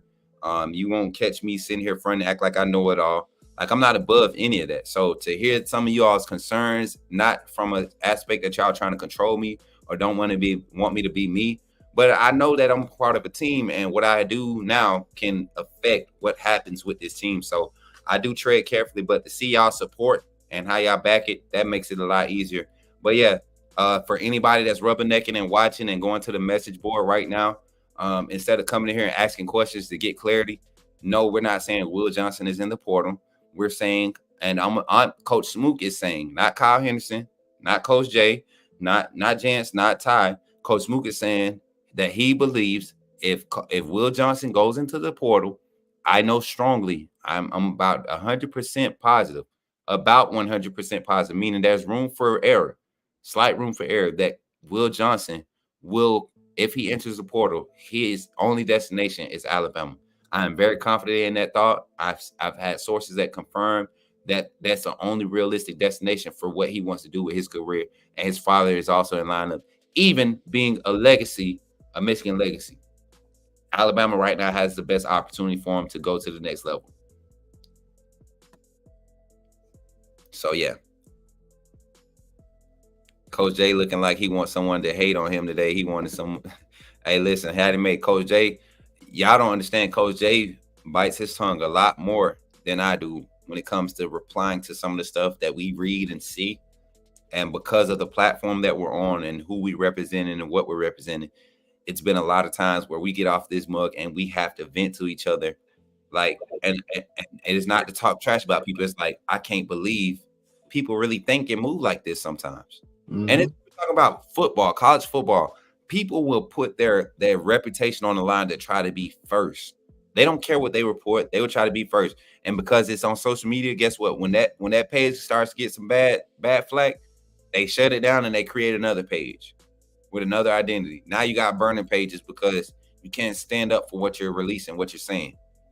You get what I'm saying? So, yeah, appreciate that, Chloe. Look, I'm just real, man. My mom always tell me that, don't let your good be evil spoken of. And the only way you could do that is your intentions got to be pure and authenticity above all. At the end of the day, we authentic. I like that. I like the fact that we authentic. And if we're wrong, we're wrong. If I have a take and I miss. But I'm guess what? The good thing about missing in this industry, you got an opportunity to show up the next day, the next minute. You can. It's part of content. It's part of content. You're not gonna be perfect all the time with your takes. Saying, That's why you can't get me to pay attention to one of the racism comments. You know, we're almost a week past that now. You know, and the proof was in the pudding. Like I told them in that same clip, wait until A-Day. And if you walked away from A-Day still thinking that Jalen Milroe doesn't have the ability to get better, which has been my argument, stop denying the fact that he can't get better. Stop acting like Jalen Milroe is so different from any other quarterback that we've dealt with and watched develop in the past. This young man is developing. Not that he's there, not that he's the best, but he's developing. He's giving us opportunities to become the better team, you know, with his development. That was my whole take on it. You know, why can Ty Simpson get better and not Jalen Milroe? Why can Dylan Lonergan and Austin Mack get better and not Jalen Milroe? You get what I'm saying? Like, he's the only one that's proven to win games for us on this roster. Ty Simpson, he went out there that USF game and it hurt. It hurt him. It hurt his mentality. It hurt his ego to go out there and put up that type of performance, right? And imagine if we didn't have a strong-minded Jalen Milroe, somebody that could have easily felt like that they were slighted in that whole process. What if he came out with a selfish energy saying, all right, I'm going to just transfer it in the year. They're going to start me, but let me get ahead and get 5,000 rushing yards. Bump running the play. Bump trying to drop back and be a traditional quarterback so I can highlight all my teammates that's around me. Let me just show everybody what I'm made of. Because that's what a lot of people did last year for some teams. Mm-hmm. Go look at Colorado. Go look at who made a lot of these stats last year, and then look at what's happening right now in this sport. You know, it's like, man, like dropping like flies, man. Like, it's like Lord of the Flies, man. It's like they're gonna showcase exactly what they do, and then they're gone. Like, this is crazy what's going on with that program. Look at Louisville. Their entire offensive line is gone. They're in the portal. Yeah, but a lot of people are only critical. No, I stopped. Hey, Deontay, we're not going there. I thought we was talking about portal again. Hey, another thing, man. You know who else is cooking in Porter? I think he was talking about it. Ole Miss. Mm-hmm. What is going on at Ole Miss that's making them such an attractive destination? It ain't money. I will say this. I got one guy that's at Ole Miss now. He was a former Baylor player. He's at Ole Miss now. And his NI that package deal was nothing crazy. So what would you speculate is going on in over there in Oxford, Mississippi? Did you watch their spring game? That's the reason. It's fun. It's fun. It's promotion. They're promoting their brand to the world. You saw what they got, man. You got Joey Chestnut. You got live concerts with the country singers. You got tug of war. You're making that program all about fun and right. You got a coach he's definitely a player's coach. He's definitely friendly. But they're also winning games. I'll give Lane Kiffin credit. They're winning, right? They're probably winning a lot more than they did under Hugh Freeze. They're winning 10 win seasons. They're continuing to develop players from the portal that's already there, and they're starting to make that transactional period. But no, like you just said, their NIL collective is not the biggest thing in the world, but they're promoting their brand. They're trying to make Ole Miss like USC or like a Bama. Like no, I can't say Mark Alabama. It's like Oregon. You know, Oregon with the uniforms, how they started all that with the Nike uniforms, right? USC, they were all about fun. Miami was all about fun. That's what Ole Miss is doing. They're promoting the program, and so you got a bunch of athletes that continue to come to the university on a weekly basis. Like they're doing something that Deion Sanders in Colorado was trying to do, and Ole Miss is just doing it in a more successful rate. So I give them their props, man. But I'll tell you this, man. I mean, if the best thing about your program is swallowing hot dogs, it's not a good thing. No, I'm sorry, Jay. I'm not even going. No. Do not start that today because yesterday I got summoned to the chat because of your Glizzy Goblin rant. And it was so funny. I was driving, bro. And when I came on, you was talking about some I forget, because KT was on the phone with me. We was actually in like a three-way call with a meeting. And I got summoned on my other phone. And I'm like, what in the world? So we finished the meeting, and she got it turned up on her, and she was like, yo, boy is going in. And then I got like messages on Instagram, yo, Coach J is going crazy, bro. And I pull up, and the first thing I hear is 707, da da da da. And then Glizzy Goblin. And I was like, I look at the chat, all I see is comments about glizzies, man. I see hot dog emojis. Y'all were so funny, man, yesterday. It's true. I didn't say anything that was false. I mean, you type in Ole Miss spring game right now. The first thing that will pop up is Joey Chestnut. The first thing that pops up. I saw it, man. I saw some of the highlights from it too. Nothing impressive, like you said, which goes to show you that the landscape of college football is really changing. So it also leads into another debate that we've been having about, you know, Coach Saban era and this new era. A lot of people, a lot of traditionalists want to sit there and say, well, Coach Saban would have never did this. Coach Saban would have never did that. Well, the fact that he never would have done it, it would have had pushed us back even further in recruiting and getting quality guys to the university. That's why you had to see us miss out on some in-state talent, which we shouldn't be missing out on. This staff understands there's a change in the nuances of the game in this era of football that you have to keep up with the times. Not so much as losing in your integrity as what you are, what the brand is, but you have to find nuances to help maintain that competitive balance or that competitive edge. Kill Tag 9 with $10 super chat says, Ole Miss Glizzy Gobblers. Hey, they ain't the Rebels no more. They Glizzy Gobblers. Appreciate the $10 super chat, Kill Tag. Yeah, Lane, but excuse me. You look at what happened during that A-Day game. I mean, that spring game. That's Lane's personality. Spontaneous, sporadic, whatever you want to call it. Players coach. That's him. I mean, it matches. I mean, but it goes to show you that Ole Miss is changing too.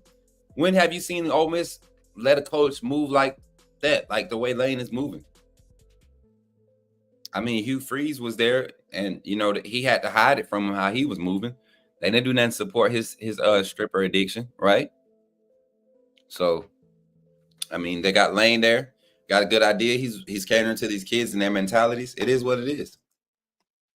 Yeah, we'll see how they do. I'll tell you this though, man. I don't know how you're gonna get better for tug of war, but you know it is what it is. I mean, it was funny to me, man. It's funny to me to sit there and try to, like, when their fan base pops up randomly, talking about how much fun they had at their 21,000 attendance or a spring game. I don't even think it was that much. And you sit there and people, excuse me. I don't think people realize how big our stadium is at Bryant-Denny. We had 72,000 plus at a spring game. Do you know what that means? 110,000 capacity stadium. We were 70%, 75% full to capacity for a spring game. Granted, it's free. Granted, it doesn't have the same, game day structure or whatever. They tried to make it feel as much as like game day. To me, that felt, if that's the start of what the new game days are going to feel like, home games. I told Twin, I said, Twin, we might do more than 2 games this year. We definitely might be doing more. 2 home games. We might be doing more than 2 home games. If that was like a preview of what, I don't care if I go in the stadium at this point. The amount of people that were out, that were grilling for A-Day, the tents that were set up, it was a sight to see, gents. And this was the spring game. And mind you, those families, 30, 40 deep, they didn't even care to come into the stadium because they got YouTube TV and everything. They could hook up on their trucks and stuff. So they didn't care to come in the stadium and watch the game. It was about being in that environment, being amongst Bama Nation. That was, bro, the feels was crazy. The energy was crazy. Kill Tag 9 with another $20 super chat says, also, y'all should try XSplit. I used the application. I found it more capable. It was designed for more professional streams that have multiple inputs, scene, etc. I'm not a fan of XSplit. I'm more of an OBS fan, traditional OBS, because the updates are never huge. And when you're not gaming, trying to do gaming where you're not using the same resources, you can put so many different inputs and different scenes and all that stuff in one box, in one folder. And if we got a Monday night show, we got Monday night folder. You click that, it sets it up, stream time, sets up the pre-settings, all that stuff for you, and you set this up bit rate, all that stuff, resolution, all of that is remembered. So I'm more of an OBS fan, but XSplit is definitely one that I've seen a lot of people are easily integrated onto and catch up with. Appreciate that $20 super chat and the little insight with another possible spot. Bleachers held on that during the game. So hey, facts. We do need to find out what we're gonna do about them seats, man. I know my mom talking about it. And my mama got some junk in the trunk. For everybody that met my mama and was checking out the hips and stuff, just know I seen you. I just know I seen you. And I don't mind. I'm just playing. Y'all know I'm a fool. But yeah, it was a lot of yams out Saturday night. And my mom was contributing to the party. And my sister, with her chocolate. So I had to get on to her, bro. She came out the room with showing all her legs because my parents got in town late. And she left from her hotel to come to us. And I'm like, girl, you ain't grown. You might be grown, but you ain't grown. And I called I had to call my brother-in-law, man, and tell on her. I was snitching. I was out here snitching. I'm standing on business, man. I'm snitching. So we see y'all. Ephraim, you seen all the yams out? Ephraim was out here in these streets. You know what I'm saying? He seen them yams out there. They had nothing but yams. Nothing but yams. Lotion and sunscreen. Tell them, Dwight. They had the yams protected this past weekend. And the weather was crazy beautiful. It just got so hot around that 1 o'clock hour. Oh my God. Ooh, like Coach Sean said, baby girl Mia said, Daddy, can we just sit down for a minute? He said they was in the stadium sitting down in the stands. And she said, Daddy, can we just sit down for a minute? It got hot, man. Here we go. Claude Cliff just became a member. What's up, Claude? What's up, Claude? The upper room. John Claude Van Damme. Claude and Ray. Y'all remember Claude and Ray? Hey, we seen Claude at the game, y'all. We saw a dude. I think I got the picture. Let me see. Somebody got it on their phone. As a matter of fact, my brother-in-law, Vontae, he has it on his phone. And I was walking past this dude, and he looked just like Martin Payne. I mean, Martin Lawrence. I said Martin Payne. Be watching Martin too much. He looked like Martin Lawrence in the movie Life when he was old head Claude. They was older. Looked exactly like him, bro. Jeez. And then I went on Facebook the next day and seen a picture of another dude that looked like that. I was like, man, am I about to meet somebody named Claude? And look who pops up in the chat. Claude. What's up, Claude? Welcome to the family, man. Roll Tide. Much love, family. Thank you for joining the team. Hopefully you find yourself welcome here. Hopefully you find this content entertaining. Today is different. We don't have any set narrative or anything that we're running with other than Portal. We kind of jump between our team, jump between family talk. We just provide a space for everybody to kick it. We've been live for 4 hours. It was kind of hard to end the segment because you don't want to end the segment and then some crazy news drop about a Portal entry or a Portal ad from for Alabama. So right, Will Johnson comes all of a sudden to Alabama as soon as we end the stream. I'll be sick as fuck because I'm actually breaking down my spot now to go get settled in. But yeah, I'm excited about this next move in life, y'all. For myself, but for this team, this unit. And I think we got some big things planned. The University of Alabama has some huge things planned for content too. Y'all about to see some big announcements being made on that, and so can't wait. People freaking out about the Aiden Holloway is visiting Alabama. Mm-hmm. I just seen that. Yeah, I mean, what you all expect? Like, why wouldn't he? Everybody's looking.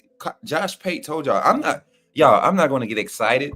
My emotions behind this portal season will be so even killed. You get what I'm saying? So even killed. You get what I'm saying? So I'm not buying into all the hype.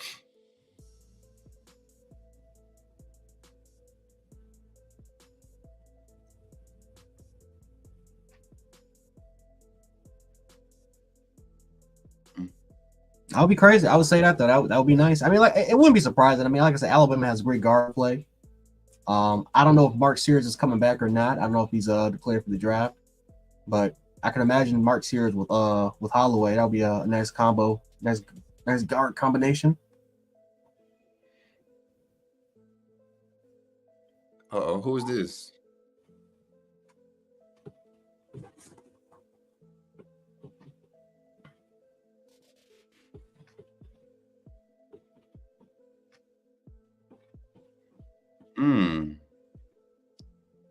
Oh, Smoot got his insight. He got the CIA on. He got the CIA on deck. I know what that look is. So hold on. Had to bring them both out.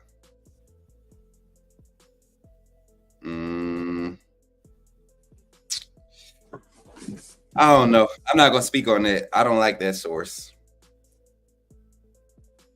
I'm not gonna speak on that. I don't like that source. I'm gonna be straight up. I don't like that source. And they clout chase a lot too.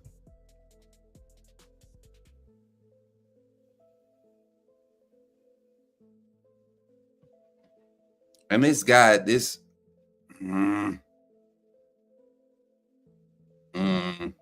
What you gonna do? You gonna wait it out? Yeah, cause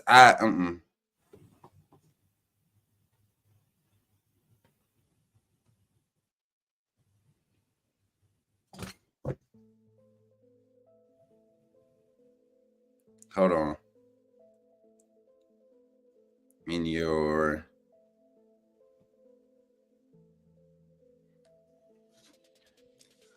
Look at these, George. I was just about to ask you about that. Are they really tweaking like that? Damn it! See, it's already started again now, dog. Now it's just Haynes all over across their feed. Saying, I mean, it's just you can't make it up, man. Now, I will say this. So this is that time, and this is what I don't want our fans to come in here and bring to us. Like, I don't want y'all to come to us with what fans are talking about, right? Because you're going to have groups of fans. All it take, who in here's if Auntie Janet goes right now, and she's brand new to Twitter, doesn't have any crazy following right now. If Auntie Janet goes right now and says, Coach J, give me a fire player off of let's just say Auburn. Give me a player off of Auburn's roster that if he entered the portal right now, it would just kind of like derail their whole being.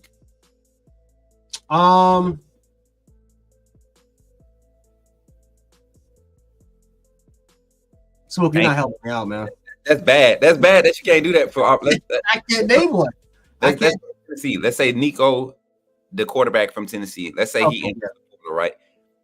If Auntie Janet goes to Twitter and says, Nico just followed such and such from Alabama, expect a commitment or something, I guarantee you there are thousands of Bama fans who would eat that up and start just reposting it, tweeting it, or whatever, commenting on it, sharing the narrative as if they got some intel or something. That's what that's what portal does to the fan base.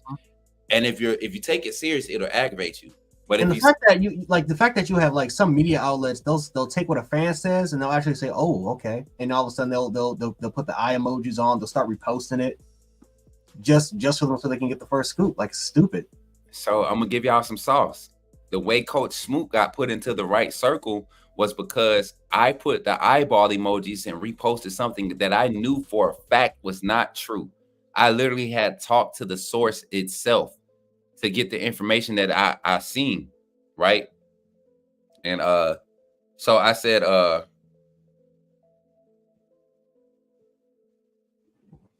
hold on, I'm sorry, gotta save it. But so I went back to it and I said to myself, I said, okay, let me see how people react to it. And the sad thing is, the same people that rely on my the right information, that they will take anything that I say and they will run with it. So I'm very particular about what I post and what I comment on when it comes to recruiting or transfer or any news about players or anything.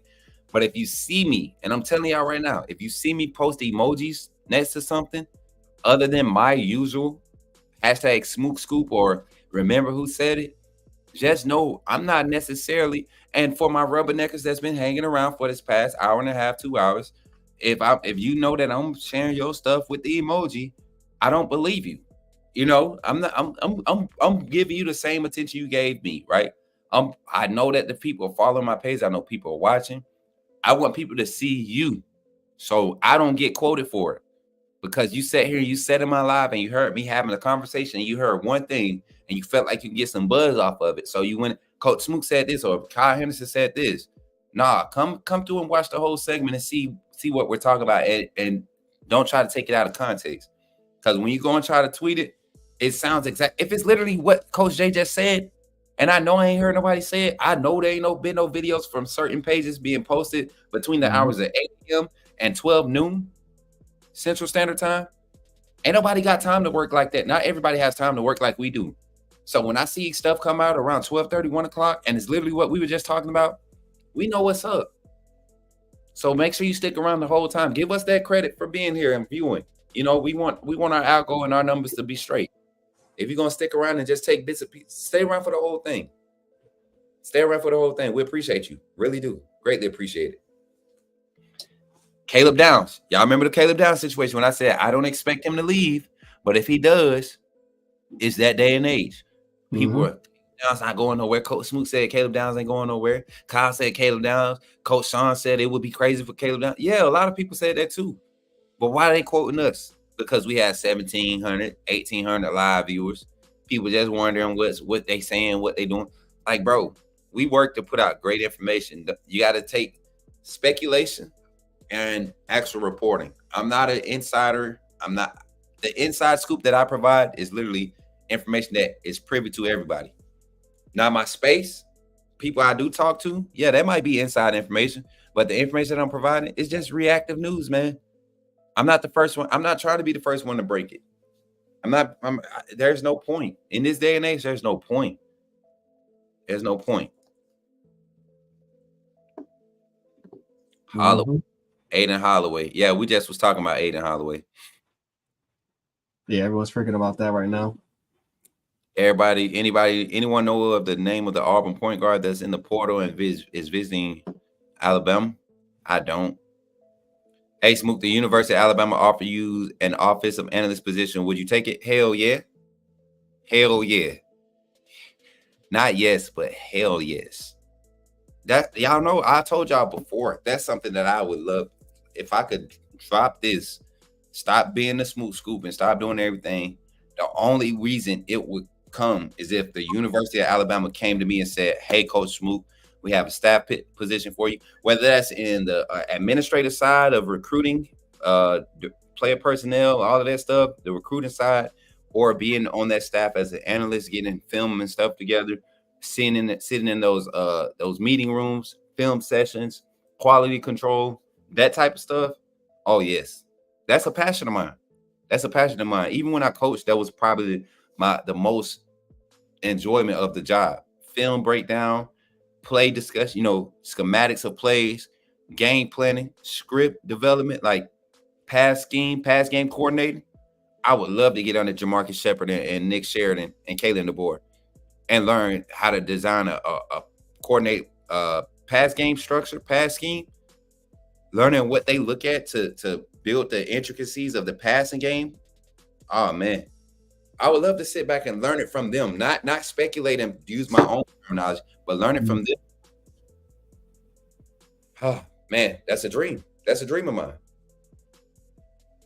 That's a real dream of mine. So yes, Ephraim, and that's no slight against my team and the staff and you all as undefeated. That's just imagine getting your dream offer to do whatever you wanted to do that you've always dreamed about. Imagine it just falling in your lap. I don't think any of us are hesitating to take advantage of those opportunities. Yep. I was kind of sad, man. Like if I ever got my dream offer, which is kind of more of an overseas type thing, but if I ever got that offer, I'm gone. Yeah. Yeah, man. I'll be in chat, but I'm out. I'm gone. So, but no, it's like, yeah, we all have our dreams and aspirations and just opportunities that if we see it, a lot of us is gonna take it and take full advantage of it. Yeah, but that's it for me today, man. I kidnapped Jay for my whole segment. I had Ty. I was trying to kidnap both of them for my whole segment. I got business to handle. We're trying to get moved into our new place, right? Trying to get settled in. I got to figure out what I'm gonna do about streaming the next few days because even the internet companies right now, I'm still trying to figure out which internet company is supposed to be servicing my apartment complex. Like they don't have internet company that services them. You can outsource. So there's 3 options available. So yeah, I'll probably be streaming from random locations until Friday. Until Friday, I might be finding different spots to stream from using my hotspot. So y'all bear with your boy, man. The transition isn't over. I said it'll take me about 60 to 90 days to get settled here. We just hit like 30. Let me get this right. We're at the 47-day mark. Is that 47? I want to pull the calendar up. So I got here in T-Town. I touched down that Friday, March 1st. I touched down Saturday, March 2nd is when I touched down to T-Town. We just came through the 6th. That would have been my 30 days. We are now, so roughly about, like I said, 45 days. We're at 45 days, about halfway through this process, get it settled into T-Town. If you've been following my journey outside with Coach Smoot, then you know what I'm talking about. So, yeah, we still moving, still grooving, still making it, trying to get settled. Appreciate y'all's support, though. You know, somebody said I need fiber. Oh, fiber optic. I thought you was talking about fiber to help me be regular, because I ain't gonna lie. And hey, for everybody that keep talking about my face getting fat, I don't care. I wanted to get fat. I saw y'all talking about my face. My face is fat, dog. It's gotten pretty fat, man. It's gotten a little chubby. But that's my fault. I ate too many fruit snacks. And Oreos and Vernors. Jay, what they don't understand is I would love to get fat. You know, I was 190 this time last year. 195. I was floating around that range. I was in the gym doing the thing. Life hit hard in the month of July. August of last year, I got sick, and life just kind of hit hard after that, having them not be able to go to work like I wanted to, was able to. And then, you know, the life transitions happening, moving, trying to find a place, getting this opportunity, Coach Saban, all of that stuff. For like a good 5-6 month span, bro, I did not pay attention to myself. I just was moving, going. And now that I'm here and, you know, I'm able to sit and have an opportunity to kind of reestablish some things, I can pay attention a little bit more to myself. And I want to encourage y'all. I don't know if somebody needs this. I don't know why I'm going this way, but some of y'all need to put yourself first in life right now.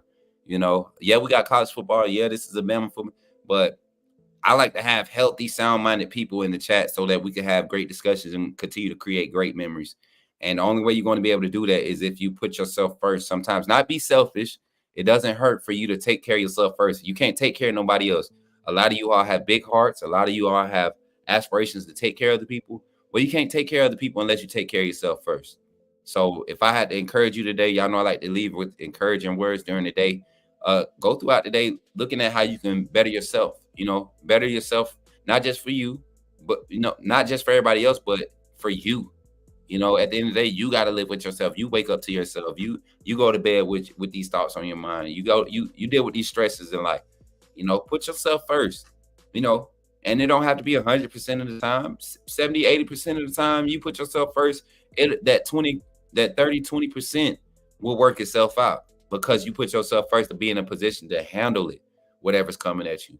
So I'm in that phase of life. I know Coach Jay is stepping into that phase also. Lost 10 pounds. Yeah, man. And it feels good. It's gonna feel better when you finally sit back at the end of the day and be like, did I really make myself happy? Mm-hmm. It feels good. It feels good. I feel like it's really just diet. That's like really the majority of it is just simply just diet. Like once you kind of fix the diet and you get to stay disciplined, then the workouts and stuff like that is you can work out 20 minutes, lose weight easily. Yeah, man. And this is what I'm saying, y'all. I want to be. My life is transparent. My life, what I'm going through on a daily, I don't put everybody on, but I feel like I could be an encouragement to, you know, even my panelists, you know, they give so much credit for being on this page and doing what we do. I give them credit for being the support system that they've been, man. In so many words, these are my brothers, man. These are my brothers. I tell my close circle, my inner circle, these are my brothers. You know, you can't say much about them without me popping, you know, jumping back, clapping back at you, you know. So And they stand on their own. They don't need me to speak up for them. They stand on their own, but it do feel good to have that brotherhood. Mhm. Even Jalen Miro was talking about the Bama brotherhood and what it means, because somebody asked about Caden Proctor returning, and he was like, this is a brotherhood. At the end of the day, not all your family members going to make all the right decisions, but you're supposed to love them through the good and the bad, and that's what creates a strong bond, what creates strong family. So when they do come back, somebody like Caden Proctor, when he does come back, somebody that we know we need now. We look at it, and I already told Chris from New Jersey, I'm going to buy his ribs. So don't come in here talking trash. I'm just playing. You can talk all the trash you want, man. You deserve it. But if Caden Proctor isn't a starter at left tackle at the start of the season, I'd be surprised now. After seeing what I saw in A-Day game, after seeing, his knowing what his dedication level is, what his plans are coming back, how he wants to be seen and looked at, his peers. Not everybody's happy about the move, but he has the mentality and the initial mindset to go into this thing with his head down and just to work and prove his worth. So that's all I asked for from him. And that's all I asked for. And that if that's what he's going to commit to, once again, my daily Caden Proctor apology. I apologize if you thought that I didn't want you back. I just want you back in the right mindset. We need you. This is an apology from Coach Smoot of Bama Football on YouTube. And I'm not going to drag it out today. I'm going to just keep it simple like that, man. I appreciate you being back. Hopefully everything works out, get them credits transferred so you ain't got to waste no time. You could take the summer off and just go get in the lab, and yeah, that's what I want for my boy. That's what I want. So, and I know y'all be laughing when I do that, but I'm serious, man. Listen, for me, man, like I said, we need Caden Proctor. We need him. We definitely need him. You're right. I'm hard-headed though. I'm hard-headed. You know how I feel. Mm-hmm. Like I said, I have nothing personal, stuff like that. That's just kind of how I feel. That was kind of instilled in me, how I was kind of taught. But no, like I said, we do need him, and hopefully he does well here. Because he's officially going to come back. I like the fact how the locker room wanted him back and how they're treating him, right? How they're kind of treating the situation, and yeah, I mean, for the most part, it's kind of like I said. Hopefully, he gets in here, he can compete, and hopefully just be successful. But no matter where he would have went, like I said, I wish nothing but success for a lot of these players. I have no malice. I mean, it's sports. I mean, I'm not gonna have any malice for anybody. I mean, this is sports. They haven't done anything personal to me. But for the most part, I mean, yeah, we'll just kind of see what happens with him. And like I said, hopefully, you just be successful here. You can grab that, bro. I'm eating my turmeric. This is a turmeric gummy. I'm gonna put you on these, bro. These right here have helped me like with my joints and everything, but also like I feel fresher throughout the day when I take these. Talking about a different kind of gummies. I'm like, wait a minute, what? Okay, yeah, no, I see that you got the health benefit type. I'm about to say, I don't know if we can talk about those. I don't talk. Nah, bro. Nah, we ain't. Rogue Shop got help folks with that. Rogue Shop got y'all for that. Yeah, but Betsy with the $9.99, she says, thanks for all you guys. Thanks for all you guys do. Yeah, we appreciate you so much, Betsy. Appreciate all the super chats. Yesterday was nuts. I don't know if some of you guys weren't here, but yesterday was nuts. That was I think the total's like 1380 something. It was like in like 30 minutes. It was nuts. Let me go look. I had to text Kyle. I'm like, Kyle, you watching this? He said, nah, what's happening? I'm like, Kyle, like, I don't, you got to be watching. You have to watch, because these super chats, I've never seen this before. So, he was freaking out. He was panicking when he saw it. And yeah, it was wild, man. So yeah, we appreciate, man, for all you guys do for us, for sure. Hold on. I'm about to pull it up. I think I could pull it up.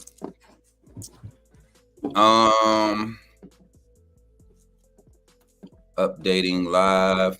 Hey, y'all going crazy in today's live chat too. I appreciate y'all. I'm trying to see if I can pull it up, y'all. I did want to give y'all, because I think the chat is motivated by trying to maintain a certain level of support too. And to me, that speaks volume to what the type of community we built, man. As a gaming content creator, I had numbers. I grew from 30 followers when I first started gaming to like, I think right at 6K. during my gaming on Facebook gaming, and the dynamic of the followers, and I appreciate everybody, but there were no real supporters. People would show up to kind of try to get on the content with you, not really push the content to help you grow. So it made it harder for you to get branded and do other things, because not everybody wanted to see you do that, you know, on the level that you were trying to get to. So being here, I've learned that there's a different avenue of approach to get the right circle, the right people surrounding what you're trying to do.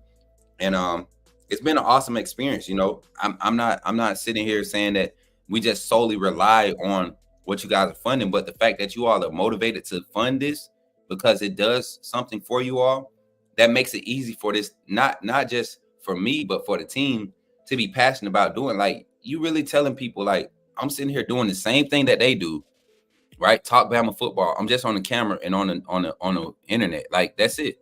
That's all the difference. And people respect that. People look at, to me, that just blows my mind. But at the same time, you put it in perspective, like Wade told me and Sean, he said, man, y'all just don't understand. Y'all voices was like a voice of, that was like a voice of reason for me after Saban retired. You know, I'm that fan too. I remember that day.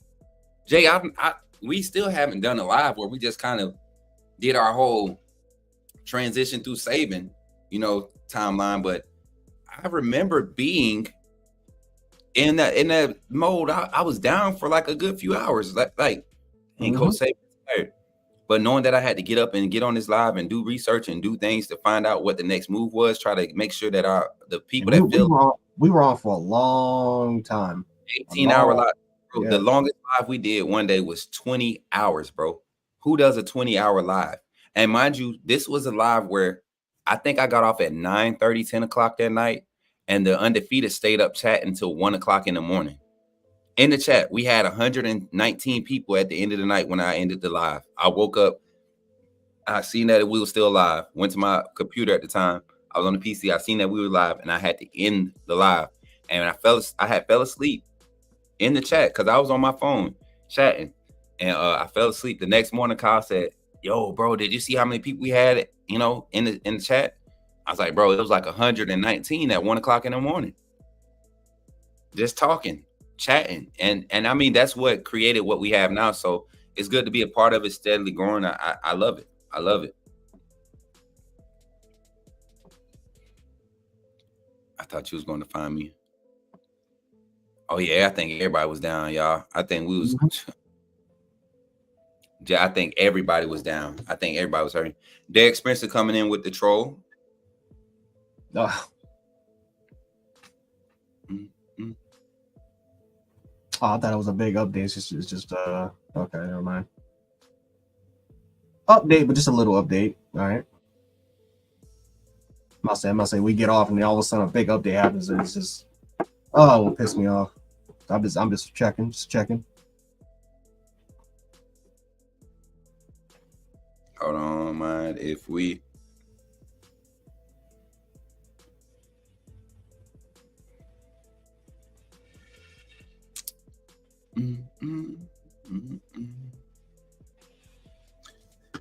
My boy Reed said he ain't sticking around. Sticking around where? Nah, I said the place kicker. Reed. That's one of the guys. Okay. I'm gonna say. Reed. We got another fair weather fan. We got another polo. Reed Harridan, the place kicker, man. He's one of the kickers out. You remember I was telling him I used to be bragging about the personality in that specialty room with the kickers and place holders and all that. Snappers. He's one of those funny guys in the locker room, man. And you're gonna see him. He probably posting stuff saying that he's the 5-star kicker. You know what I'm saying? Like, he funny, man. He's a personality. I love it. I love it for him. If he has somebody in his ear saying, "Hey, come here, you got an opportunity," go, man. It's only gonna be you might see. Go get yours, man. It's a lot of these guys that we might lose in the next 2 days that make sense, guys. Like, we will be selfish to try to hold them and keep them under wraps when they're using the transfer portal and NIL the right way.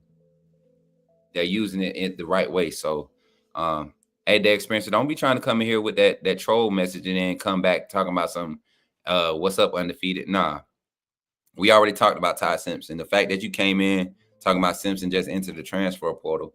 Yeah, you already on our bad side. You're already on our bad side. You need to apologize right now before you get jumped. We don't play that. We don't play that. Tell them undefeated. We don't play that. Are any of our kickers on scholarship? I think Connor and James Burnap are the only two on scholarship. That are only two, Connor Talty and James Burnap. Derek, you got to apologize. As a football player, I see the disdain from him jumping ship and coming back. But as an older man, I know I made stupid decisions as a 19-year-old. Hope he can earn the respect of his team and get his spot. Right. Yeah. I think, and that's what our whole take was. Me and Coach Jay, it's a mentality thing for me. It's always been that you had no reason to leave in the first place, right? But you saw what was up. The fact, you know what, I feel more so for him now that I got a lot of the back end of things, to show up to Iowa and act like that, and to not be noticed. Like, they didn't give him nothing. Like, he was there and he was just like, damn. Like they like Ty said earlier, like they acted like they were Alabama and that they were Georgia. Like, they just got a bunch of 5 stars that, like, this is your first 5-star in your program's history.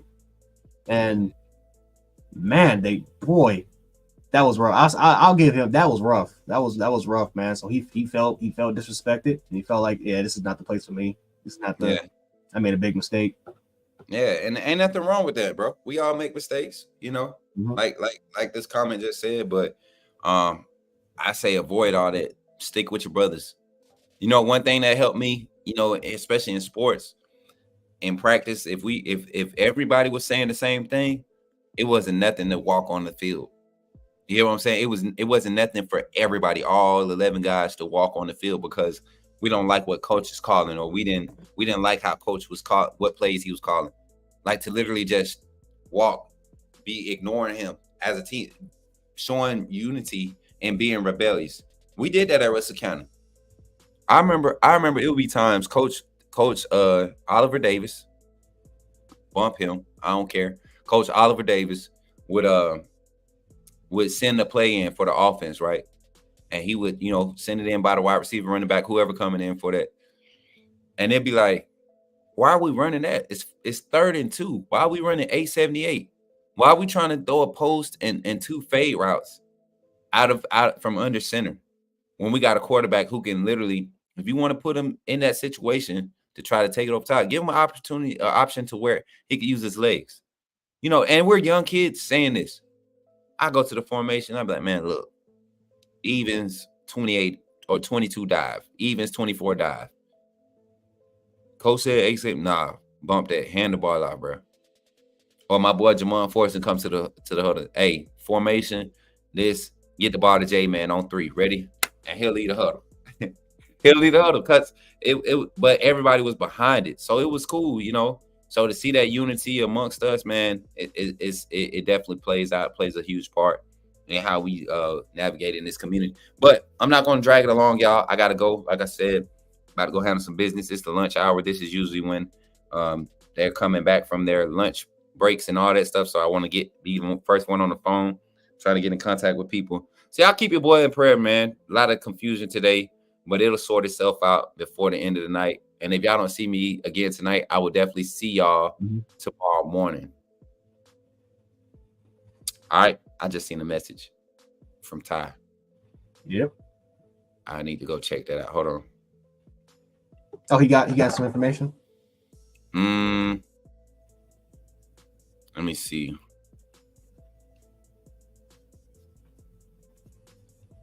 Oh, nah. That's old. Okay. Thank God. See, I'm scared. Y'all see, I keep trying to end it, but I'm scared. As soon as we get off, it's going to be like Will Johnson enters the transfer portal. Oh, man. All right, y'all. Take care, man. Jay, you going to close it out or are we ending it now? Yeah, we can end it now. I'm about to watch some snowfall. I'm about to catch up on that since I'm off. Snowfall sound like. I already got the mask on. I might as well just continue to be a hoodlum. Might as well just do it. Facts. All right, man. I catch up with y'all undefeated. I love y'all. Boss is calling. So I'm gonna go ahead and end my segment. I got you good. It's not you, it's me. I'm way over time. I know. But undefeated, I love you guys. Can't wait to see y'all again. Like I said, if I don't see y'all tonight, it'll be tomorrow morning. With of course my segment. Tomorrow evening, though, I got some class of 26 recruits that's ready to. Y'all, people are loving that show, the segment. The kids are loving coming on, chatting it up with y'all. AJ Williams. Oh, can't forget to do this. Shout out to T.I. Mims and AJ Williams last night. They were so excited. They were happy for the reviews that they got from y'all. So let's encourage that mode and that energy when we have those recruits on. Forget the trolls. I'm talking to Kyle about having moderators, even if we have to have, the panel, that come on before me, before we do that segment. If we could have Jay or somebody give moderator permissions and able to handle the chat while I'm talking to these recruits on this platform, because a lot of those comments, they didn't even see them. Thankfully, you all were doing what I asked you all to do. You all basically kept our name clean, right, for what we offer on this platform. But the young men, they loved it. They loved y'all's feedback, all of the positive things, all of the critiques, from the sticklers in the chat. We need it. So don't shy away from it. Always be respectful. Respect these kids crafting what they're doing and understand what we're trying to provide for these young men. Somebody tried it earlier, like right before you made that transition. I think you blocked them. Somebody tried it a little earlier. We got that out the way. And like I said, moderators, do not be afraid to boot some of these guys, because we saw some disrespectful things. You got that handled, but don't be afraid to do it. Don't tempt them. Do not tempt them.